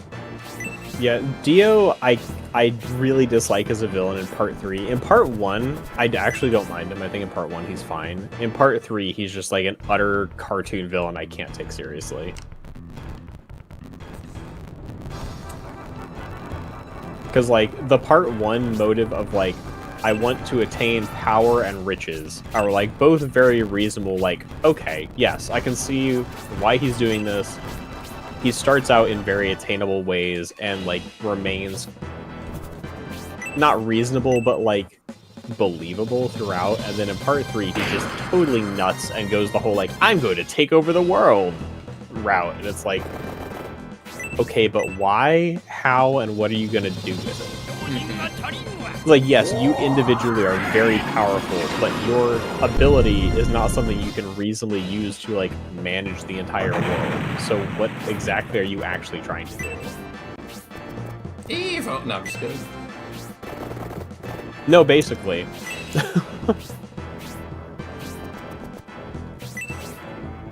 Also with the, I don't know much about, like, JoJo's power scaling or something, but yeah, once they introduce something like stands, I do think it does get hard to sort of use anything that we had before that. Well, and the thing is, like, the powers of stands vary so wildly that, like, trying to scale them next to each other doesn't even work super well. The only thing you can definitively say is Gold Experience Requiem is utterly busted and just, like, the most ridiculous anime power ever. What is that? Let me pull up the wiki page so that I don't misspeak here. It's... Just make something up entirely. So, this is my, like, annoyance with Part 5's ending, is it's a new transformation of the main character's stand that just happens during the final battle due to a particular plot item. Okay. And it's something that, like, he just, like, pulls out during the final battle. I think the worst offender of that I've ever watched is Bleach. And I love Bleach, but, like, it got really old that it was, like...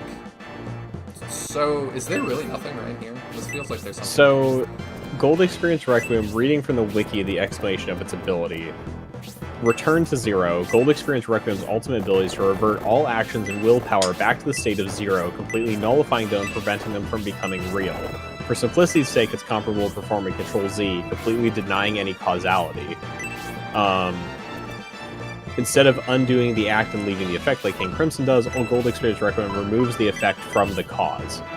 And then if the opponent is killed by Gold Experience Requiem, then they will continuously experience death as they will die but repeatedly return to point zero, the point immediately before the process of death.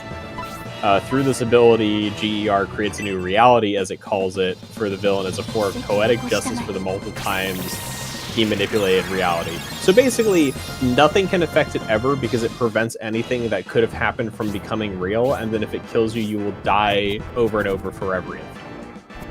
I think I so see.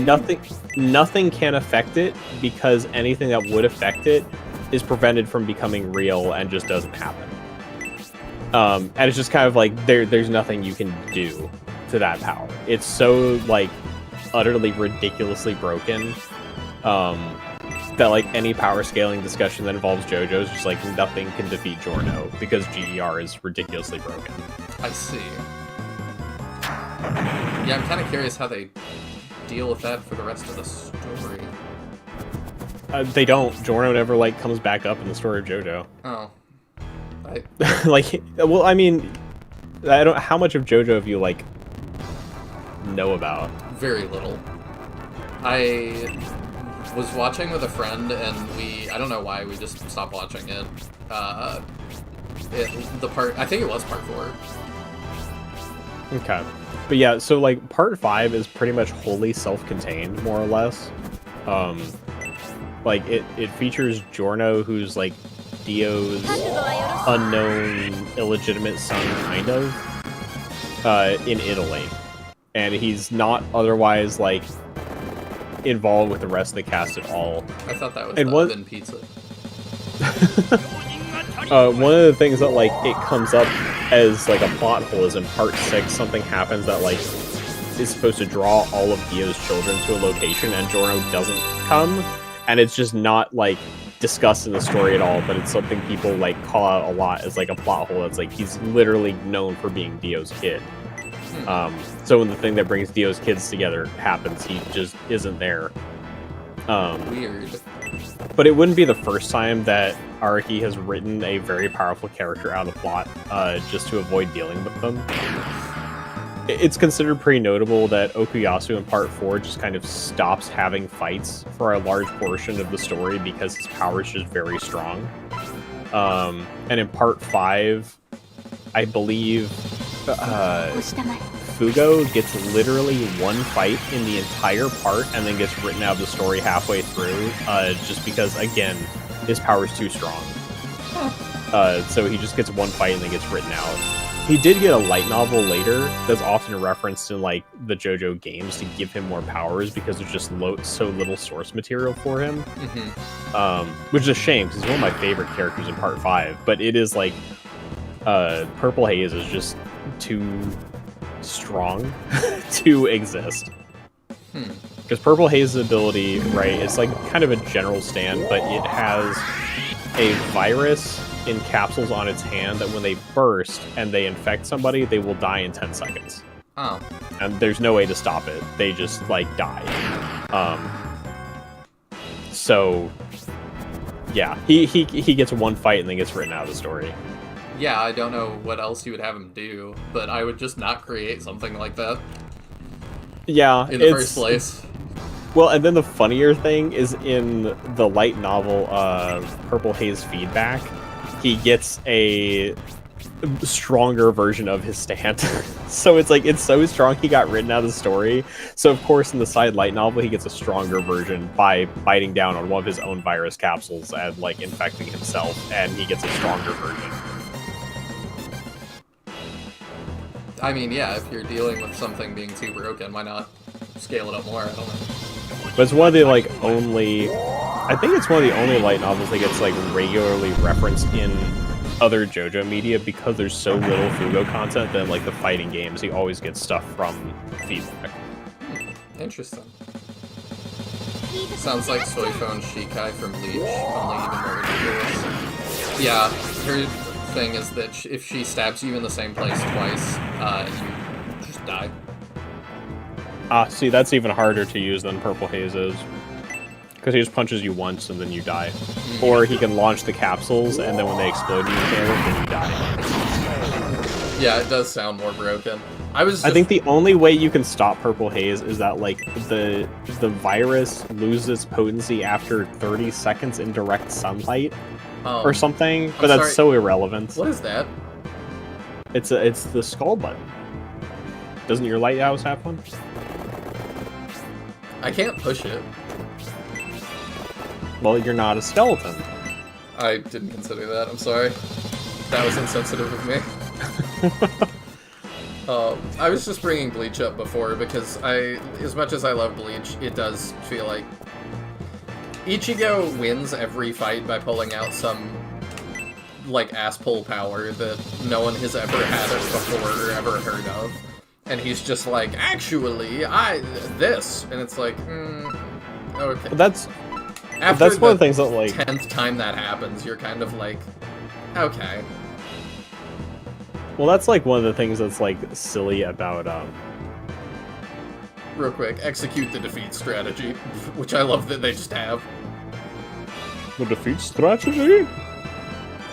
The lighthouse defense failure plan. What? I must execute it. Blow up the lighthouse to destroy the drawbridge controls.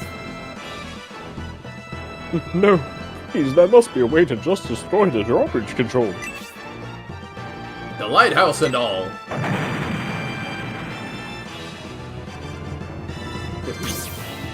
What? Also, Master Monk, you can't be serious. You intend to blow up the entire lighthouse?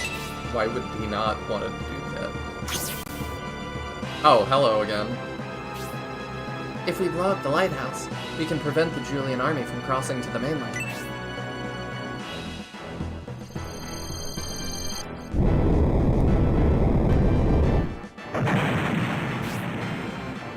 I'm sorry. The truth is, I really don't want to do such a thing.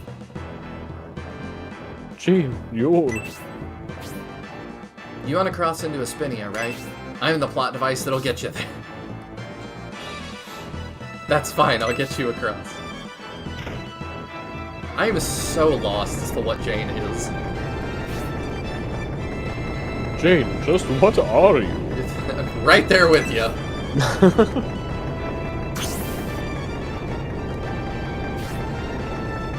She's gone.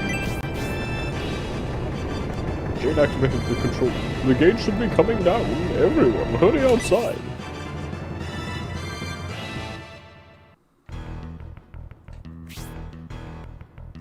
Julian, Gracia, the drawbridge. Success!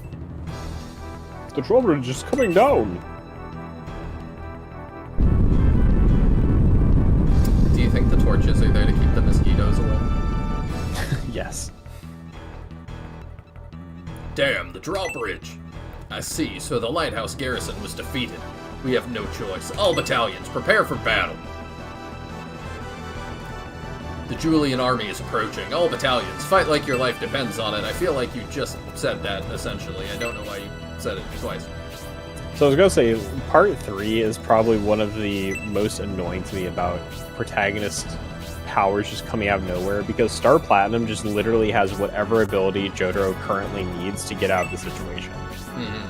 Because it's like, oh, Yeah. Star Platinum is like fast and powerful. And also in Dark Blue Moon, it gets the ability Starfinger, where it can just like make its fingers like 20 feet long and stab you with them. Oh, and also in the Justice fight, we find out he can just like inhale the enemy stand, and that stops it from working for some reason. Oh, and by the way, when he fights Dio, he finds out, oh yeah, I can stop time because I just realized we have the same type of stand. What? It's just like every single fight for a good while is just like him doing something totally out of the blue. And then that power will usually be forgotten about and never come up again. I think Starfinger happens twice in the entire part, like even when it would be useful. And like inhaling the enemy happens one time, but is like such an iconic thing, it pops up in the fighting games repeatedly. That's part of, again, why I come back to like gushing over part 4, even though it's like relatively boring, quote unquote.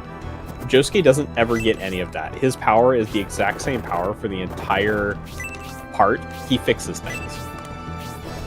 That's his power. And that's like all it really needs to be. And seeing that being used in creative ways is far more interesting to me than getting random powers out of nowhere. Yeah. I definitely agree. So, I don't know, if you ever have the inclination to go back to JoJo's, I do recommend part 4. I like it a lot. I mean, I do. I will probably do that at some point when I have an abundance of time. I probably will just read it, though. That's usually how I usually prefer to do whatever, like, the first thing was. Yeah, so I will say from what I hear, it's kind of like there's mixed pros and cons to the manga versus the anime for part 4. Because there's some things that people really prefer the way the manga did it, and then there's some things that people actually really like the way the anime did it. Because there's a section of part 4 where like 3 or 4 different plots are going on at the same time, kind of. And in the manga, they were presented one at a time, where in the anime, they actually made them happening concurrently, so you could kind of tell what was going on in different places at the same time. I see. Which is kind of interesting, and I would argue probably presents it a little better. That makes sense. But I just know, like, when that part was airing, because I actually watched part 4 while it was coming out, people were saying that made that section easier to follow and was an improvement. But there's other stuff people really prefer the manga part, so... I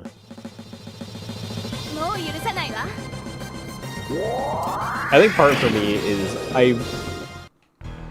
I enjoy the manga because I like the anime for JoJo because the art style is more appealing to me than a lot of the actual original artwork is. I see. Part 4 is especially funky because it was, people say, the biggest change in Arahi's art style, because his art style changes wildly from part 1 to where we currently are, and part 9 now is being written, I believe. Wow, I didn't even know it was that far along. Oh yeah, it's still going. I knew it was still going. 9.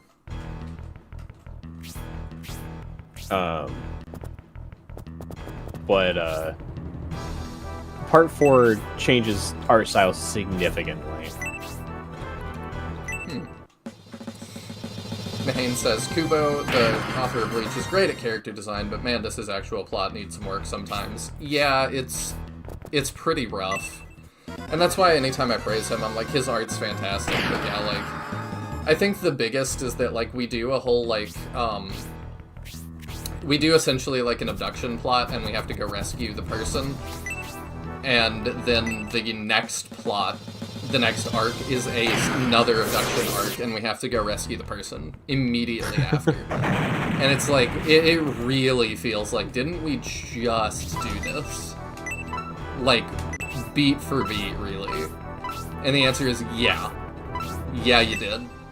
And then, yeah, Ichigo basically is a fanfic protagonist, and that he is all of the things, and has every power, and all these powers that nobody's ever had because he has all the powers, and... Well, of course. Great design, great world building, terrible main character. Yeah, I like all the world building, though. I like all the captains and stuff, and... Can you people stop getting kidnapped for 5 minutes? Yeah, it does feel that way. Oh, I can. Interesting. I guess I was thinking, like, I could just not go in the lighthouse. I could just fly across, but yeah, okay, they have a reason that I can't do that.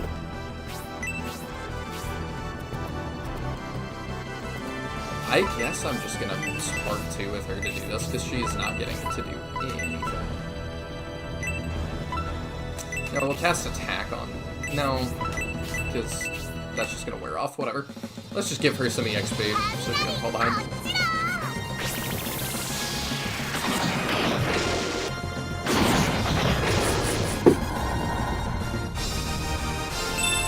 think that's the second heat axe we got. Everything up through the original Soul Society arc I really enjoy, but then the power creep hits really hard. Yeah, I really like Aizen as a villain. Like, the main villain's really, really cool. And I like his power set a lot. But, yeah, I'm trying to think where Bleach, like, kind of... To me, it is the second sort of rescue arc, I think, where I started to kind of feel the fatigue. Just because we just did all of that. But they're introducing such great characters the whole time that... I don't know, it really is just like, I like it in spite of Ichigo, not because of him. Which is never what you want for your protagonist.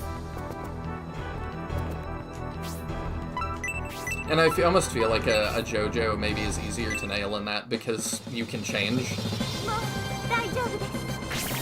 Setting yourself up to, like, change protagonists and change rules every so often is not a bad idea. And I find, like, really... I find interesting that JoJo went on to become as popular and successful as it did, granted what Part 1 was. Because, like, it really does start as such a Fist of the North Star kind of clone. Like, just what a lot of stuff was. And also just that, at the time, changing your protagonist was just absolutely unheard of.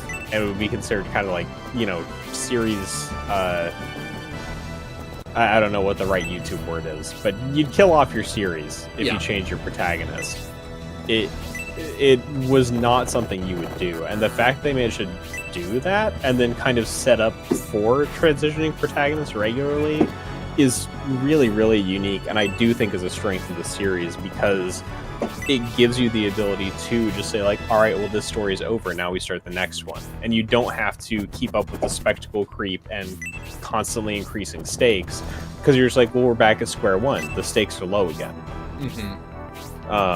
Which is one of the things that I don't really get how people can deal with in the super long-running series, where it's like, how do you just deal with the constantly rising stakes and not get bored of it? And the ability to just be like, all right, we're done with this part, here's a totally new cast and we're starting from zero again, it's really a nice breath of fresh air, where it's kind of like the feel of the series is the same, but you've got a whole new cast, a whole new story, and it kind of makes it a fresh thing again.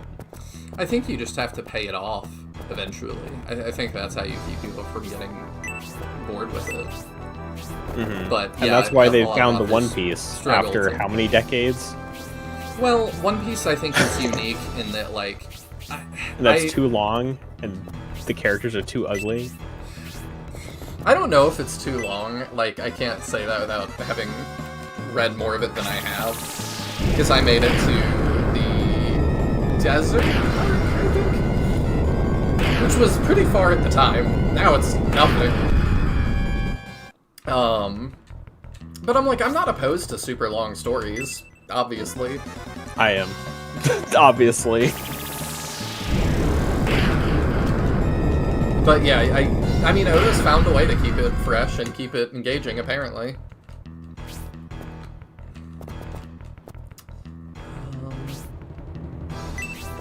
There's Cyclops in here.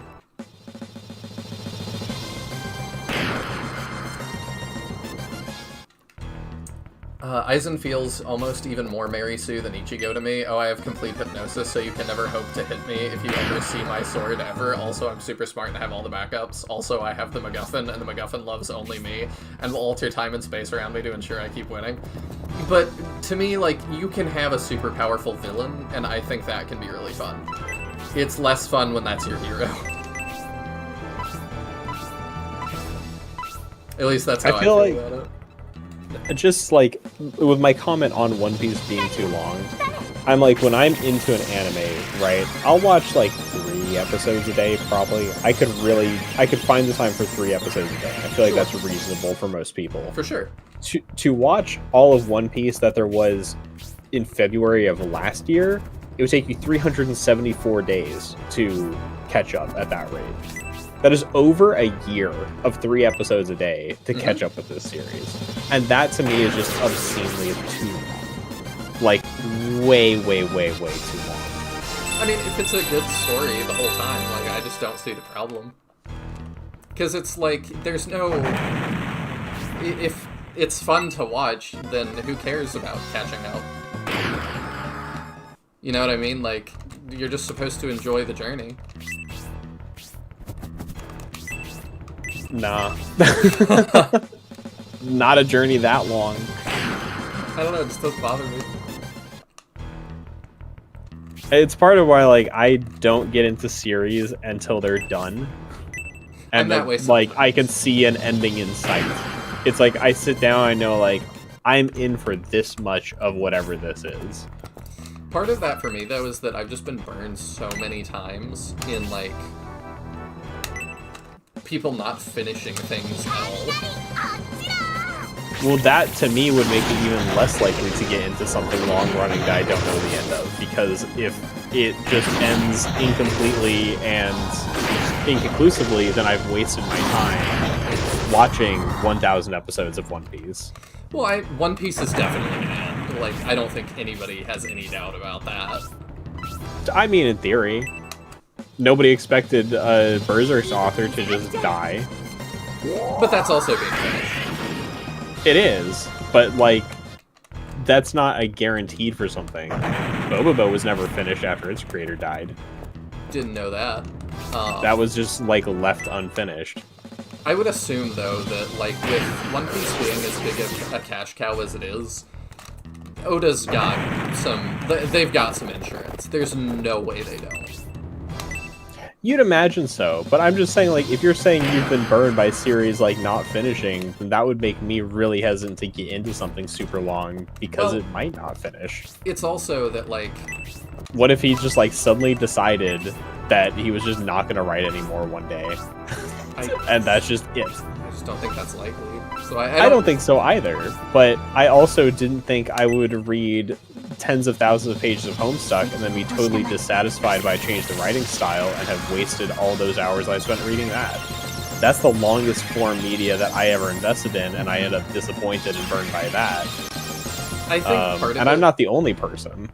Part of it is, I maybe should have specified, I've been really let down by Western authors and Western companies. It's not even just the authors. Because there's a lot of things like Raised by Wolves is one of my favorites that I got super invested in. Great sci-fi series. And part of the reason that they even greenlit it was the author was like, I put something on the like exec's desk that was not like a TV show that's gonna run until our ratings are terrible and then we'll kill it off like out of mercy. It's something that know, all of his things are kind of valuable. We'll get rid of that, I guess. Part of the point of it was that it's like, it has a beginning, middle, and end. And I know exactly when it is going to end, and they are very down for the ending that I've written. And then after season 2, they were like, okay, we're just never going to finish it, and I don't know why. Maybe because it was expensive to make. I don't know, it was really good. Very frustrating that it never got finished. I got really into, like, the Marco Polo show. Same deal. Didn't finish it. Game of Thrones is never going to be over. Like, at this point, I do genuinely think he is just not doing it on purpose. I mean, the kind of thing where you keep saying, like, I'll finish it eventually, and it's 10 years since the last entry is not going to get finished.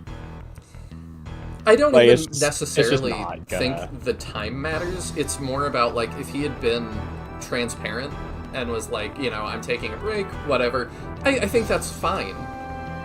But the whole time, he's just like, why do you want it? Like, why do you want it so bad? Mm-hmm. Like, he's very combative about it. I'm like, to me, that shows a lot of insecurity. Oda has one person who he's told everything and each detail he has planned out to the end of One Piece, just in case something untoward happens to him, the series can still finish. Yeah, I figured there would be some sort of failsafe there. Like, it would be crazy for there not to be, with as much investment as, like, both fans and, like, on the business side there is into One Piece. But I've really not been let down by anime or manga stuff not being finished. I think the only one I can even name is Bleach. And even that, like, I didn't... That I almost feel like was the author wanted to finish it, they just canceled it on him. Because ratings were really falling, and I, as much as I love Bleach, I'm like, I do think he was just going to keep it going until someone pulled the plug. Like, I do think that an exec at Shonen Jump finally was looking at it and was like, bro, it's too long. Like, it's not that it, you know, it wouldn't have to be too long, but, like, I think you ran out of things to say and things to do, like, 2 arcs ago. And we're just still going. And there was a very clear, natural end. I thought it was over. And then I was really surprised that at one point it was like, the next week, they were like, there's a new chapter out, and I'm like, why? It ended. And it just keeps right on going, and he doesn't care, so I'm like, I don't know. I wish they would have given him more time to wind it down, but I do think he was just going to go until an editor said, okay, it's time. So I think that's the only one I can name. But we will do dialogue real quick. I am sorry that your computer flipped out. You basically just missed a bunch of, like, anime talk and plot talk. Our garrison has been... And, you know, like, we're totally side-tangenting on, like, topic, but, like, this battle, I fully agree, was a you tried. Like, that was so meh. Like... Somehow that felt maybe more filler than the last battle, even though I feel like plot things happened here. But anyway, our garrison has been defeated. We couldn't stop the Julian army from reaching Aspidia. We couldn't even destroy the Great Lighthouse. General, I leave the rest to you. Please kill those... We've ended the past, like, 4 maps with somebody laying on the ground and then going, brr, and dying. Yeah, it's a little silly. We were able to make it to Aspidia thanks to Jane's help. We reached the Great Lighthouse, but were unaware of the explosives. If Jane hadn't helped us... I was there.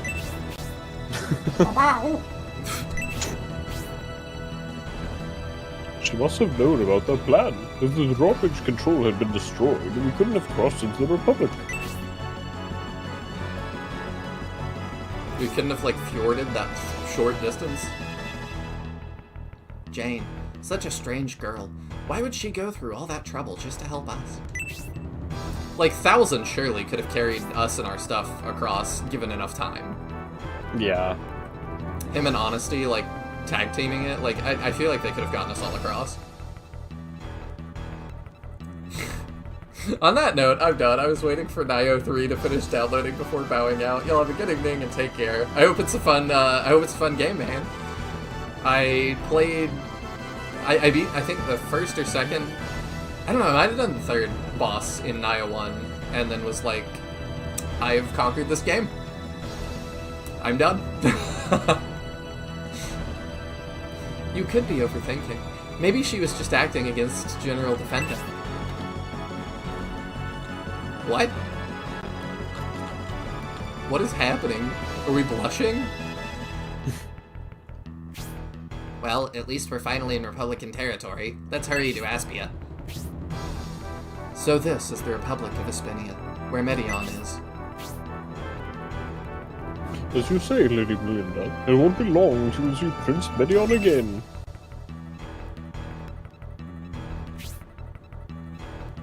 Well then, let's move, Julian.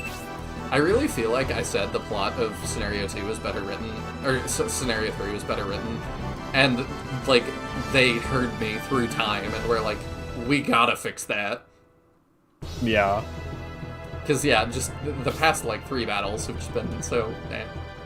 We finally returned to the Republic. Fun fact about the blushing emoji thing, in the original Japanese version, it was a kanji for something, but the translation team replaced it with that. Interesting. Did they pull that from the code, or did they make that? I think that's a decent solution.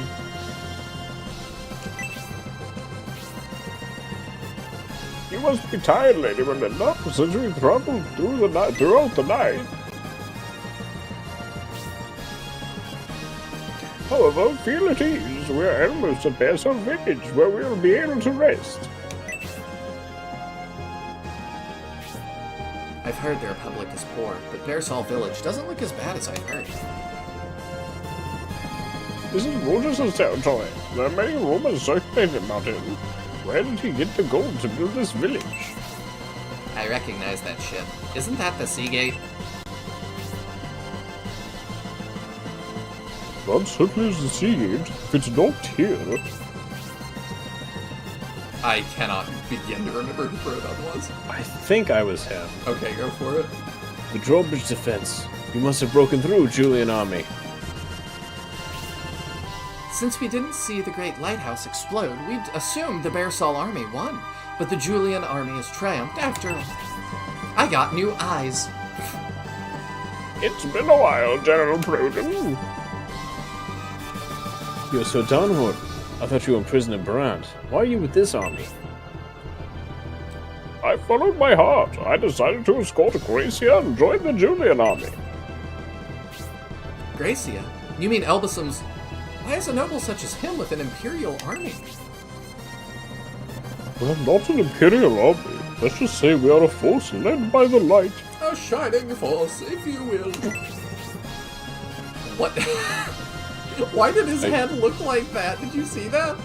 I didn't. Let me catch up the stream real quick. He, like, shook his head left and right, I think, but it, like, kind of bugged out, and he's just, Oh, like...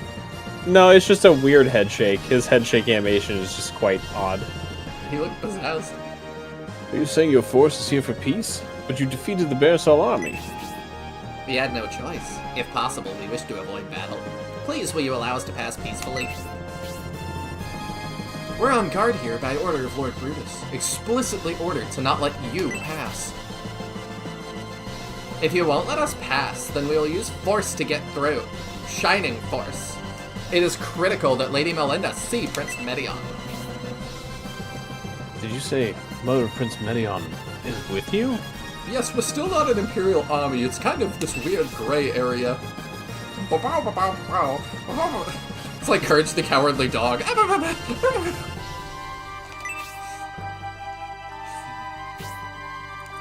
Lord Brutus has said the Julian army is a dangerous foe to the Republic of Aspinia.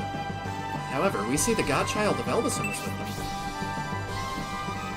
Mother of Prince Medion is with him as well. Their intentions seem to be quite different from what we've been told.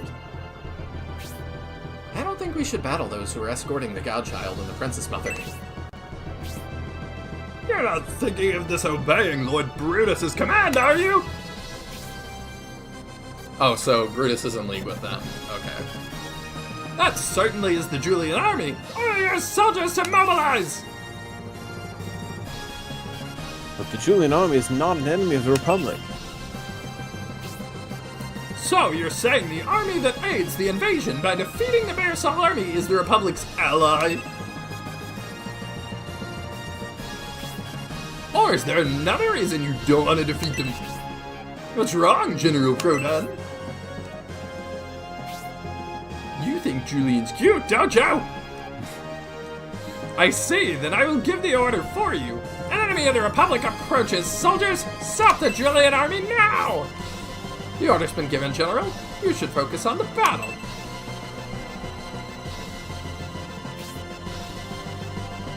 It appears we must fight. But it's strange. It seems General Prodan and his lieutenant are hesitant. Don't allow yourself to be distracted from the battle, Julian. While we are talking, they're attacking. You will have to learn General Prodan's true intent. We are in such a weird arc of this game. I am gonna run to the bathroom real quick, and then we will figure out the absolute fleet of birdmen. Alright, I'm gonna go to the bathroom real quick. I will be right back. Yep. Put that in chat real quick. Wow.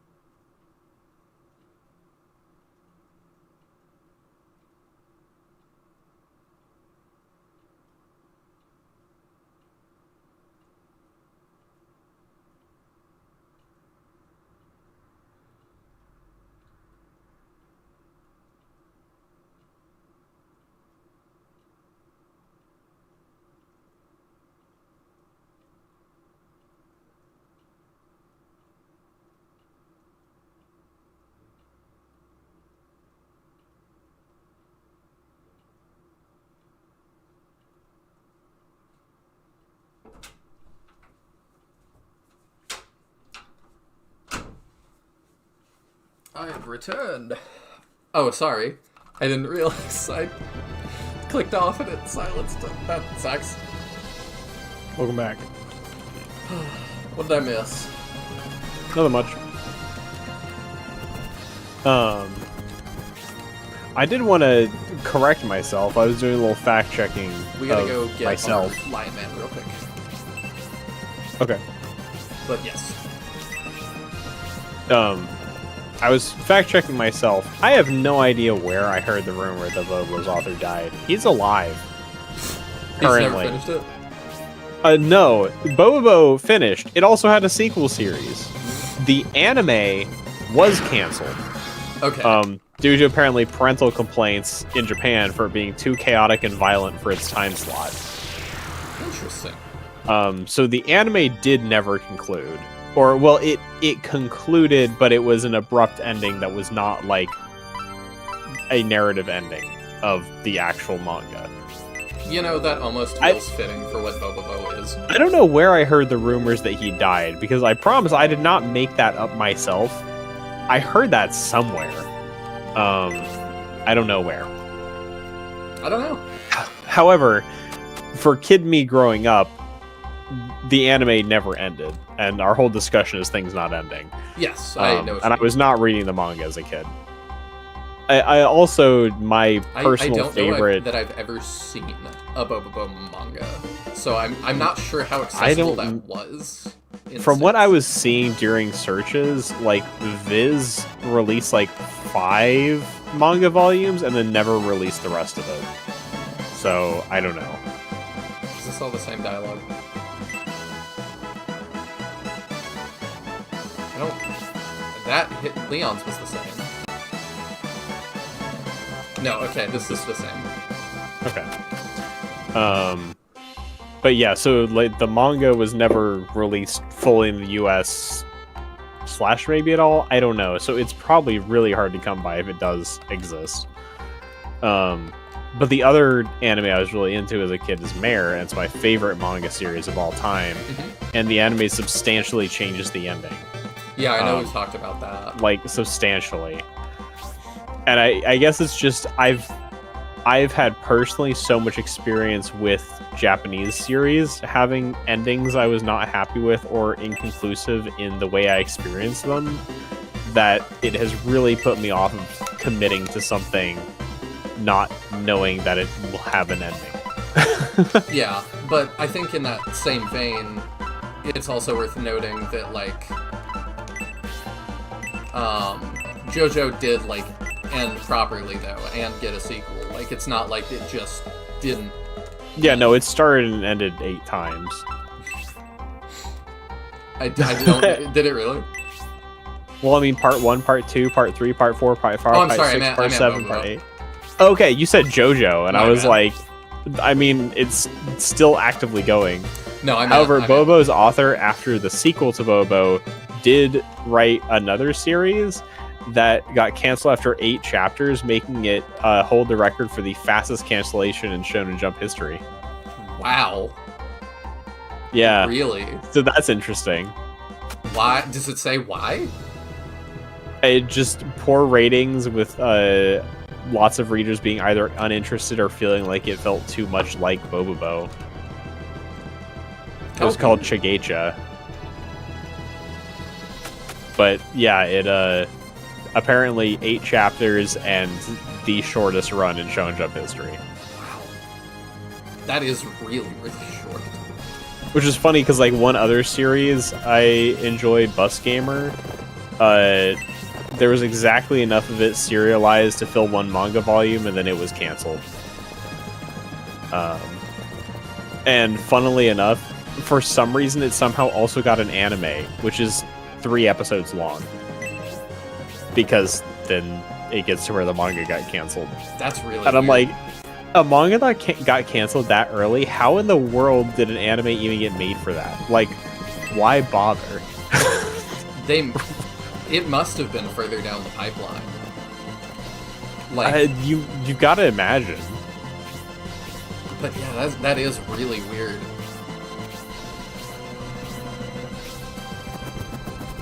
I know, like, I get a little more how it happens. That has happened to Gundam as well, in that, like, the next part I actually have to watch. I haven't done that yet because I'm reading manga prequel first. But it's called F91. And they apparently told the original creator, like, you know, everything you do prints money at this point. We're down for you to come back and do another chapter in Gundam for us. Really late in the timeline. And he was like, bet. So he wrote a 50-episode series, and they made, I think, the first, like, 15 episodes or something, and had not even released them. And then the producers came back and were like, hey, so we had a budget. It's gone. Like, 100% gone. So, what you have is what you have. What do you want to do? And it was like, oh, okay. So then, like, those 15 episodes became a movie. Like, he just kind of recut them into a movie, and that's apparently what that is. And now there's more manga, like, fleshing out that part of the story, but apparently it's just always been really weird. But it is strange that it's like, I don't know how that happened. It's not quite as weird, though, as 3 episodes off of a one-book canceled thing.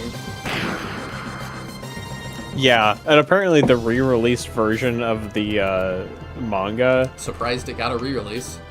Yeah, there's a note from the author saying they still have interest in coming back to finishing the series. That is so And apparently sad. characters from it regularly appear in her, like, art books that she releases. But there's no word of it ever actually picking up again. I cry every time. It's, like, really interesting to me that, like, clearly she still thinks about this series, but it's just, like, gonna languish in obscurity for the rest of the time. Apparently the anime adaptation was partially made as a promotion for the manga.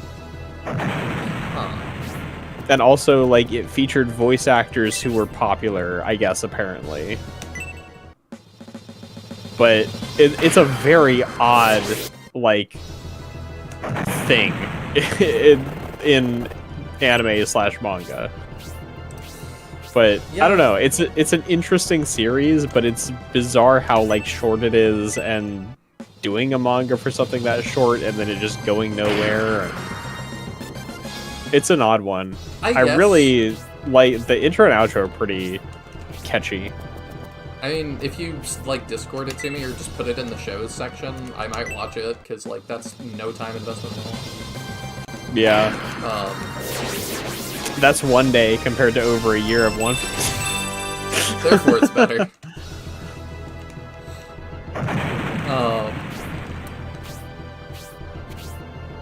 What was I gonna say? Oh, I guess, like, Japanese stuff does get canceled. I just don't notice as much, because a lot of, like, I've heard some complaints that Shonen Jump is canceling a lot right now. I mean, the big reason it doesn't really affect us is because most of the stuff that gets canceled doesn't make it to the West. Yes.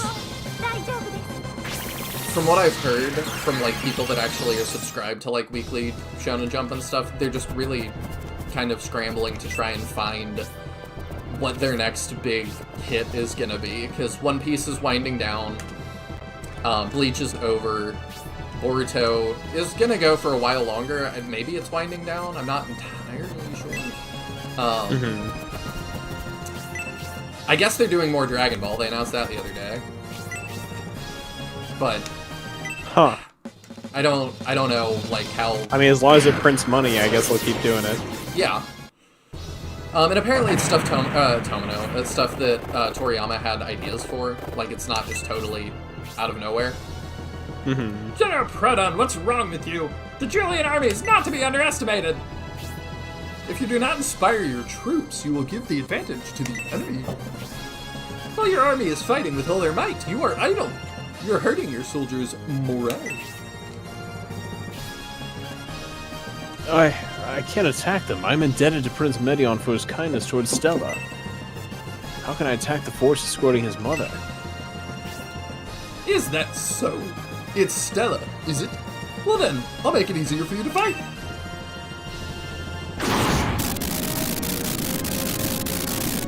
Those are monk, you! They really couldn't give me a name, huh? Don't worry, General Yeah. Proton. Stella has not been harmed yet. What have you done to her? It's pretty obviously a lightning cage. I don't know, like, how you're not seeing that. The trap radiates energy that will continually weaken the person trapped inside. If you take too long, I can't guarantee her life. So, before her health is gone, we have to defeat the Julian army. You could literally just kill the guy that did that. Ah!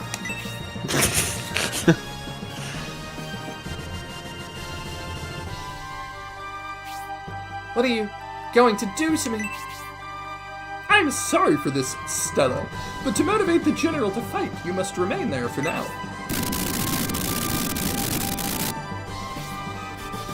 Stella, suffering like this, you've not been well recently, and She'll be alright, General, provided you deal with the situation at hand.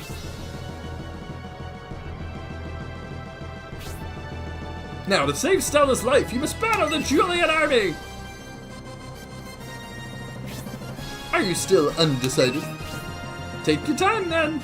I joyfully await your decision. Okay, so I assume we have to not kill Proton. Well, we have that's a thought. sleep, so we're just gonna have to use that, I assume.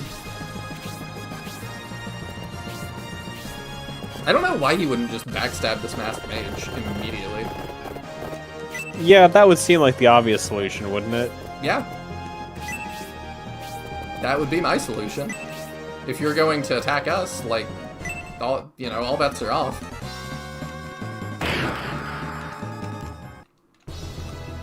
But to jump back, yeah, I've heard that Shonen Jump's just kind of trying to figure out what their next big cash cow is going to be, and they're canceling a lot of things very quickly. But stuff, like, they're doing that in part because stuff is not taking off the way that they're hoping it will, so I don't know how many people are upset / disappointed. I'm sure there's some contingent that is, because everything's going to have some fans, but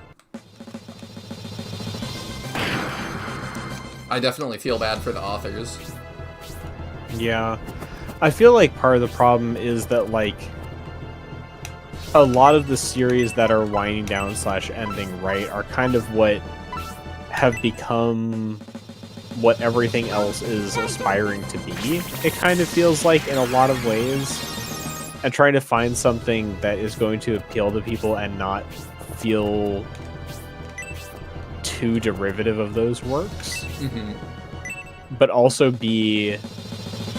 Well, I think you kind of run into the same problem you have with, like, Netflix in the same way, looking for the next hit show that has broad enough appeal to, like, everybody that it's going to take off. And writing something with broad appeal without writing it in that way that feels like, oh, they're trying to make this, like, really accessible to everyone and be good is hard. Oh, okay, she's saying, please don't obey the monk. Please don't. You don't look alright to me. You haven't been feeling well lately. It's the second time he said that, and I feel like they could have set that up, like, in earlier parts, and they didn't. A little weird. I know what you mean, though, about, like, the Netflix stuff.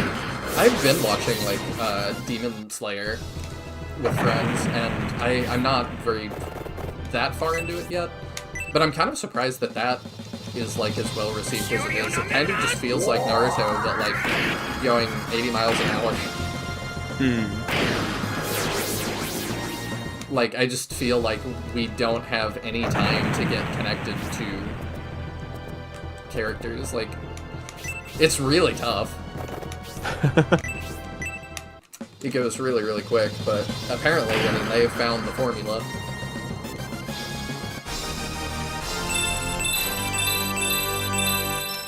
But yeah, I don't know. I don't know how you find, like, another One Piece, and do people even have time for another One Piece?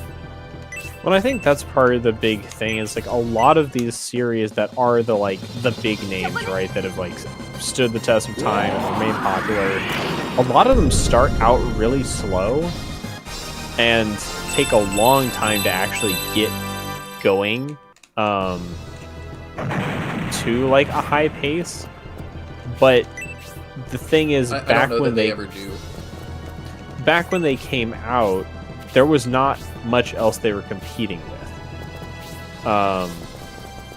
And now there's so much competition that you have to start really fast, but that hurts your ability to like get into the narrative, I feel like. But I can't stand it anymore, Stella. What are you saying? Are you actually the Julian army? If I don't defeat the Julian army, I'll lose you. After I defeat the Julian army, I will make amends with the life of the Bozo monk and my own life. You could just do that. Just kill him now. Yeah. Oh, General. Finally, with General Prodan dedicated to the battle, we will prevail. Yeah, I kind of don't know what we're doing with that. I don't know that I agree that there was not a whole lot of competition, though. No? No, I feel like there's always been a lot. I think that they, like, the big three, like, of Naruto, One Piece, and Bleach, just kind of did tap into a similar energy to, like, what Dragon Ball had. Mm-hmm. And did that very successfully in kind of 3 different settings. And that, you know, backed with, like, a lot of the support back then. Because, like, I even was importing it, but I, like, imported Jump Ultimate Stars and Superstars and played through those, and I was just like, oh, I'm seeing all of these characters, like, you know, I don't know who Jotaro is, I want to know what he's from, I don't know who any of these people are, I want to know what they're from. That does not exist as much at this point. They did Jump Forces or something. The last one did not take off. I don't remember what it was even called. Oh, he is kind of scary, huh? Who has our sleep? Is that you? Yes. I'm gonna sit in your face. Because they did J-Stars Victory Versus and then Jump Forces, and both of those kind of flopped.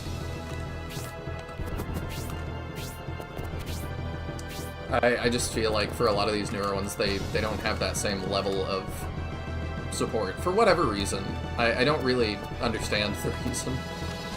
I mean, Jump Force is just not a good game. That's what I heard. Like, that's a big part of it. I had fun playing it when I did, but a friend had it, and I only played it for like an hour or something, and the first hour was fine.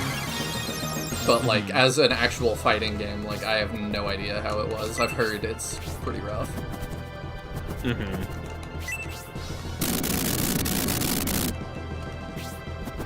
Well, it's one of, if I remember correctly, it runs into a problem that a lot of fighting games aimed at casuals run into, especially, like, the 3D arena fighter genre. In that they're like, people don't like being comboed and like not getting to play the game and being hit and stuff. So we're gonna make really strong defensive options, and those defensive options let you get out of being comboed and punish the person who attacked you. And what that ends up meaning is attacking is bad because you lose. So when going on the offense is bad, it leads to really uninteresting play because the defensive play is too strong. And you want some defensive play, but when the defensive play completely nullifies the offensive play, it just makes a bad game.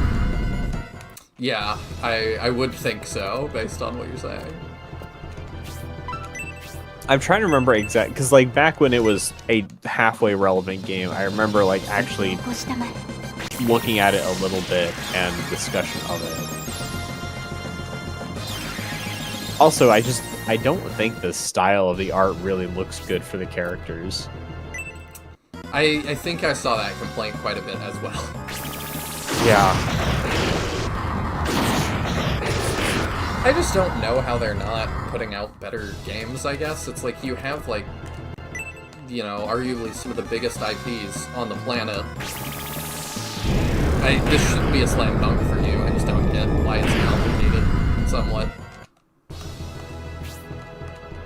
I feel like any developer you approached would be down. Ooh, that hurt. Yeah, I'm really glad I ordered him a second ago. Oh yeah, I'm like looking at stuff and people are mentioning that the characters are pretty repetitive and feel the same, which is another big problem you tend to run into in the here's a bunch of characters who want to appeal to casuals is you make them like all play basically the same. And I thought it you makes meant, it like, in terms of writing. No, but as in gameplay, where it's like if everybody has their move that does X and their move that does Y and they're functionally identical, it doesn't make playing different characters interesting. Yeah. Writing crossovers, I know that can also be tough, because you need somebody that's, like, intimately familiar with pretty much every franchise that you're working on. And I know that can be pretty difficult. But you would expect, you know, the publisher to be able to come up with those people. Yeah. I guess we put Leon in here.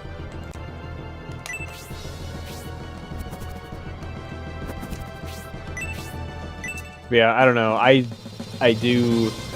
know I'm biased because it's the game I played for 6 years, but I do think the original JoJo All-Star Battle is probably one of the best adaptation fighting games there has been. It seems like it. I really like a lot of the early Naruto ones too.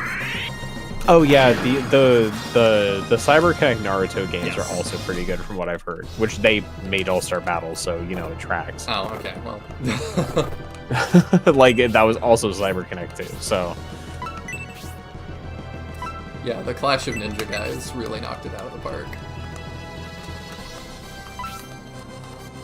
He probably is immune to sleep, but I really don't want to hit him with anything huge. Plus, I guess I'm nullifying them if I can get some of these, some of these mages to sleep. Wing Knight's already asleep. This little choke point sucks. yeah, I really don't like that particular portion of this map. 1,000 dice. I just can't get to him.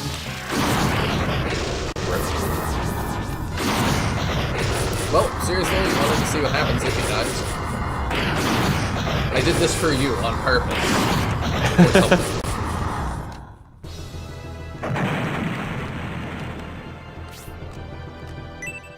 Yeah, we're probably gonna get... Yeah, I figured. I just figured Leon keeps dying, he doesn't have any friends anyway. Good person to put in front. Yeah. Yeah, she's going down too. The next line can step up, I guess. Now I get Gracie's turn. Thanks. You're welcome. Yeah, everybody's full. You just need to move now.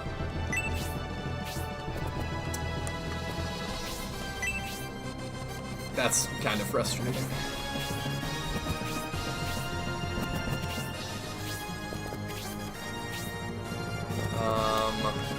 I don't think you have anything that's... No, I don't think that's good yet. Just gotta wait.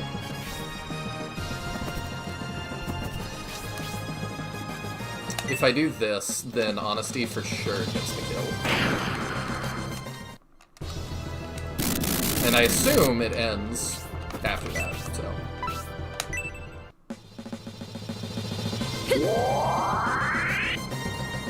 She's gonna get it anyway.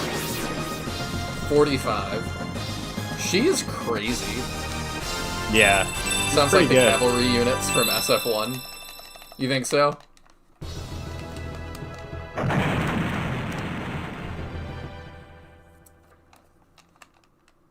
Okay. Did Pro Dun explode there? No, he didn't. Okay. General Pro Dun was dedicated to the battle, yet he couldn't defeat the Julian army. General Pro Dun, I should have known. I couldn't depend on you. Prince Arrogant, Lord Brutus, General Garvin, forgive me! Ah! again, another battle where somebody ends laying on the ground and then is like, here's my last words! Yeah. I believe the prince's mother and Gracie are safe. General Prodan, you were hesitant to battle us. Why? We were being chased by the Imperials after the Emperor's abduction. We came to Anifak Village to get a ship. We battled the Medion army there. Maybe I could tell you about this in a minute after we get her out of that lightning cage.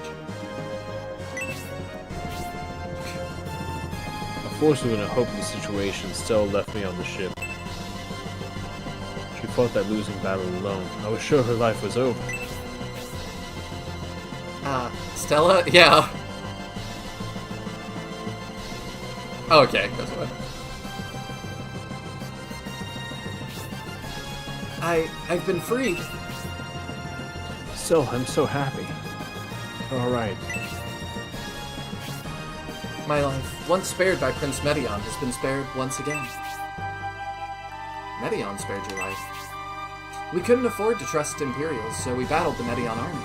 We just wanted to escape to the Republic by ship. Stella was the last person standing in the Battle of the Pier and faced certain defeat, but Prince Medion spared her life. And no one else's. She looked too plot important. That's not all. We were even granted the use of the ship that we needed. We were saved. Is that so? That child did such a noble thing.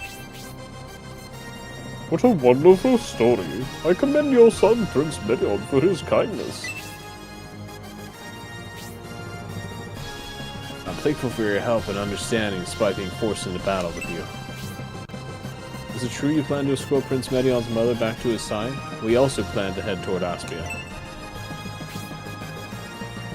Please, allow the two of us to join the Julian army. Interesting. Proton the commander joins the force. So we could have potentially gotten either of them. Either of who? These two. Huh? Proton and Stella. No. No, they wouldn't. They would always join us, or Sorry, what are you saying is the option here? because we decided to do that stuff with Medion and we like worked with him to spare Stella. That is why they are both joining us, and we Yes. could have potentially gotten neither of them. And we might not get Stella though. I'm not really sure. What's wrong? Stella, don't tell me you don't want to go. I'm sorry, Proton. After this mission, I was hoping to leave the military. What are you saying, Stella? You plan to abandon me? That's not it. My body. After returning to the Republic, you spent a lot of time in bed, but I didn't realize you were that weak.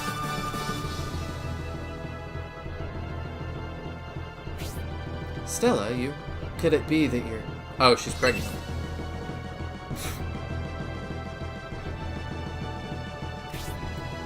What? You two seem to know what's going on, but I don't understand at all. I'm just a man. You don't get it because you're a man. Don't be so dense. Lady Belinda, perhaps it's Stella's womb as General Province. You gotta word it the weirdest way. Stella, don't tell me. Could it be our child? They are always together. Why didn't Stella tell him? It's not the kind of thing a woman finds easy to share. Why not? Are they not an item? I'm very confused. Yeah, I don't know. I mean, I've got to say, my wife found it very easy to share with me. Yeah? I watched the video. It was adorable. Yeah, it was a very exciting thing. So, I don't know. They got a weird relationship here. Congratulations, General Prodan. Yes, thank you. It's all so sudden, I don't know what to say. To be in battle in such a condition, wouldn't it be horrible if the time came and no one in the Force knew? That's why I revealed it to the rest of the Proton army. She told literally everyone except him. Wow. Stella, then I was the only one who didn't know. What do you mean women find it hard to say? She told everyone in town but him. Yeah. It would be better for you to remain here, General. Why is that, Gracia? Oh my lord. After Aspia, we, the Julian army, are going over the Great Wall. We will be battling evil enemies on our way to Remotus. General, for the sake of your unborn child, I do not want to lead you into danger. The expedition being led by Gracia. Didn't expect the path to be smooth, and I still ask that you bring me along. If Gracia is caught up in a struggle, it must concern the peace of the entire world. It's something he personally wants, so our child can live in peace. He will be the hardest working soldier. The Julian army is fortunate to have your assistance. Now then, Aspia is just a little further. After a short respite in the town, let's hurry onward. So we're gonna get a sequel now with Stella's child Yes. as the main character. So, knowing that this happened because of a decision you made, any guesses on what would have happened if you didn't spare Stella? Like what the gameplay impact of that would have been? Produn would hate us, and he would want to get revenge and defeat Medion's mother, probably. You want to know the thing that it makes happen that really feels unrelated? Sure. That's the decision that makes you start with Edmund. What? Yes. Yeah, that feels pretty unrelated. So, And it gives you Edmund at the start of the game versus getting Produn here. It also changes when, I think it's when Isabella joins you.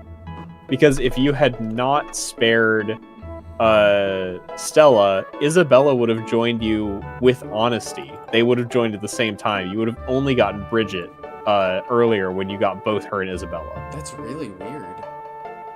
Wow. I've not like seen that version of the story, so I don't know why it happens, but it's like it's a really bizarrely large effect for it to have in the structure of the game. Serious Lil says it's a butterfly effect thing. It makes more sense when you see it. I don't doubt that it makes sense. Yeah, It just I need to is see it hard eventually because I having only played this version of events, I can't conceptualize how it makes sense. So what does that battle look like then? Does it play out the way I said? Just Produn's the boss, and so is the Masked Monk. I mean, I've never seen the battle, so Okay. all I can see is that Stella isn't on the NPC list. I mean, I'm kind and of that asking the Serious enemy Lil as loadout's a well, little different. Yeah. because I assume he knows. Is it that he wants revenge because you killed Stella? And I guess he wouldn't. Maybe she wasn't pregnant then. Maybe it happened on the boat. Who knows? But I don't know. That I don't know. definitely adds layers. Depends to how it. long she would have been on the boat, whether she would have known. I guess I don't know what the time frame is here. Yeah, I don't know. So this is Bearsall Village, territory of Brutus, second in command of the Assembly of the Republic. 20 years ago, in the War of Independence, Bearsall became Republican territory, but was reduced to ash in the process. Man, they rebuilt well.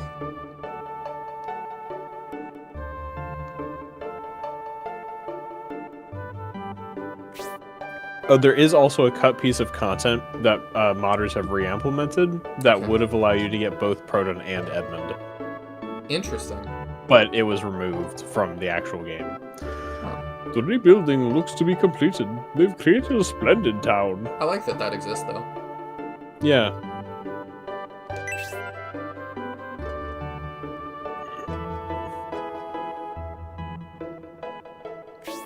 Let's be careful, Julian. Prince Arrogant and Garvin plotted the Emperor's abduction. They could have an ambush prepared anywhere.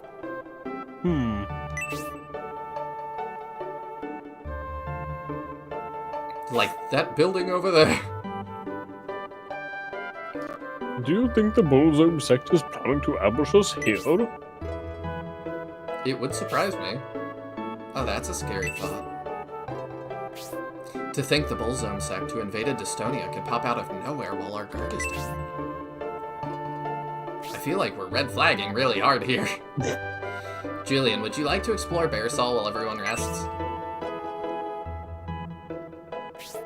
there could be a party pursuing us. The last thing we need is to be forced to battle 2 enemies on 2 fronts. Yes, Gracia, that makes a lot of sense. We're saying, what if we get ambushed here, and then you just advise Julian to go off on his own? That makes tons of sense, and a very smart decision to make tactically. Yeah, I was really lost as to how that works. So are you planning to gather information in town? Not only that, but I would also like to determine why Prince Arrogant and his companions have left the Sea Gate here. Right, that certainly is curious. Well then, let's make haste. Bresby, I'd like you to wait at headquarters. Why would I wait at headquarters? Do you think this old man is a liability? I don't think investigating Bearsall will be dangerous, but someone must look after Lady Melinda. And I don't trust any of our other companions. Yeah. Oh, that's right, I forgot. Then I'll escort Lady Melinda. Like, we only have a pretty well-armed militia here that includes a dragon. No, don't worry about me. It's more important you go with those 2 and offer your assistance, Bresby. Headquarters is not far from here. I can find my way. You did just say it was dangerous. I guess I'll go off by myself. Then let's begin investigating Bearsall. Only Brutus's mansion to you, Julian. We're totally gonna have a hostage situation with her. I'm going to the base right now, where... like, this is not gonna go well. Lol says, I do feel like as we go further along, the dialogue gets more unrefined. Yeah, like, some of this decision-making is suddenly not making a ton of sense with what they're saying. Yeah, I was praising They could the be writing laying and an stuff. ambush for us. Let's split up, Scoob. I was praising the writing into the, hello, sir. We were taken by Governor Garvin and brought to the Republic by ship against our will. We are not from this village. Please help us. Okay. I was praising the writing up through the graveyard. And yeah, now I'm like, this is... I'm starting to see what y'all were talking about. Like, this is kind of unraveling rather quickly. Maybe it's the translation team is still cleaning these sections up. It would make sense that this would be the last thing they would get to, so maybe. Although, I feel like there's a difference between cleaning up and, like, this dialogue just is not making sense. Like, Yeah. I don't feel like something like that is a translation issue. But That's just, like, there's weakly written. there's other stuff, too, that you and I have been like, I don't know how this is in translation 25, or 24. Like, I don't know how you went 24 iterations to Oh, I forget what it was that actually went and, like, retranslated it, because I was so annoyed at how they translated it. It was the... It might have been the class of guy that Tybalt was. No, it was something we were playing, like Scenario 1 or something. There was a line that had some implication that I was like, I don't think that's likely what it actually said. Yeah, I I don't remember, though. When we were on the ship, Prince Arrogant and Governor Garvin were suspiciously calm, awakening the Titan, repairing and using the ancient Hank.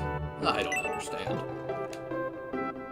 This is Bearsall on the edge of the Republic. This is Brutus's territory, but he isn't here. He left the defenses to General Proton and took off with the army. Where did he go? So, real quick, there are 12 things to find here. Goodness. There's 1 haggle at the item shop. There's Okay. 4 deals at the item shop and 1 haggle. And in addition, apparently this is the first time the smithy can make any of the mithril weapons and not a limited subset, which might be part of why we kept rolling the Holy Lance. That might have been the only lance we could get. Okay. That's a lot to find here. Yeah. You all tore the Republican army apart. Are you going to continue your conquest? Yes. I knew it. You're planning to invade, just like the Northern Republic. This town will be reduced to ash by the flames of war. Bopobo with wicked intent. What if I say no? You're not the Imperial Army. You're the army that's traveling with the godchild Gracia on the legendary expedition. It's called the Legacy of Great Intention. Oh, that's all she has to say about that, okay. Is Is there stuff behind here? No. Okay. I'm just gonna walk back here. That's fine. I guess that's like real life. I can walk behind buildings if I want to. It depends which buildings. Well, you clearly have some goodies. Mountain map. Oh, okay, cool. That seems important. Yeah, don't go to the mountains without a map. You must have heard about the situation in Aspia from the refugees. If it's blockaded, you might not be able to pass. If you're headed to Aspia, you should upgrade your weapons. Oh, I also think we just now hit 13 members, so if we want to use Proton, we'll have to or no, sorry, I think Proton is our 12th. So our next member will be our dragon's probably out. Yeah, I forgot that in the character list, Proton's 13th because Edmund's earlier in the list. So okay. That's why I miscounted. All the books look complicated? I can't... Oh, they must be really complicated if I can't... I've never seen one I couldn't read. Look, Julian's been on a quest for vengeance since he was 8 years old. It's shocking he is literate. I guess that's true.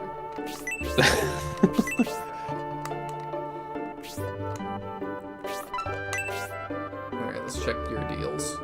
It's the same. Yeah. Oh, he has a haggle, apparently. There the it is. Venom Blade. Okay, what is that? I have no idea if it's... it's better than what he's got. Oh, are we still using a sword, though? No, I swapped it back. Oh. So the Venom Blade is not as strong. It's generally worse than the mithril weapons. It does offer dark resistance, which none of the mithril weapons do. But otherwise, the mithrils are better. That is such nothing, though. Yeah. Also, his little palm tree fan blades. It's kind of interesting. Yeah. I do appreciate they're still putting in, like, new details this far in. The towns in this scenario especially are quite distinct. A pair of underwear with a name written on the band. Wonder what the name was. With so many refugees and wounded Bear Soul soldiers, my stock has been very helpful. I now realize how important my job is. The name on the underwear was Dark Soul. That would be funny. Its special also poisons enemies. That's interesting, but I feel like ideally we're not leaving people alive long enough that that would matter. I don't know. Do you think it's worth it? Looking at the weapon list, I would say no. You said there's a haggle here, right? I think so. There's definitely some deals. I can see what those are.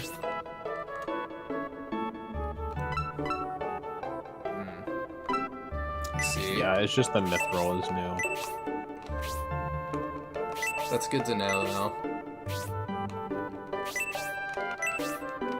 Yeah, I think it's a haggle. So the thing is, like, the list of items in the item shop, it lists 4 deals, and then it lists one, and then it has another deals section with one item in it. So I think it's haggles, but they put the wrong word there. But technically, I don't know. Is it the Platina Circlet? Mm-mm. Okay. It's a healing rain. Oh, okay. Oh, yeah, we definitely want that then. Yeah. Dealing with deals? We are dealing with deals. Welcome in, Nick. Hope you're having a good day. There it is. It just took forever. Alright, we definitely want that in the deals section.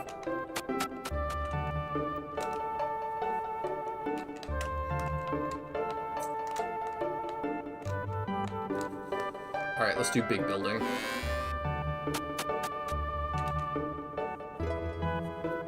There's lots of things to find here, apparently. Oh, it's this guy again! I'm traveling to get wisdom. Shining wisdom.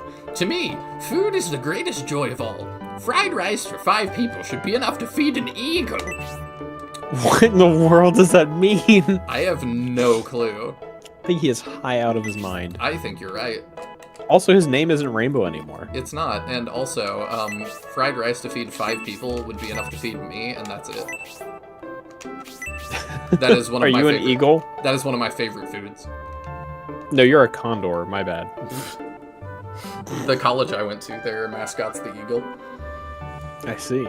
So, you know, there's that, I guess. but none of us have any school spirit.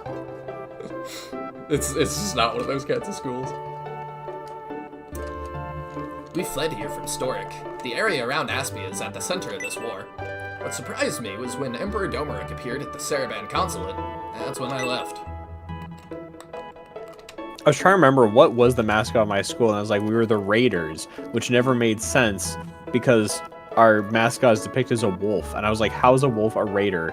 But I guess our like old mascot used to be like a Viking, and we were the Raiders, but then they changed it to a wolf, but they kept the name the Raiders, so it's just, you've got a wolf, but he's a raider, I guess. That's pretty weird. Does he at least get an eye patch? No. Dang. I was just like, it's kind of weird to keep the same name and change the mascot because now it doesn't make any sense why it's a wolf. That is very weird. Merchants profit from war, but run when the battle starts. There are many merchants in this town who did business in Aspia and then fled here. Aspia has fallen under Imperial control. I narrowly escaped with my life.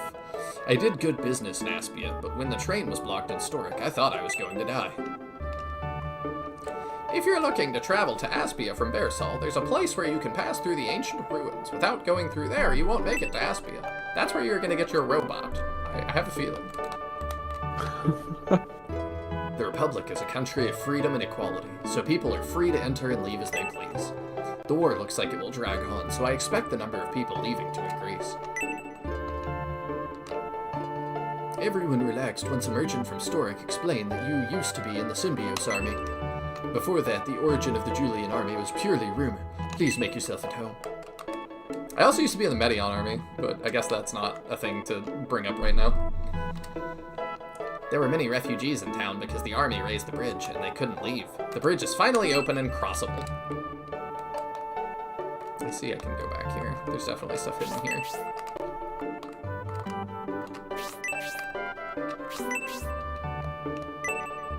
Shut tight, and there's hair restorer and a wig. This man's not all he appears to be. If you wanted rain, you only had to ask. There's a lot over here. We finally, in Texas, have had stuff calm down. We're back to normal weather, finally. You're not snowed in anymore, right, Taya? No, I mean, there's still a good amount of snow on the ground, but I'm not, like, snowed in. There's still a little bit here. Just in piles, but... We've got a good, like, 3 or 4 inches still on the ground most places. Wow. I mean, it's barely gotten above freezing. I think tomorrow it's supposed to get up to 37. It's hard for me, been, like, as a Texan, to single digits a lot. It smells moldy. Ew. All the guests at the inn appear to be refugees from the capital. First, the people in room 1 came, then room 3, room 4. They all fled to Bearsall.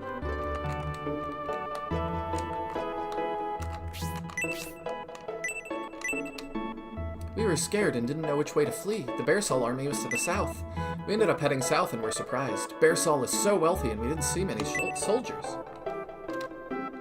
I was scared and left Aspia. I thought it was doomed. General Fafard was defeated by the Symbios army and Braff occupied Aspia. It was chaos! So these are the people we saved from the train. Map, I guess.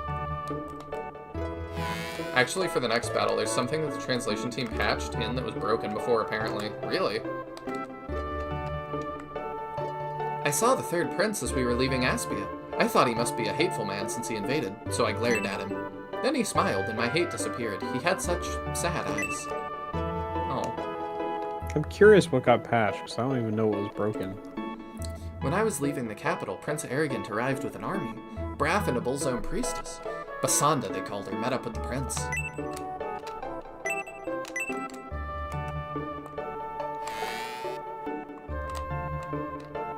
Aspia is done for. A gigantic warrior appeared in the moat of the castle. There's no possible weapon or strategy to battle something that massive. Yeah, I'm trying to talk to your wife. Excuse me. There we go. I hear the gigantic being that appeared in the moat is called the Titan and is a legendary warrior. It won't listen to anything but the orders of that Bullzone priestess. How would you even know that? This old man is just in my way constantly. Wouldn't be a shining force in PC if not. Oh, it's because he was hiding his life savings in there.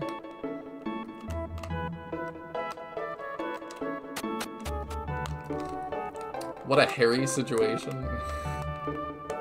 I assume that's from the thing in the... That was super... I don't think I took that long to read it.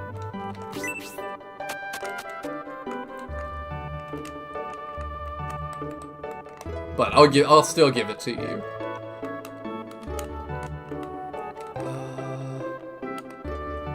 Do this building that sells potato peelers next, I guess. That's what it looks like.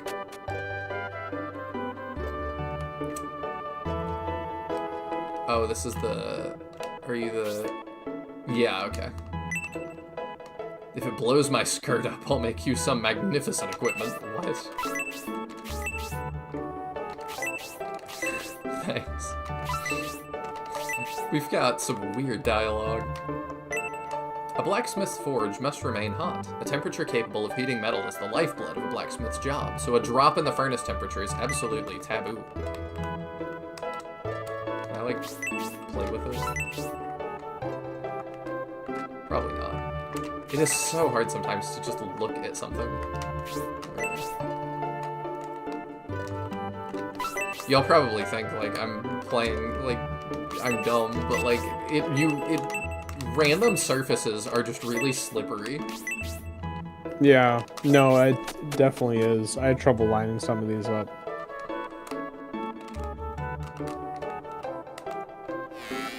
Alright, what do we got in here? Oh, it's our base. Okay. Okay, she made it back. I am not convinced that's not Fiale right now, but... Sure.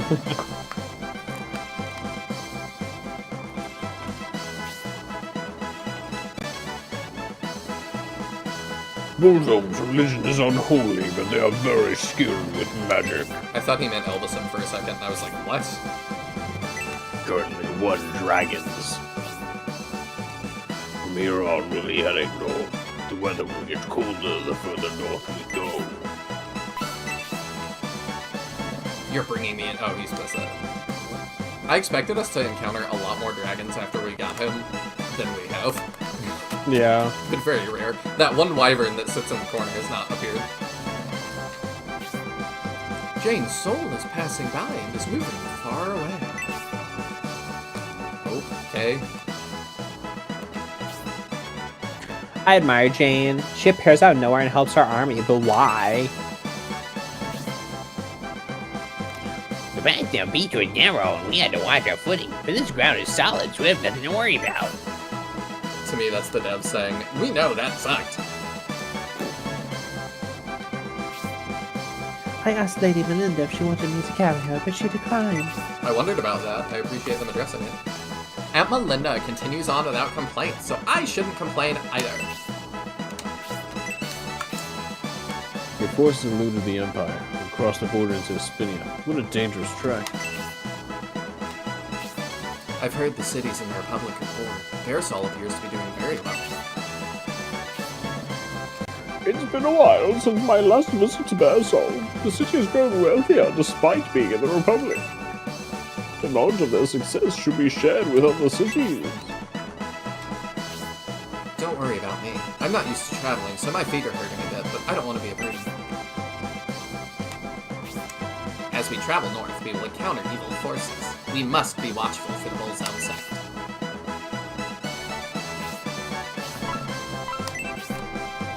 We've reached Barsol in the Republic.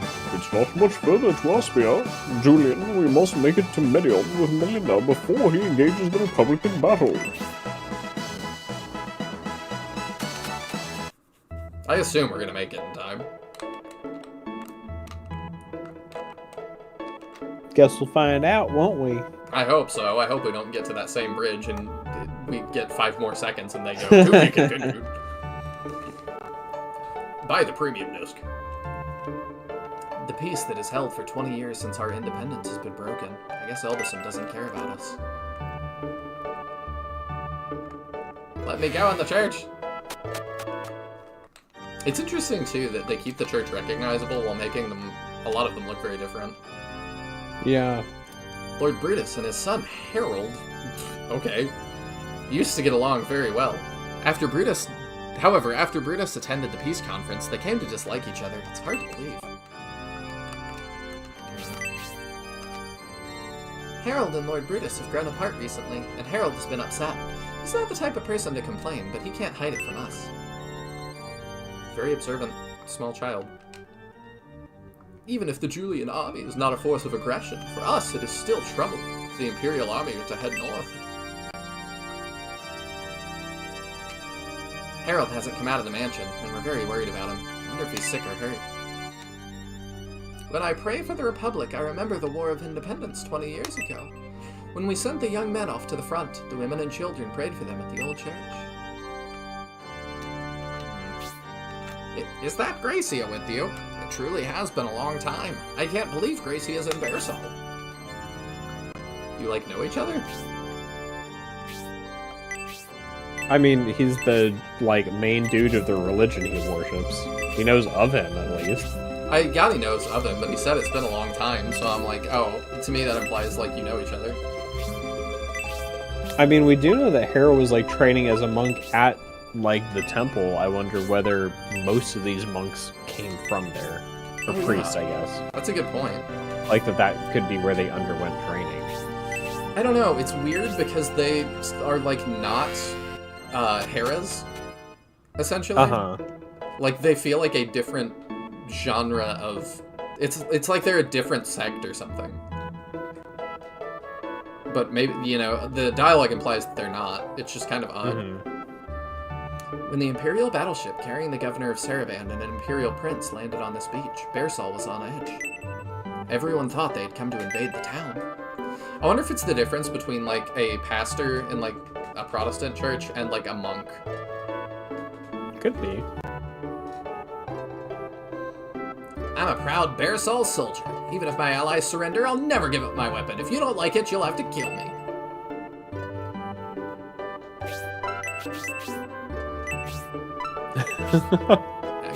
I wondered. Up north, near the capital, battles happen frequently, but this is the first time I've seen one here. The local garrison went to the front, but no one has returned.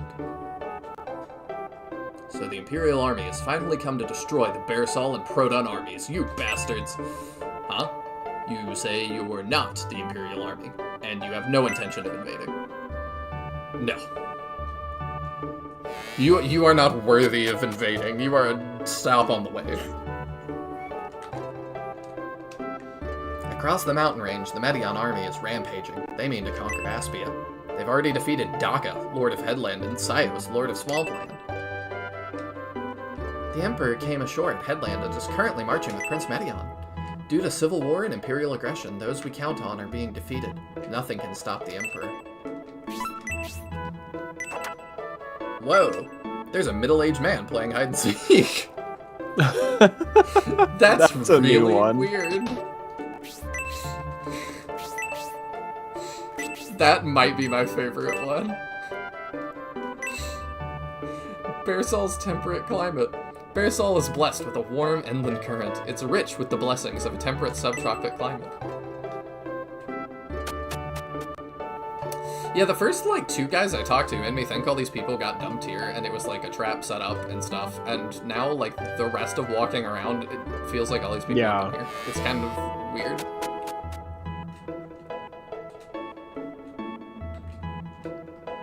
I heard you were once in the Symbios army. I didn't see you at the battle I was in. I wonder what battle that was. The Bearsall army wasn't defeated by you just because of your strength. They were exhausted because Braff, General Fafhard's son, held a demonstration to incite rebellion. Lord Brutus loved Aspenia and served it his entire life. He helped when the Republic needed it.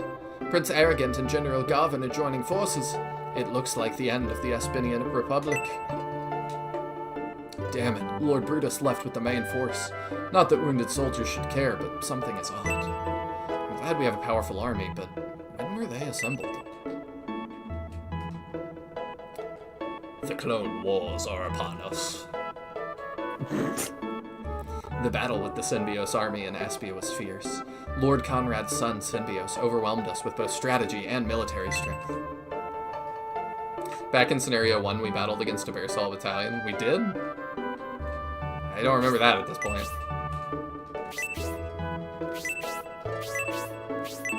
They were acting as a decoy for Fafard. Ah, okay. So, later in Scenario 1.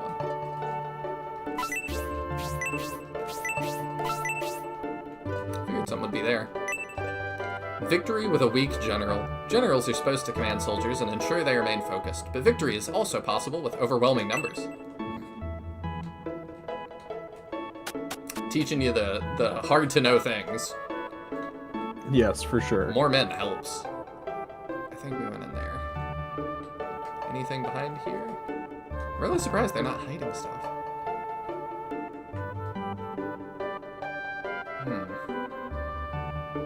I totally was pushing up on that door.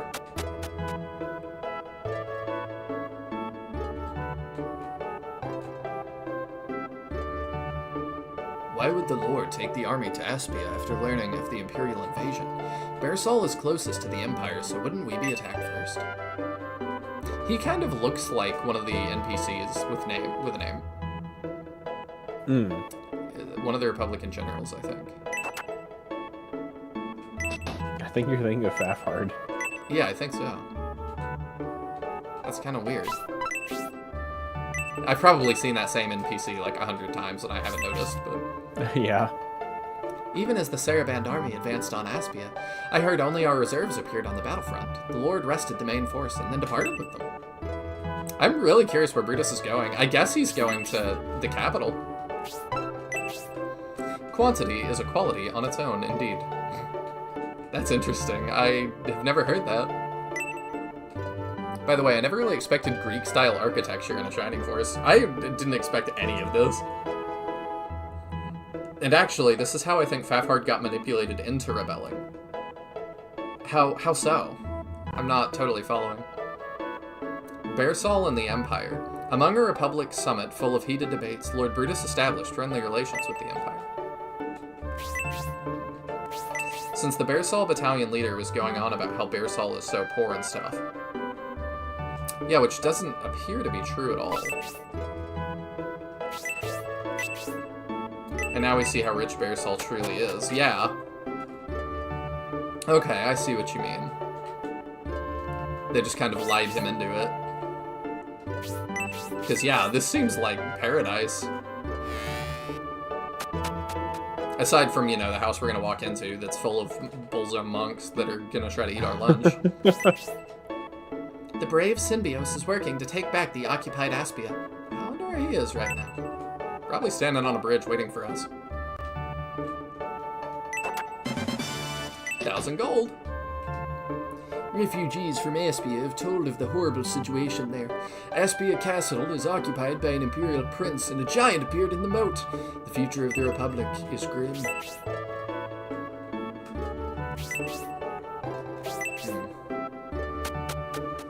So they were just making things up, and they probably told Fafard the same thing, for sure. A rumor is spreading through town that the Lord has become a demon, and I suspect it's true. One time I saw his reflection, and he had a horn in his reflection. The Lord's son, Harold, hasn't come out of the mansion recently. We think maybe he was eaten by his father. Everyone's worried about him. Great rumors from the kiddos. Really nothing back here. I have a feeling we should do any kind of crafting we want to do before we go in there. Just a little nagging feeling I have that there might be something waiting for us. Huh. I don't know what would give you that impression. Yeah, no. Okay, the potato peeler guy is the one, apparently. Alright, we probably want to make something for Produm? It's probably a good idea. Does Lol or somebody know Prodon's weapon levels? says he can wield swords, spears, and tomahawks. Interesting. So What a weird... melee swords, but then for ranged, it's spears and tomahawks, which is funky. I'm stating this far back, because I'm assuming this is where it is rolled. It's gotta be close to here. I assume we probably want to keep him with swords, but... You had the Shiva sword for Proton. Oh.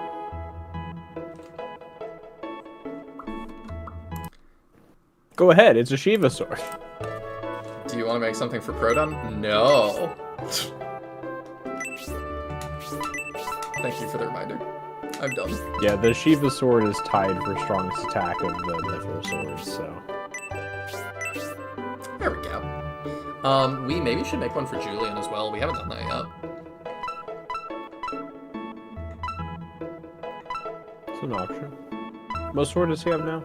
Or blade does he have now? Steel blade. Yeah, it'd definitely be an upgrade to get him something. 1 in spears and tomahawks? Okay. What do we want for Julian? The photon blade is the most damage. The rune blade has some effectiveness. The luster blade is the worst. Well, the luster blade is the worst, but I think its special is pretty good. Photon blade sounds like Chaos Breaker, though. Yeah, photon blade has the most attack. Rune and luster are tied for attack. I think the luster special is better. But... Photon blade. All right. Let's go. I also need more small mithril if we have them.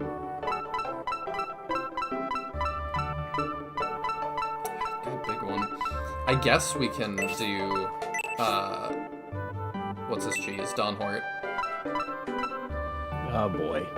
I mean, everybody halberd? else that is smacking with it, their weapons, like, has something. Okay, all of his weapon options are good in different ways. He has access The to the brave- full weapon triangle, an attack, and support spell, and if you get him a Sky Tomahawk, he can deal extra to flank. Okay, that's interesting. Yeah, Proton's very good.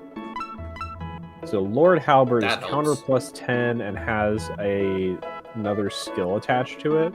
Okay. The other options are the Arc Halberd, which can be used to cast Spark level 3, Wow. or the Brave Halberd, which has defense +3 and regen of 3 HP a turn. All of them are pretty good, so it doesn't really matter a ton, in my opinion. Okay. We gotta go sell our garbage. It's a little bit silly that they're still giving you, angel wings, like, I feel like this late. Yeah.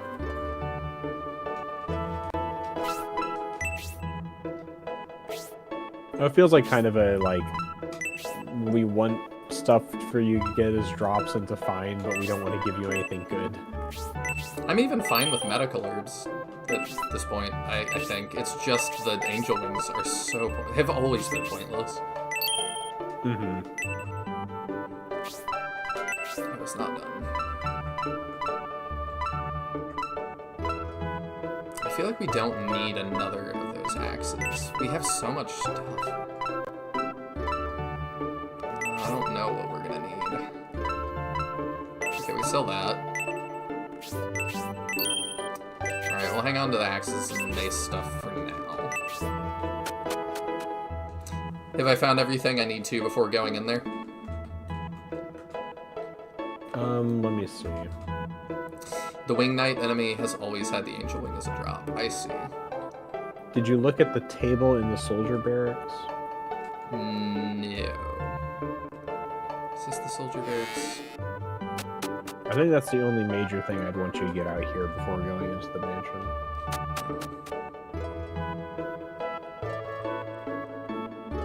No, tables are not something I look at that often. Yeah, I figured not.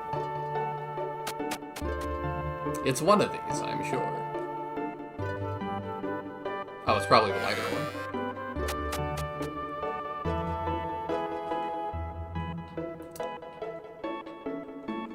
There's this? Wow.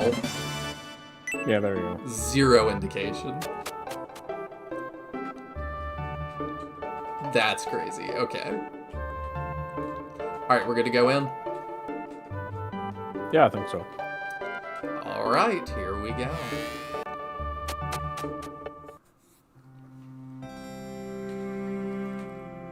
Oh, I thought... I expected a lot. I didn't expect Jeeves here. Why did Lord Brutus lock his wife and son in the cellar? My lord has been a different person as of late. Yeah? You don't say. I feel like I gotta check desks and stuff. The reflection of the fan coming through the wall's kind of funny. Oh, yeah. Makes me feel like the wall has like an inch gap at the bottom. We came from Saravan by boat, but then Prince Arrogant and Governor Garvin left, and we were unfortunately left behind. I guess Governor Garvin doesn't need us to guard him anymore, but why were we left behind? He promised to protect us. Who do you think that painting is of? It's a good question. I'm not entirely sure. Might be Brutus himself? Maybe, actually. It does kind of resemble him. Yeah, that's my best guess.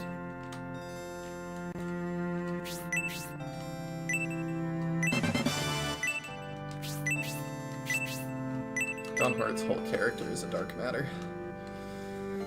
I Truth. heard something I shouldn't have. The Master was working with an Imperial Prince, and they were planning something terrible.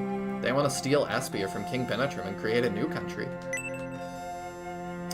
Interesting. For what purpose? For power? For money? I feel like Brutus has those things. Comically even evil villain things? I don't know. The Master is not the kind of person to abandon his family to an invading enemy. It's just as Harold said.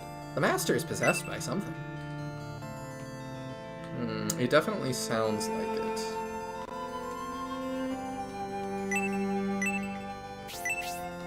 Very curious indeed.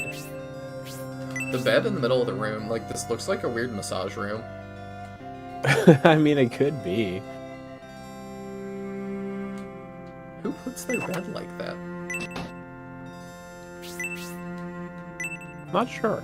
Harmony diplomacy is outdated. The absolute harmony philosophy does not parallel with reality in this day and age. Flexibility is the diplomatic method from here on out. Things being harmonious is out. Compromise is in. Like what?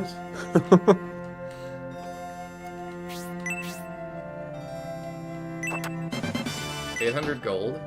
Nice. Nothing on his desk. Oh. No, okay.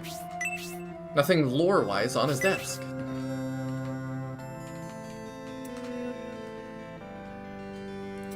It's Brutus, the man himself. Okay. I guess I kind of see it. They want to start a new country for taxes, obviously. I suppose? Oh, here it is. I wasn't even skipping that. I did not see that at all.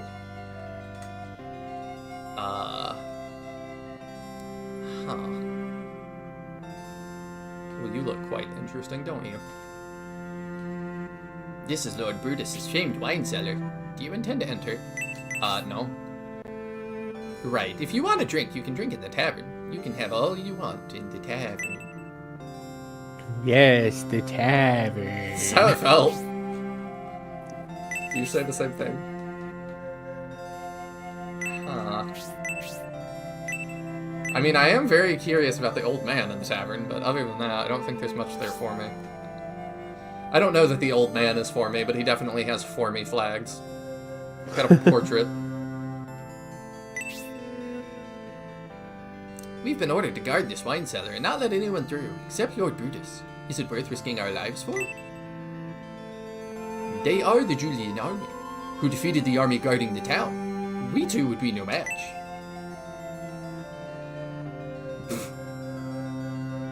Although there's no sense in guarding this cellar anymore, we should still follow the Lord's orders. Since we weren't able to protect the wine cellar, Lord Brutus would be very mad. What punishment is in store for us?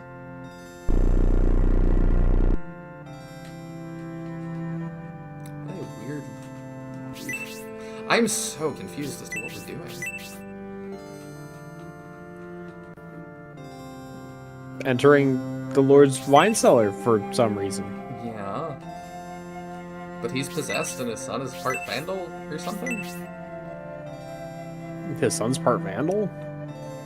That's what I'm getting. Oh my gosh, he's hot. I'll let you take Harold. Stop, Julian Army. Wow. Since the plan at the drawbridge failed, Father abandoned the town and is heading to the capital. Only the Julian army has any reason to come here. Why were you imprisoned in this wine cellar by your father? Young B, his wife. He changed that night. He's possessed by a devil, and when we found out, he put us here. Mother. Oh, not his wife. Unless we have a really weird dynamic. We shouldn't speak to the enemies. The Julian army is here to conquer the Republic. Us? Conquest? Nonsense. It's your father who has betrayed the Republic. The Conquest is a Pokemon game. Conquest is a Fire Emblem game. He has sided with Prince Arrogant and Garvin of Cereban. The secret is already out, isn't it? Yes, that man has betrayed the Republic. He's a monster who will be handing Espinia over to our enemies. As his son, my shame won't allow me to face the world again. But Harold, you tried to stop him. Then we were imprisoned. You did all you could. I definitely could have drank a lot more wine. Everyone began to go mad that night, the night before the peace conference. A pagan monk paid us a sudden visit. I heard Father scream. Something must have happened at that moment. Lord Brutus screamed during the meeting with the Bullzo monk. We rushed to his office, but found him talking with the Bullzo monk as if nothing had happened. Something must have taken control of Lord Brutus during that meeting. We can't be certain, but from Harold's story, it sounds like the normally patriotic Lord Brutus changed after that incident. Why did Lord Brutus leave General Crodon in Barisal? Was he trying to stop the Julian army's advance? I assume this choice does not matter. I don't believe it matters, no. I think he was leaving him for us to find. Don't you find it strange, Julian? Why did Brutus depart with the Barisal army and leave General Crodon to guard the town alone? You mean Lord Brutus merely used General Crodon to buy some time? Since the Barisal army knows this area very well, they have likely gained significant ground. The devil, posing as my father, is an enemy of the Republic. He's also an enemy of my father. Anguiface. My father's an enemy of my father. It's quite confusing. It is. I can't sit idle. I'm going to make him pay for my father's death with the skills my father taught me, Father. Please allow me to join the Julian army, Father. Harold the Gunner joins the force. Oh, we get a brass gunner! We do, That's finally. not what I thought he would be. Harold, it's too dangerous. Besides, you are his heir. What will happen to Barisal? Who cares? Please relax, Mother. If I don't go, Barisal will suffer with a weak lord who couldn't even avenge his father's death.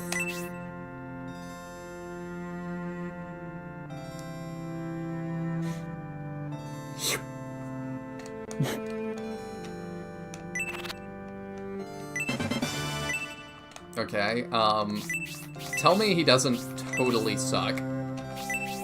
I used him, I think, for my entire playthrough. I liked him. I was about to say, that doesn't mean he doesn't suck, but then I was like, no, that's more my speed. Yeah, that's more your thing. You're just looking for your third penguin. Please take... Oh, wait, that's you. Oh, please take care of that child. Oh, yes. There's delicious wine here. Please help yourself.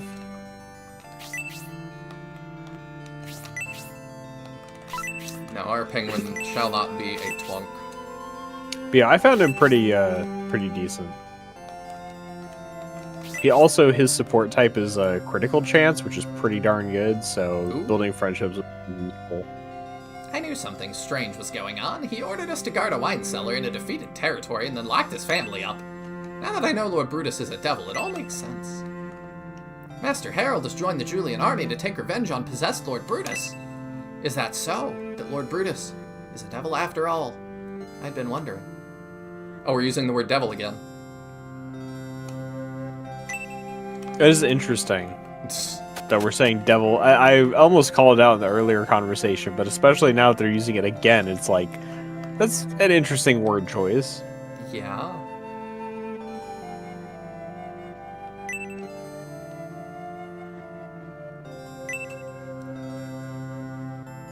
Ever since General Edmund returned. Oh yeah, I guess he's not dead. Yeah, he just got waterfalled. I just forgot, because I figured he would be waterfall to us, but... Welcome in, Cyclone! My father taught me the art of tanks. I mean, it definitely wasn't anything else. Have you seen Brutus? Oddly accurate chest content. Yeah, I kind of appreciate that. Harold's pretty good. I usually give him a loincloth and crit like crazy. Then we shall probably follow your example and do the same. It was not long ago when Lord Brutus left town with the army. He left with General Edmund. They departed with Aspia in their sights. It's weird to think about that, like, Edmund could have been with us. Yeah.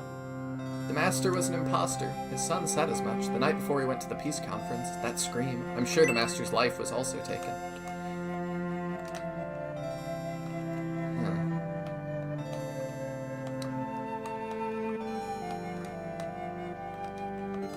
I guess that's all that's up here still.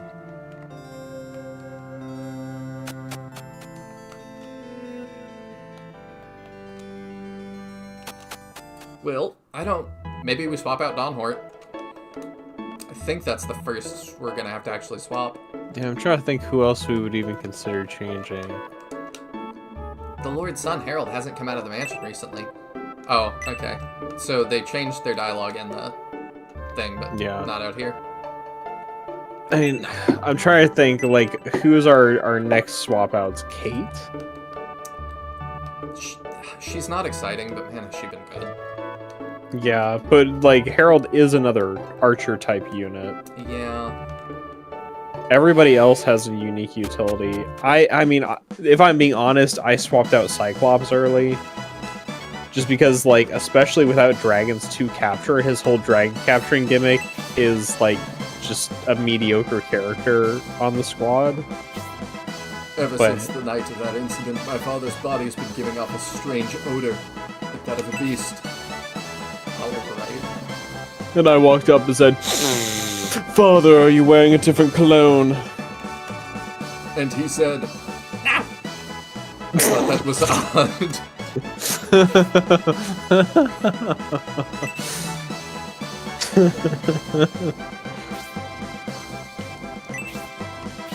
Alright, let's actually check him out real quick. Yeah, Lil says bye-bye Donhart right after you got him a new weapon. That's Yeah, true. it happens though. I wish we had another halberd user to give it to, but oh well. 65 attack, 42 defense. That's not great comparatively, but whatever. I mean, he doesn't have a mithril weapon as well. Oh, let's go get him one. I wonder if we have more. Because you're comparing him to people who have mithril weapons. We do not. Oh well, You can buy some from the item shop, let's go buy some from the item shop. from deals. Very astute. I had already forgotten. I am not an observant player or whatever they said. I'm thinking we do one more battle and then call it for the night. Okay. you looking for something special? I'm right here. So of these, I think we're... Oh, I can buy a bunch? Interesting. Yeah, they've got multiple in stock. I think we want either the Magnum Shell or the Meteor Shot. The Storm Shot's probably the worst result for us. Okay. By far. Both Magnum and Meteor have effective damage types. Meteor Shot has the most attack power and a special move. The Magnum Shell has a crit bonus. Which, if we're going for crit fishing, we might want the Magnum Shell. It's only one attack less. Okay, then that's what we want. Because I'm pretty sure a lot of the shot specials, like, ignore half the enemy's defense or something. So, even if his attack isn't incredible, getting a lot of crits will matter a lot. Ooh, that was expensive. Plus, it was still worth it to get non-hort the weapon, because I assume we're going to get to the end, and it's going to go, we have to split the force in half, and you can use both, and so... Was that the one? Well, there we go. That's the crit one, yeah. Sweet.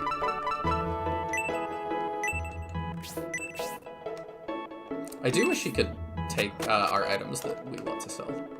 Yeah, it would be nice, wouldn't it? It would.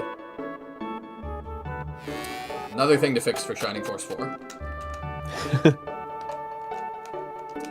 Alright, I think we only have one loincloth, and Julian's got it right now, so we'll have to swap that. Yeah, I'll take Julian's loincloth. It's Julian fine. just peels off the sweaty loincloth and hands it to the Lord of Bearsall. Ew.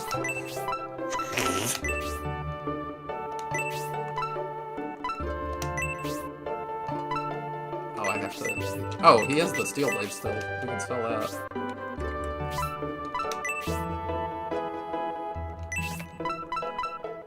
Anything else in this town that I really just have to find? I don't think so. I think you're good. Items, equip. No, not use accessory. He used that loincloth one more time first.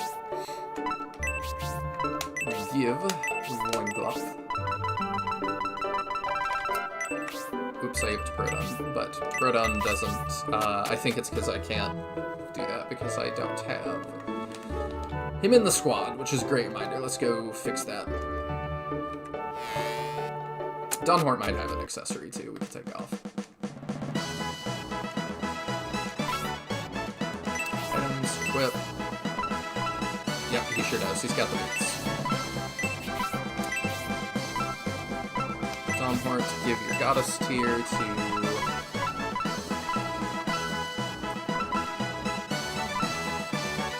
Just Proton for a minute. Equip. Dunhort. Wear accessory. Move. Still so awkward. Yeah, it's pretty clunky. We'll give the swift boots to Gracia. It would have been helpful to have move faster.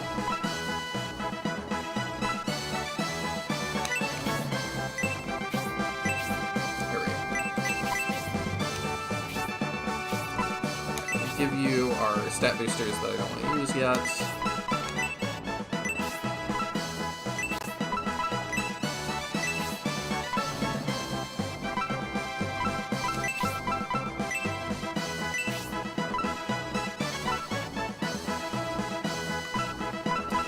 What I'm doing with these axes and stuff, but I'll probably for now.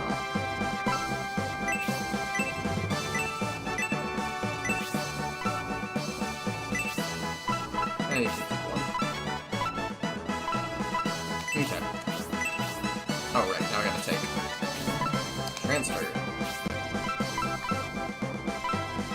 Yeah, Dawnhort, I think, is the one that makes the most sense. I get why you remove Cyclops. It is very weird, like, the lack of dragons. I really thought that would be... It really is less useful than you expect it to be. I do think, like, next time we swap someone out, he might be a serious consideration for it. I think he is. Which sucks, because he's cool, but... Yeah. Yeah. Well, especially since now we have a full force, his dragons won't be joining us, it's like, he's functionally not doing anything. No, he's not. Besides being like a mediocre unit. So do I guess I just leave out the front door.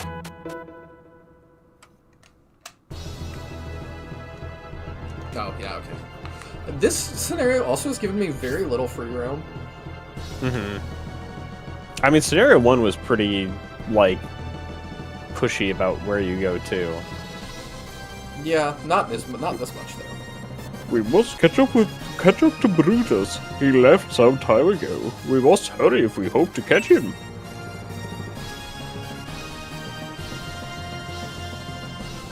Somehow, she has been less of a pain as well than Domeric, which I find funny. Normally, you still get a dragon at full deployment. Oh, you get at least one. Brutus must be siding with Prince Erigan. They may be trying to combine their armies. Why is he, like, Indian now?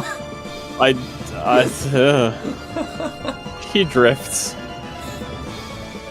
It would be unfortunate if Prince Erigan were to find out about Lady Melinda.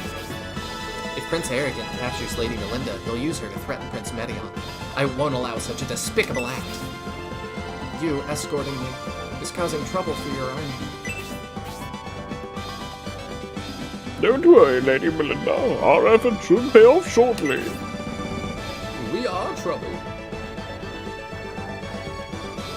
Are you alright, Lord Brutus? I have no clue who Brutus was, who was Brutus, because it's been any time. I think it was you because I was Benetrum, but they were like the first two people talk in scenario 1. I'm not fond of traveling on foot. I try to move faster, but my legs prevent me. We'd like to transport him on the Pegasus Knight, but because of Lord Brutus's breadth, flying is not an option. I was able to carry you before the peace conference, but you've become quite heavy. There's no way I could carry you now. You've become quite heavy. Due to recent problems in the palace, I've been under a lot of stress and have been unable to keep my normal routine. I used to look like my son, a total himbo. I had no idea things would go so wrong with Lord Brutus's plan. First, we couldn't prevent the Julian army from reaching Aspinia, then we got word of Prince Aragon's death. I can't believe Prince Aragon's division was wiped out by the Symbiote army. Also, there's a chance Edmund wouldn't be here, so he's not going to say anything. Are you sure about Governor Garvin's message? The Mallory army must have stayed out of it because of hostage. If the Symbiote army defeated Prince Aragon alone, they must be unbelievably strong. It took too long for Ivan to deactivate the ancient tank. To activate the ancient tank, my mistake. That gave the Symbiote army a chance to strike back. What is the status of the ancient tank? The mobilization is complete. Although I hear they're still working on the cannon. When it is functional, nothing will stop it. Then the Marisol army's orders are to recapture Aspia while supporting Governor Garvin's tank. General Edmund, you've been quiet. You hope to bring change to the Republic. Are you afraid to face the reality?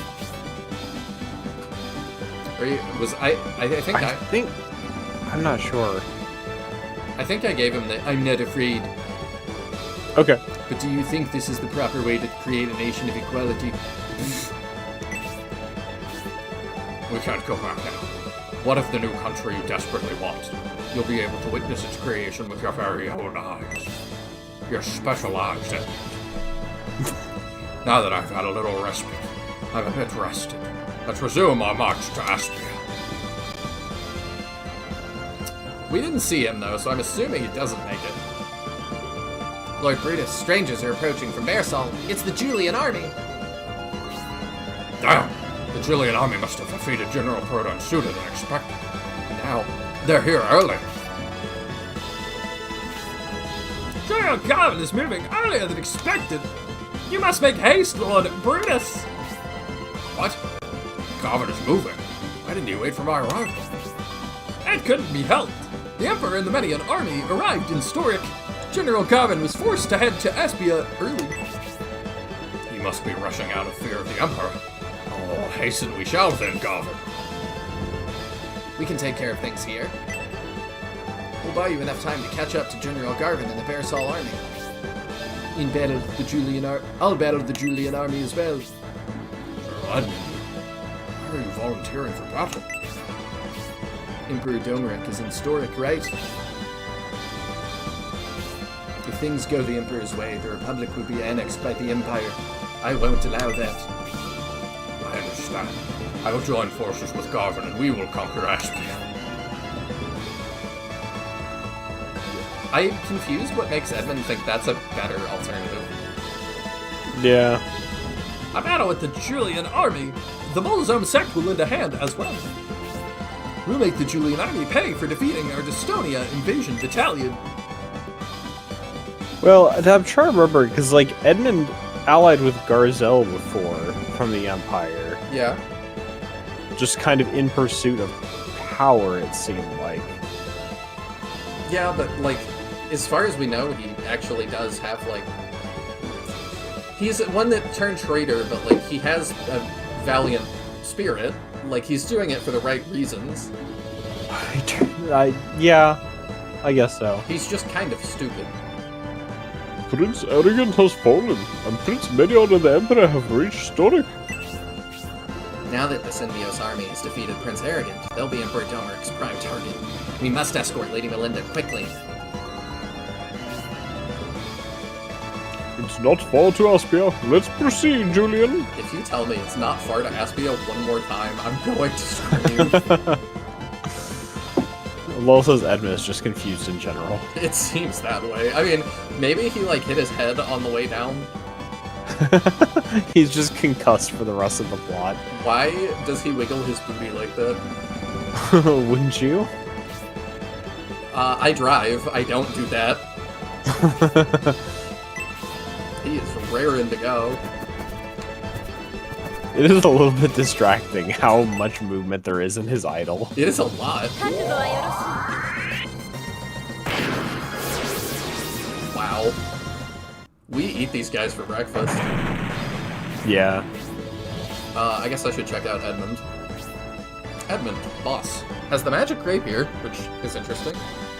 Decent attack, decent defense. Antidote and tornado, huh. Alright. Good little battle. It reminds me a little bit of the trek to Monarena in SF1. A little bit. It's not entirely dissimilar. With like the bridges and stuff, and then we go into the desert. Oh, there are ruins over in the mountain, which I assume you saw. Yeah. Gonna try to put a move on, because I have a feeling they're gonna spring it on me before I'm ready again.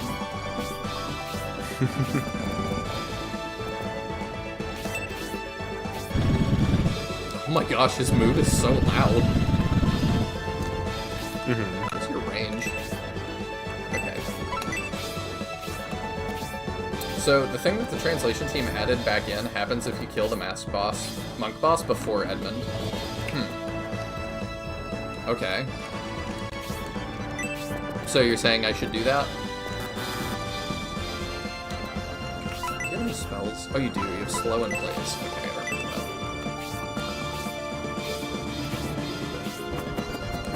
Oh yeah, we do still get a dragon. Okay.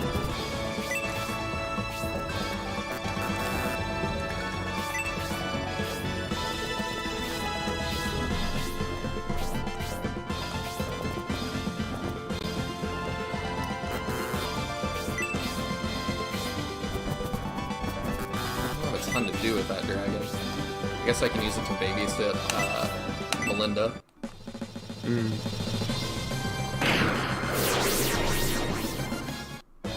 I'll be right back in 1 second. Alright. Yeah, Honesty's crazy. Bridget finally gets to do something again. Let's go. No, why would I tell you to see cool things? We will make sure to kill the monk first. Spark, level 3, let's go.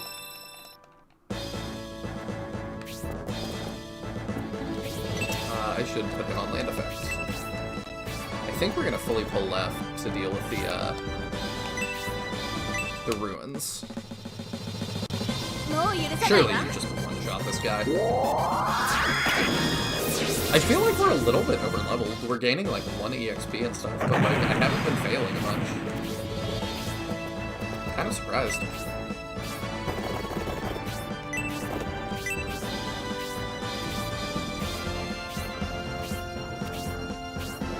Also, it's weird, like, it feels like in Scenario 1, there was a ton of stuff to find on every battle map.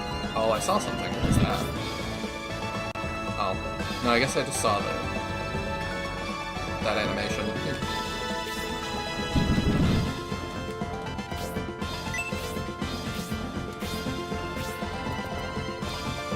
How tanky is Proton? 41. Can I compare that to somebody like 1,000? Also 41. Okay, so decently tanky. Maybe we put you to cover the rear.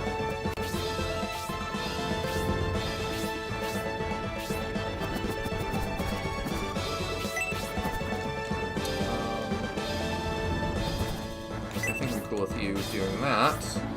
And then I have a feeling we're gonna have to deal with these guys to the right first before we're able to go into the ruins. Have Leon and Proton do that, maybe.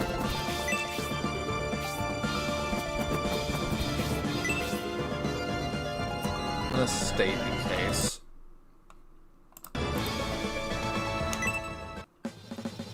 Do we know why they needed to add it back in the first place? I believe it was cut for some reason, but the code was still in the game, probably. I would imagine you're right. They, as far as we've seen, have not been able to, like, write fully new code. There's not, like, a ton of custom stuff happening, I don't think. I think the only custom thing I've seen, well, I guess it was already also still in the code, was the, attacking the Elbasum statue stuff. Or having an attack. I forget what it was. It's something with Elbasum statue.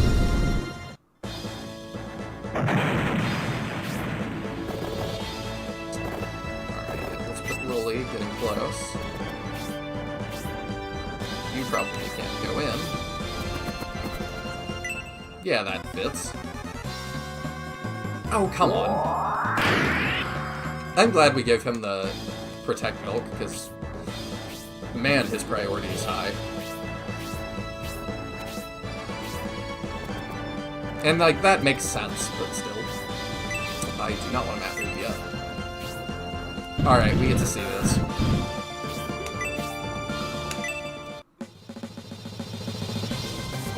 He looks crazy.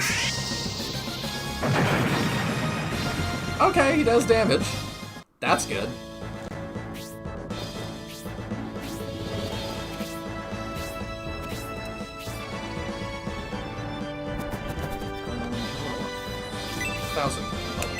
The Elbasum statue thing was something that was added by the official translation. I see.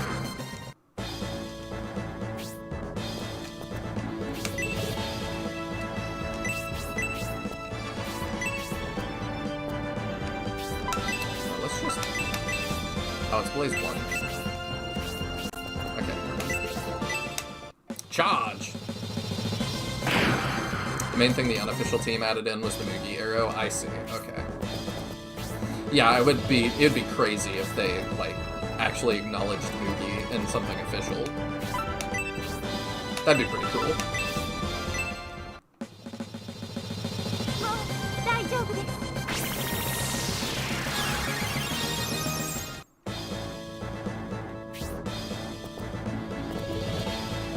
I really, like, Leon's falling behind. I need to get him some levels.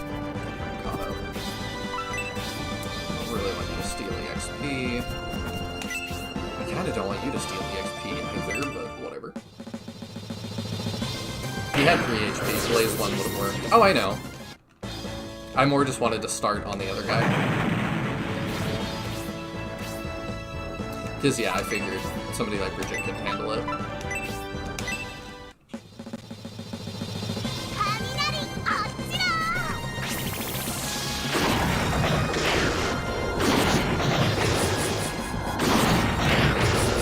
Oh, he had a freeze orb this whole time?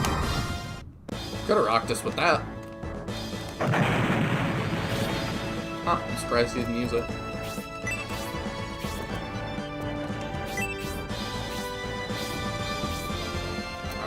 I think after this cycle, we send people up. I need somebody with high move, though. So not Herald. I probably should wait for, like, 1,000.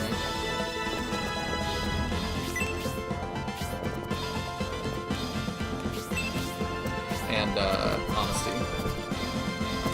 It's not Ghost or something. Yeah, let's send those two in.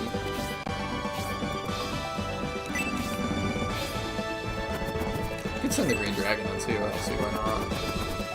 Okay, yeah. I think this is the round that we enter. Gracio's really slow, usually, so we're close to the end of turn, I think. Who's fast? Okay, let's go for it.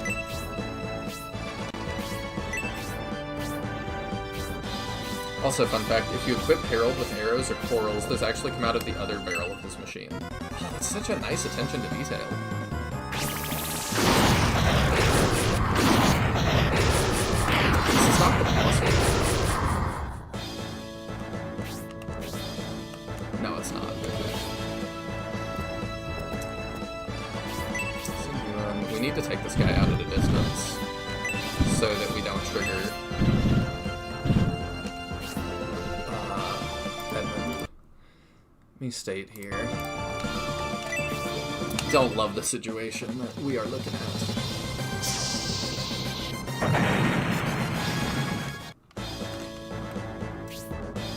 Dang it. It's just as I've heard, Julian Army. I'm happy to meet such a strong opponent. However, I'm a man whom Imperial armies feared as a Republican general. I'm not afraid of any of you. If you plan to head to Aspia, you'll have to defeat me.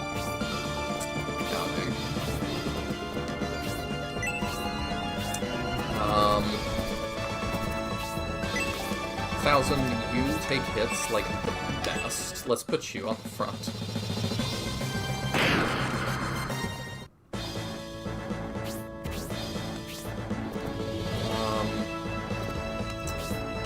We're gonna need her, I think.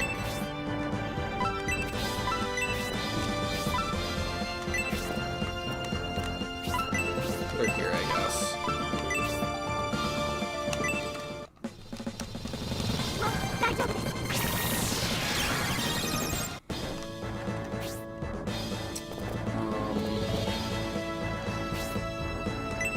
I'll let Leon stay out here. He needs EXP for killing things. Green Dragon can go in. Alright, what are we dealing with? A lot of barrels. Red Dragon. Okay, I want one of those. I think we sent Cyclops in, so that's good.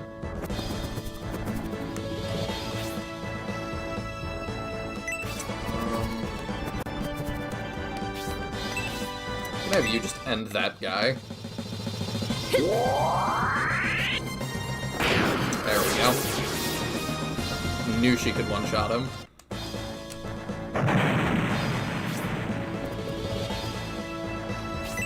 I'm gonna need you to try to sleep Edmund, probably. Yeah.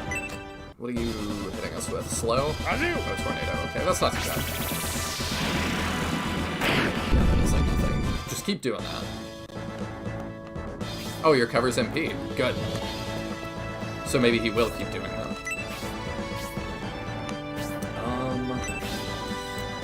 I don't really need you to go in. I'd rather you...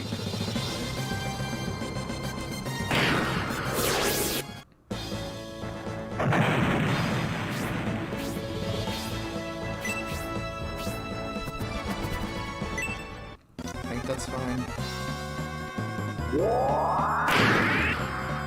I don't think she's in range of anybody else. Oh, honestly, getting hit by that and the Minotaur is gonna hurt. I think she takes it, though. Oh, and that... Ooh, okay. I might have sacked her.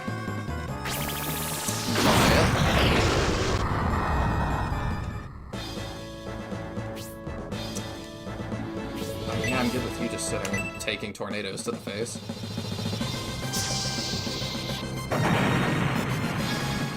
There's not a whole lot that you can do that's better for us than that.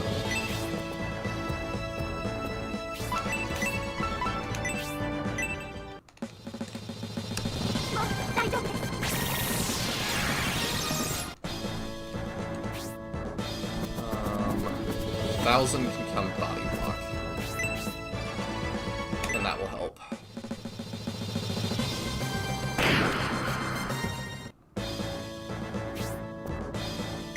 It actually worked. I thought that he would just walk past us, but... Let's go. You really have not contributed yet. And I don't want him to fall behind. Maybe he gets this kill. I think he does. Let's go. Axes do seem like a really bad weapon in this game. I have not had an axe character yet that didn't kind of either end up really mid or fall off. Okay, so the red thing, only the red one's only the thief can get. I remember that. And then he's gonna exit out there. Okay, we have a long time. Unicorn bug. Okay, we've seen this.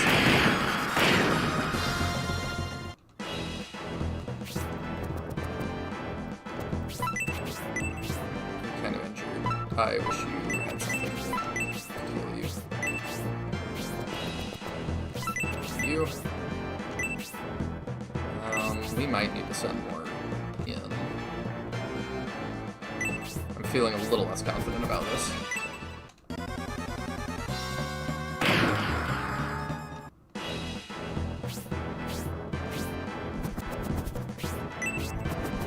I'm gonna send you over to start destroying these, I think.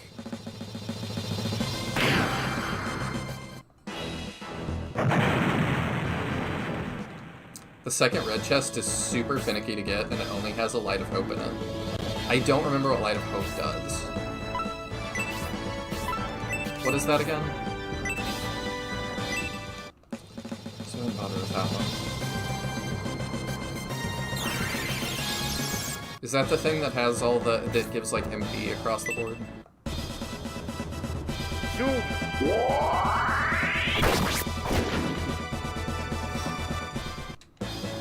Alright, we'll heal him up. You're probably immune to sleep. You know, it would help us more if we could do a big spark on that group.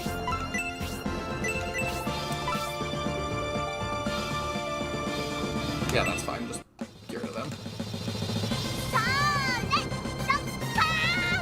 Full MP on the whole party. Okay. So it'd be good to get it, but yeah, it's not super necessary.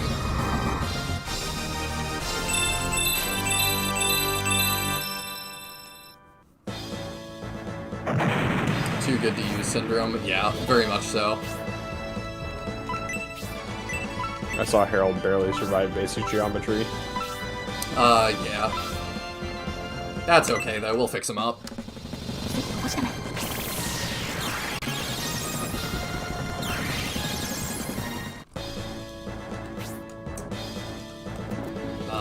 We may need more assistance in there, so let's send Cade.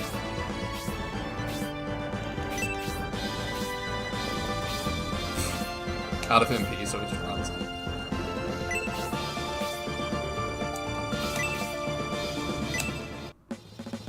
He tanked it, yes. I see what you did there. Okay, that one is pretty good.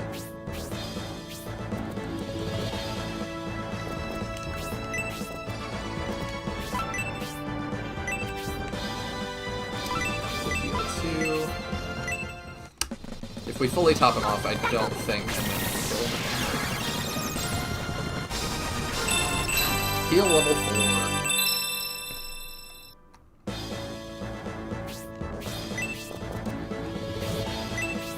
4. Leon, you go pretend you're useful.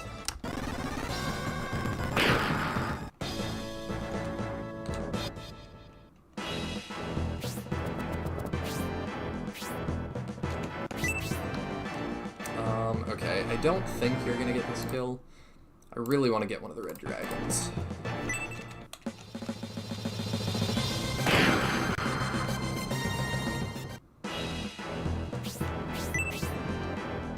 Oh, we really need to heal Cyclops too. Oh, that helps. Oh, so close. Alright, well, we have one of these. He is gonna die if we don't give it to him. Yeah. 18's how much he had. I have a feeling this will do more than that. 30. Wow.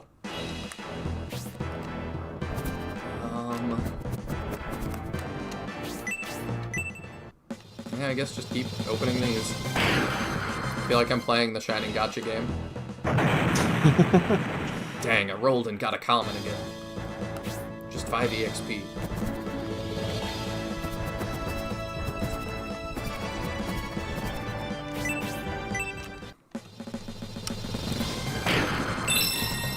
Oh, got a new special. Alright, what you doing? Yeah, I guess he's just gonna... More basic geometry.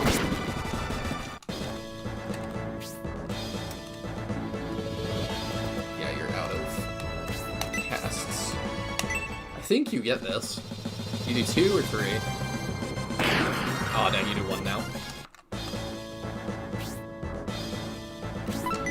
But, yeah, we're good to just hold here.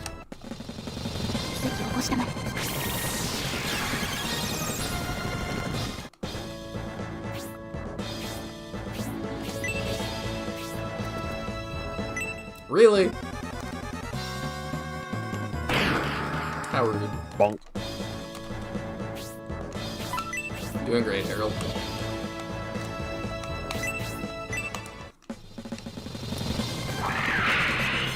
Oh, that's a really big guy to throw.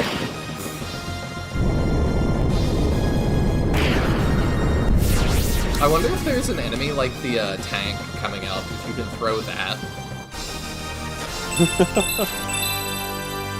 That would be interesting. How close is Gracie at his next level? 67. 6, 7, haha. That's why you asked. I know. Yeah, I've been tracking experience that closely just to know. Heralding the line. I don't know about that one.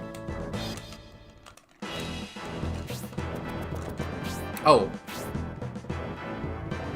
I see. I have to break that to let him in. How weird.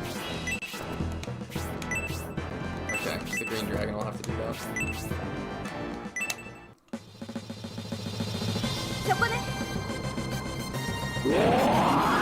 Ice is super effective against dragons, so that's perfect. Sure is. Okay, Rollie, you can start moving. Cyclops, please. Thank you.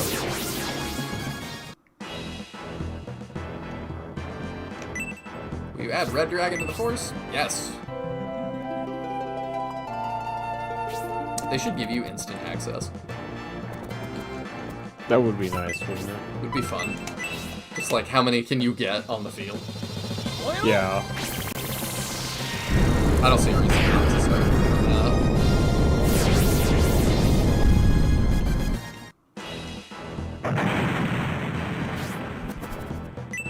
Yeah, she takes a hit, and then she can obliterate this thing. Okay, you gotta let him in, I guess. I don't know if he'll double back. The thieves do seem really weird. Oh, surely we're in scenario 3, surely they've, like, fixed pathing. You would hope so. I would hope so, but... Oh, that's not good.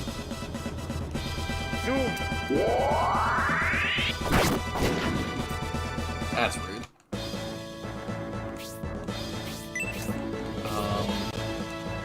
But that was your biggest thing. I think you can't kill him.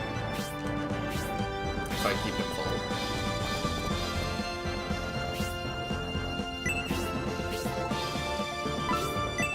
I'm just letting Leon get this because he really needs the XP. You gotta heal? You do. We'll just use that for now. There we go.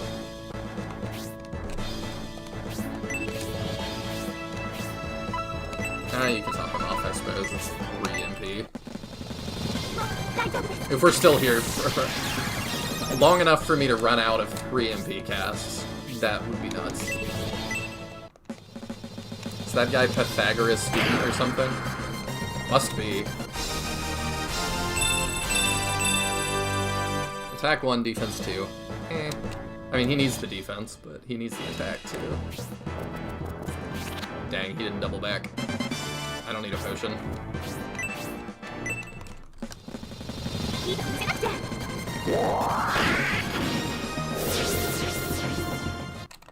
Quick 80 damage. What was in the first red chest if he's not gonna get it?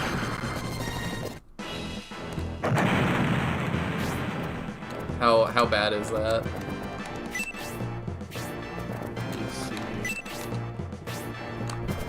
Where's the overall layout of the room?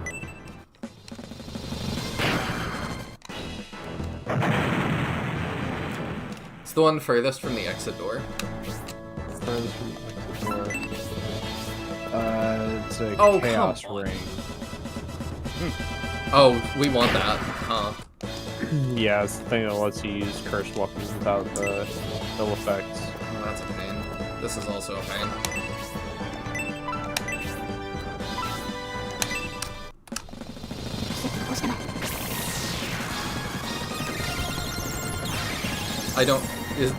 I guess there's no way to get him to double back and get it.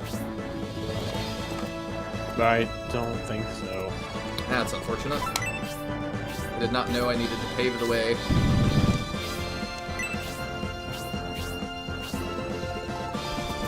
Alright, let's try and just start killing this.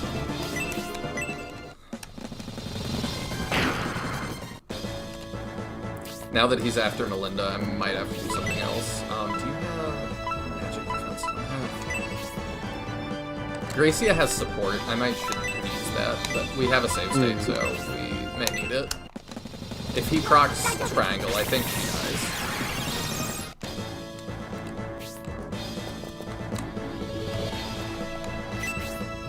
It's best if you just end the fight now. Yeah, I think so. We are definitely going to move to do that. I think she's got to survive one more hit, unfortunately. We can get a light of hope at least.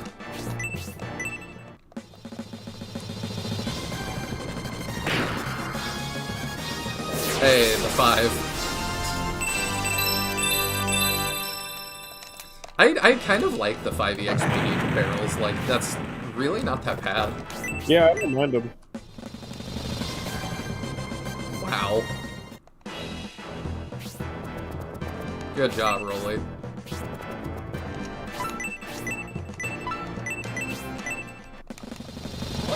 That blaze one coming in handy.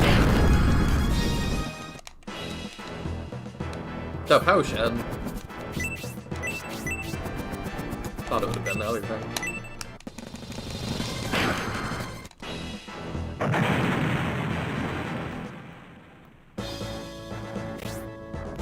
Ah, perfect. You might kill this. I think you kill this. Let's go. 48 damage. Girls get 5 weapon EXP each, too. Was something supposed to happen?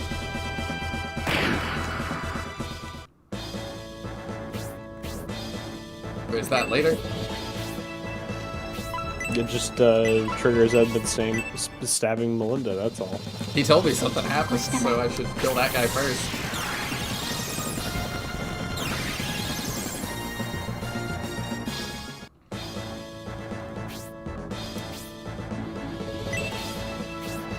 And kill the last one just to be sure.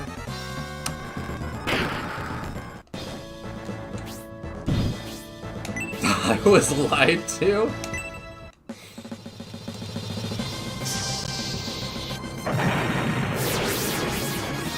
First Herald level up. Attack 1, defense 2. Maybe wrong version of the patch. We're on 24.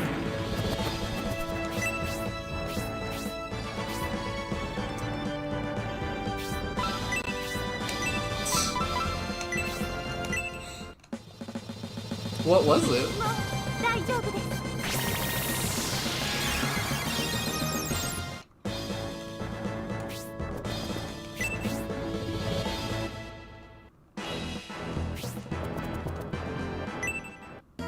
Well, okay. You nerd.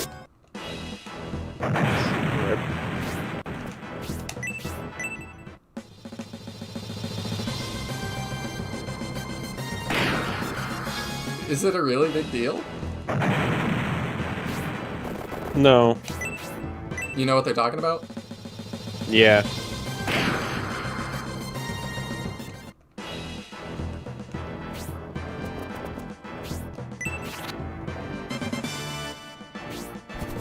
Is it only in version 25 or something? I don't know. I didn't think it was put in a translation patch, so I don't know. I'm very curious what y'all are talking about. It's what I was referring to with there being like a thing that can happen with Edmund that was removed from the game. Yeah. Apparently they put it back in, but it doesn't seem like they actually put it back in. So I don't know where Lowell is sourcing this information from, but clearly it didn't trigger. So Maybe this is where it would happen in this battle, is where the cut event is from. Do I have to talk to him? I don't think you can. Doesn't seem like I it. just don't think it's in. The patch page said it was for 24? Huh. Do I need to make it to here without killing him? I'm pretty sure it's a kill boss map. I think you're right, but I'm willing to be goofy with it and try different stuff.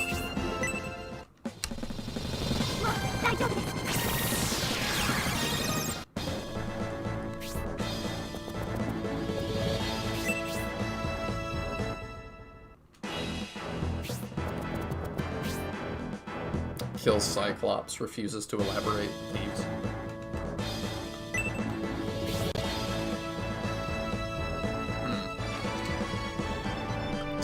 And I can state here, I guess, and we can try and see if Julian makes it to the end, what happens. I don't know. I worry I'm just waiting for him to proc something on Melinda, but we've got to stay it, so. And we wanted to get Gracie a level, and this is doing a lot for that.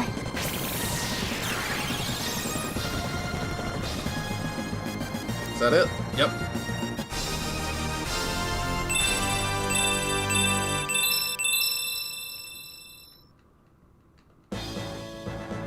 He did not get anything interesting. I was double lied to.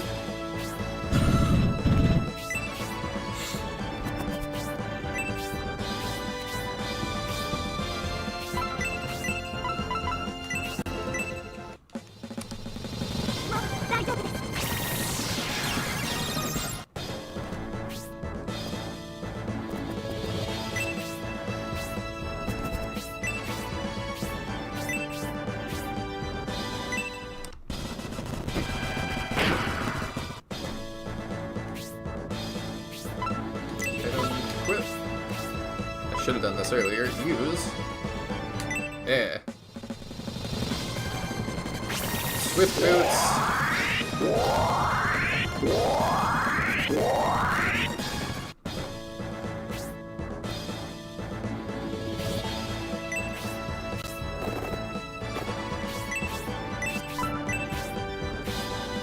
Let's go, Julian. I genuinely have no clue why.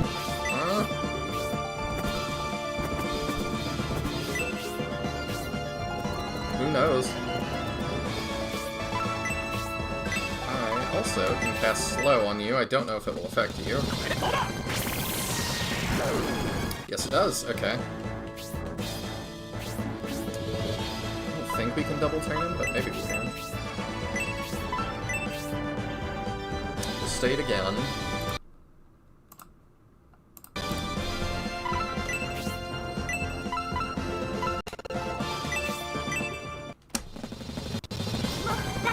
I'm trying to solve it.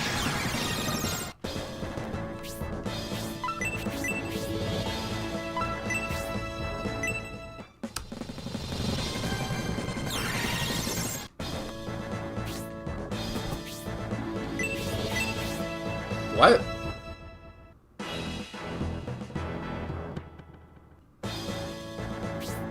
That's weird. Is that What happened? I can map move again, and I can just go back. Oh. That's odd. Yeah, I am not sure that's supposed to be possible.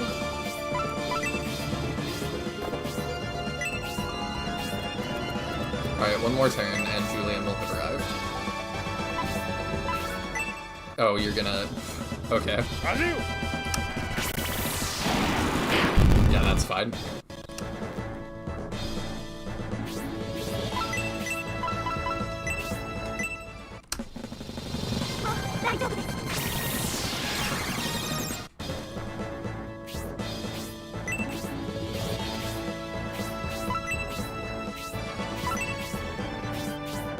I feel like Serious Hole is like rapidly typing. I can hear it over here. It removed all the barrels that were not broken. How weird.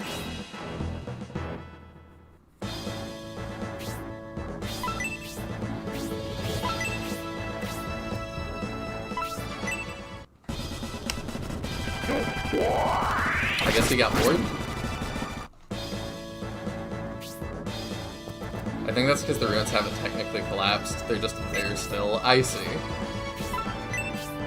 That kind of makes sense, I suppose. No, we can't enter it. Yeah. Gotta kill him. Alright, we shall make short work of him.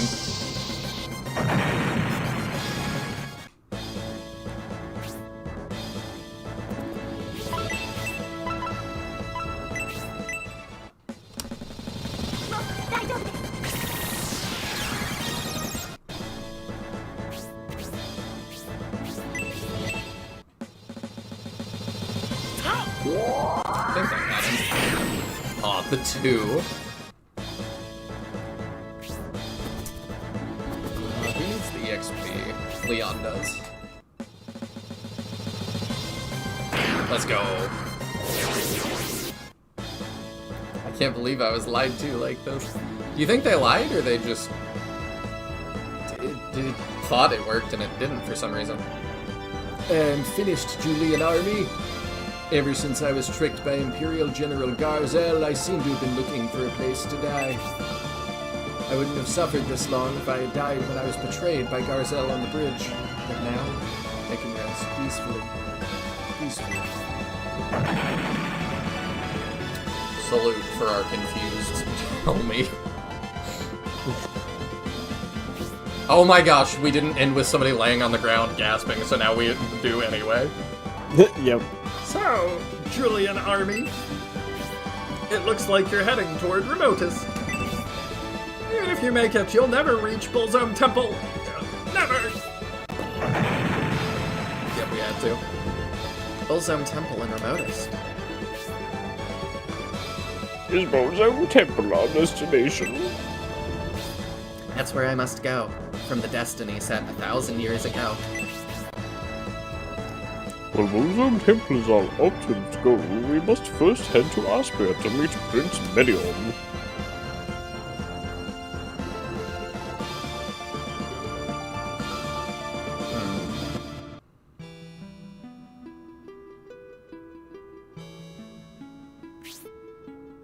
What? Even Carlton?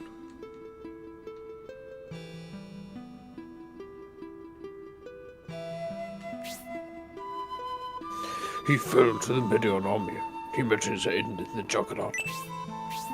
Why are you here if both your commanders, Prince Arrogant and Garvin, have been defeated? The Emperor and the Medion army are marching towards Aspia, which has been taken by the Symbiote army, and they exceed the Republican army in strength. I've come here to receive Lady Melinda from Prince Magaron. The Majoron army? That's strange. You must know Lady Melinda is being escorted by the Julian army, and they are headed north. What? Lady Melinda is with the Julian army? What's going on here? I really wish his response would have been, who the hell is Julian? Are you really Yasha?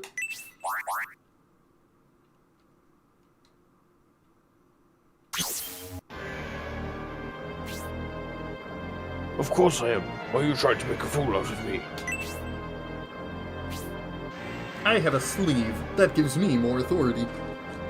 What do you think, Lord Kudan? Kudan? Is he really Yasha? He certainly seems authentic, but he's not making any sense. Kudan, if my ears aren't mistaken, then you're not Lord Brutus. How could Yasha not know you, Lord Kudan? If your instinct is true, there must be two Yashas. Who are you?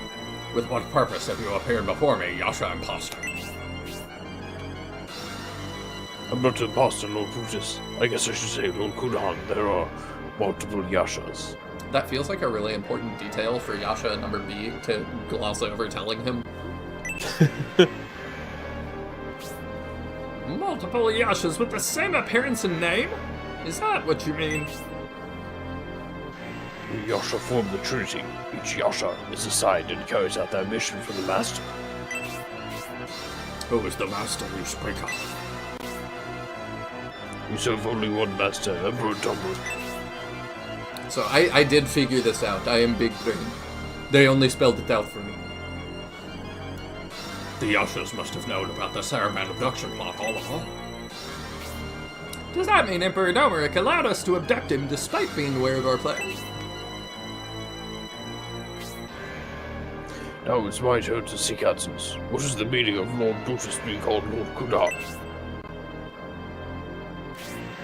Lord Kudan is a demon who appears when the world is near its end, foretelling the world's destruction. What? A demon appeared near the end of the world. The Lord Brutus is... I am the demon that Lord Bolsnome has spawned in Brutus's body through dark power. Behold.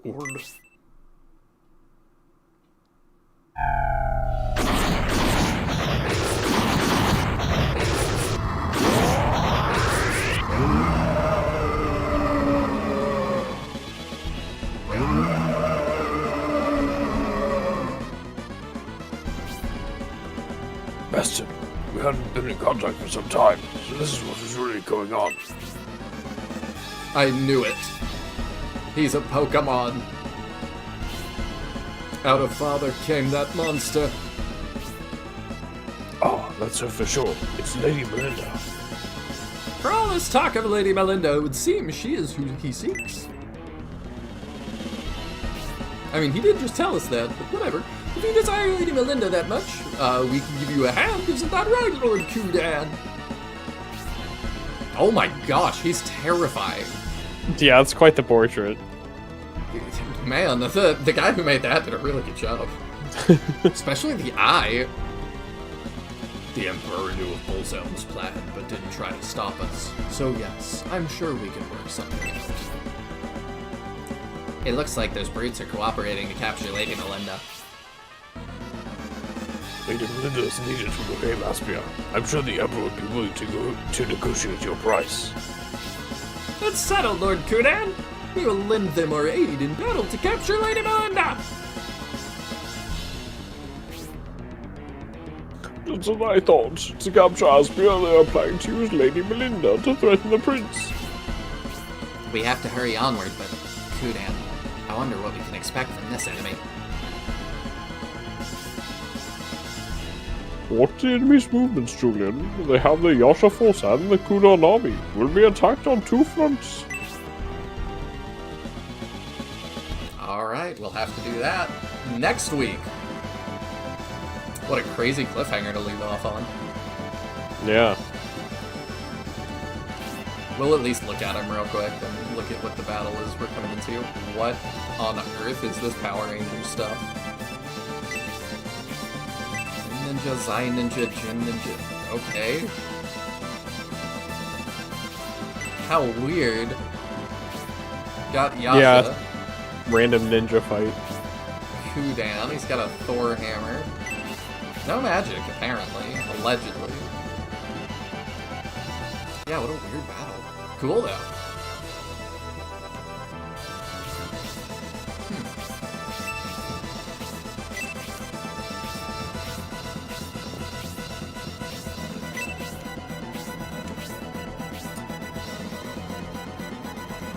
Brutus was actually not a traitor. Yeah, that's true. We can take him off the traitor board, sorta.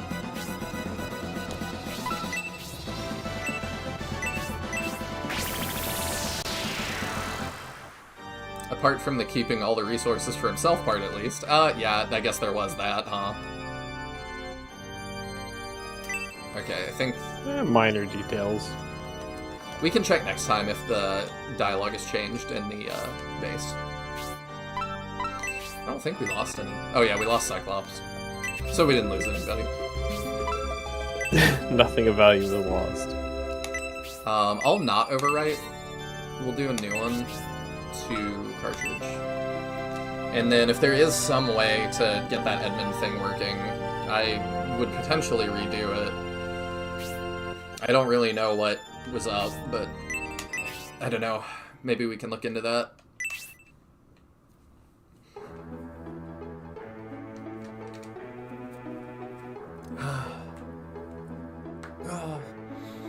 Well, I don't have too much. I lied, I do have a little bit. Thank you all so much for coming and watching SF3 with us. It's been very, very fun so far. And I'm a little disappointed in that, like, the first stream, I feel like we did a really... We saw really cool stuff in Scenario 3. And I was like, oh, I'm gonna be the outlier. This is gonna be my favorite. And it still might be. But, like... Y'all told me it kind of goes downhill, and I was like, maybe I'll disagree, you know? I do sometimes. But it's like, we really... It feels like we're running out of time a little bit. Like they were running out of time making it, because, yeah, everything is just like... We're very much locked into a pattern, and it feels kind of weird that, like, this entire stream, we were locked into that pattern. I think it was like this from the first battle we did to this one. It's been somebody's laying on the ground at the end and is like, you'll never stop, never, and then they die. So it's a little frustrating because the first two, I don't think ever got quite that formulaic. It almost just feels like they don't know what to do. To, like, get us to where... They know where they need us to be. It just feels like they don't fully know how to get us there. So they're throwing a couple filler battles at us, a couple weird things, a couple Yatrides. Don't worry, Aspia isn't far. Yeah, if he tells us that one more time. But I am still having fun. Like, you know, complaints aside and stuff, like, the cast is absolutely awesome. It's cool that we actually get a brass gunner at the end, if you didn't get Jade. Harold seems pretty good, and I'm still really liking Scenario 3, because it does just feel like they were like, yeah, you're not going to play this as your first one, let's just have you hit the ground running. And it's really cool to see a Shining Force game kind of do what Radiant Dawn was going for in Fire Emblem, that it's like, you know, you're not starting at base levels as much. You're starting kind of pre-promoted, and moving through. It's really interesting. And like I've said before a couple times, that if we didn't do this for Shining Force 3, man, I would always wonder. I have always wondered. I didn't know this was going to be like this. So it's really cool to me that we get to see them actually take a stab at a really sprawling lore dump story. And, you know, if they never do anything else with the, like, OG Shining Force stuff, if this is the last thing they put their names on, I think that's still pretty good. Thus far. You got anything, Taya, for story stuff? I know we're gonna get to plugging here in a sec. No, I'm too tired to think right now. I'm ready to just, like, go crash immediately. I'm pretty tired too, but let me plug your stuff real quick. Teodrin is going to be starting a tabletop campaign next week, next Monday. Tuesday. Tuesday. Is the plan. All right. And here is Taya's Twitch. So make sure you come over there Tuesday at, do you know what time? Kind of depends with people being ready, but 9 Eastern is like our target start time. All right. So let me write that down too. 9 EST. So make sure you guys come do that. Oh, which game? I believe it's a tabletop that Teodrin put together on GURPS. Is that right? Yeah, it's a GURPS campaign, a homebrewed one, obviously, but GURPS is the system. Well, sweet. Welcome in, Hellcat8413. I only get to watch these VODs normally, but just wanted to say I love these streams and really appreciate both you and Teodrin's efforts on them. Well, thank you so much. I greatly appreciate that. We're just signing off, but like that kind of made my day, so thank you. Teodrin, do you want to say thank you? No. No, we appreciate it. Oh dang! Now he's really trying to get you there. Okay. Nope, we're good now. Yep. And Teodrin's always right about SF2. Oh. Now I'll build an army of supporters. Now there are 2 of them. The last thing I have to plug is my new song is out as of a couple days ago, but it will be coming out on all streaming platforms tomorrow, is the plan. It's still got to get vetted by DistroKid and stuff, but there's a YouTube link to the new song. I'm very, very excited about it. It's probably my favorite we've made. Really, really excited. So check out my band Condors if you haven't. That's going to do it for us tonight. Thank you all so much for watching, and we will see you next time. Hopefully on Tuesday. Bye. Night.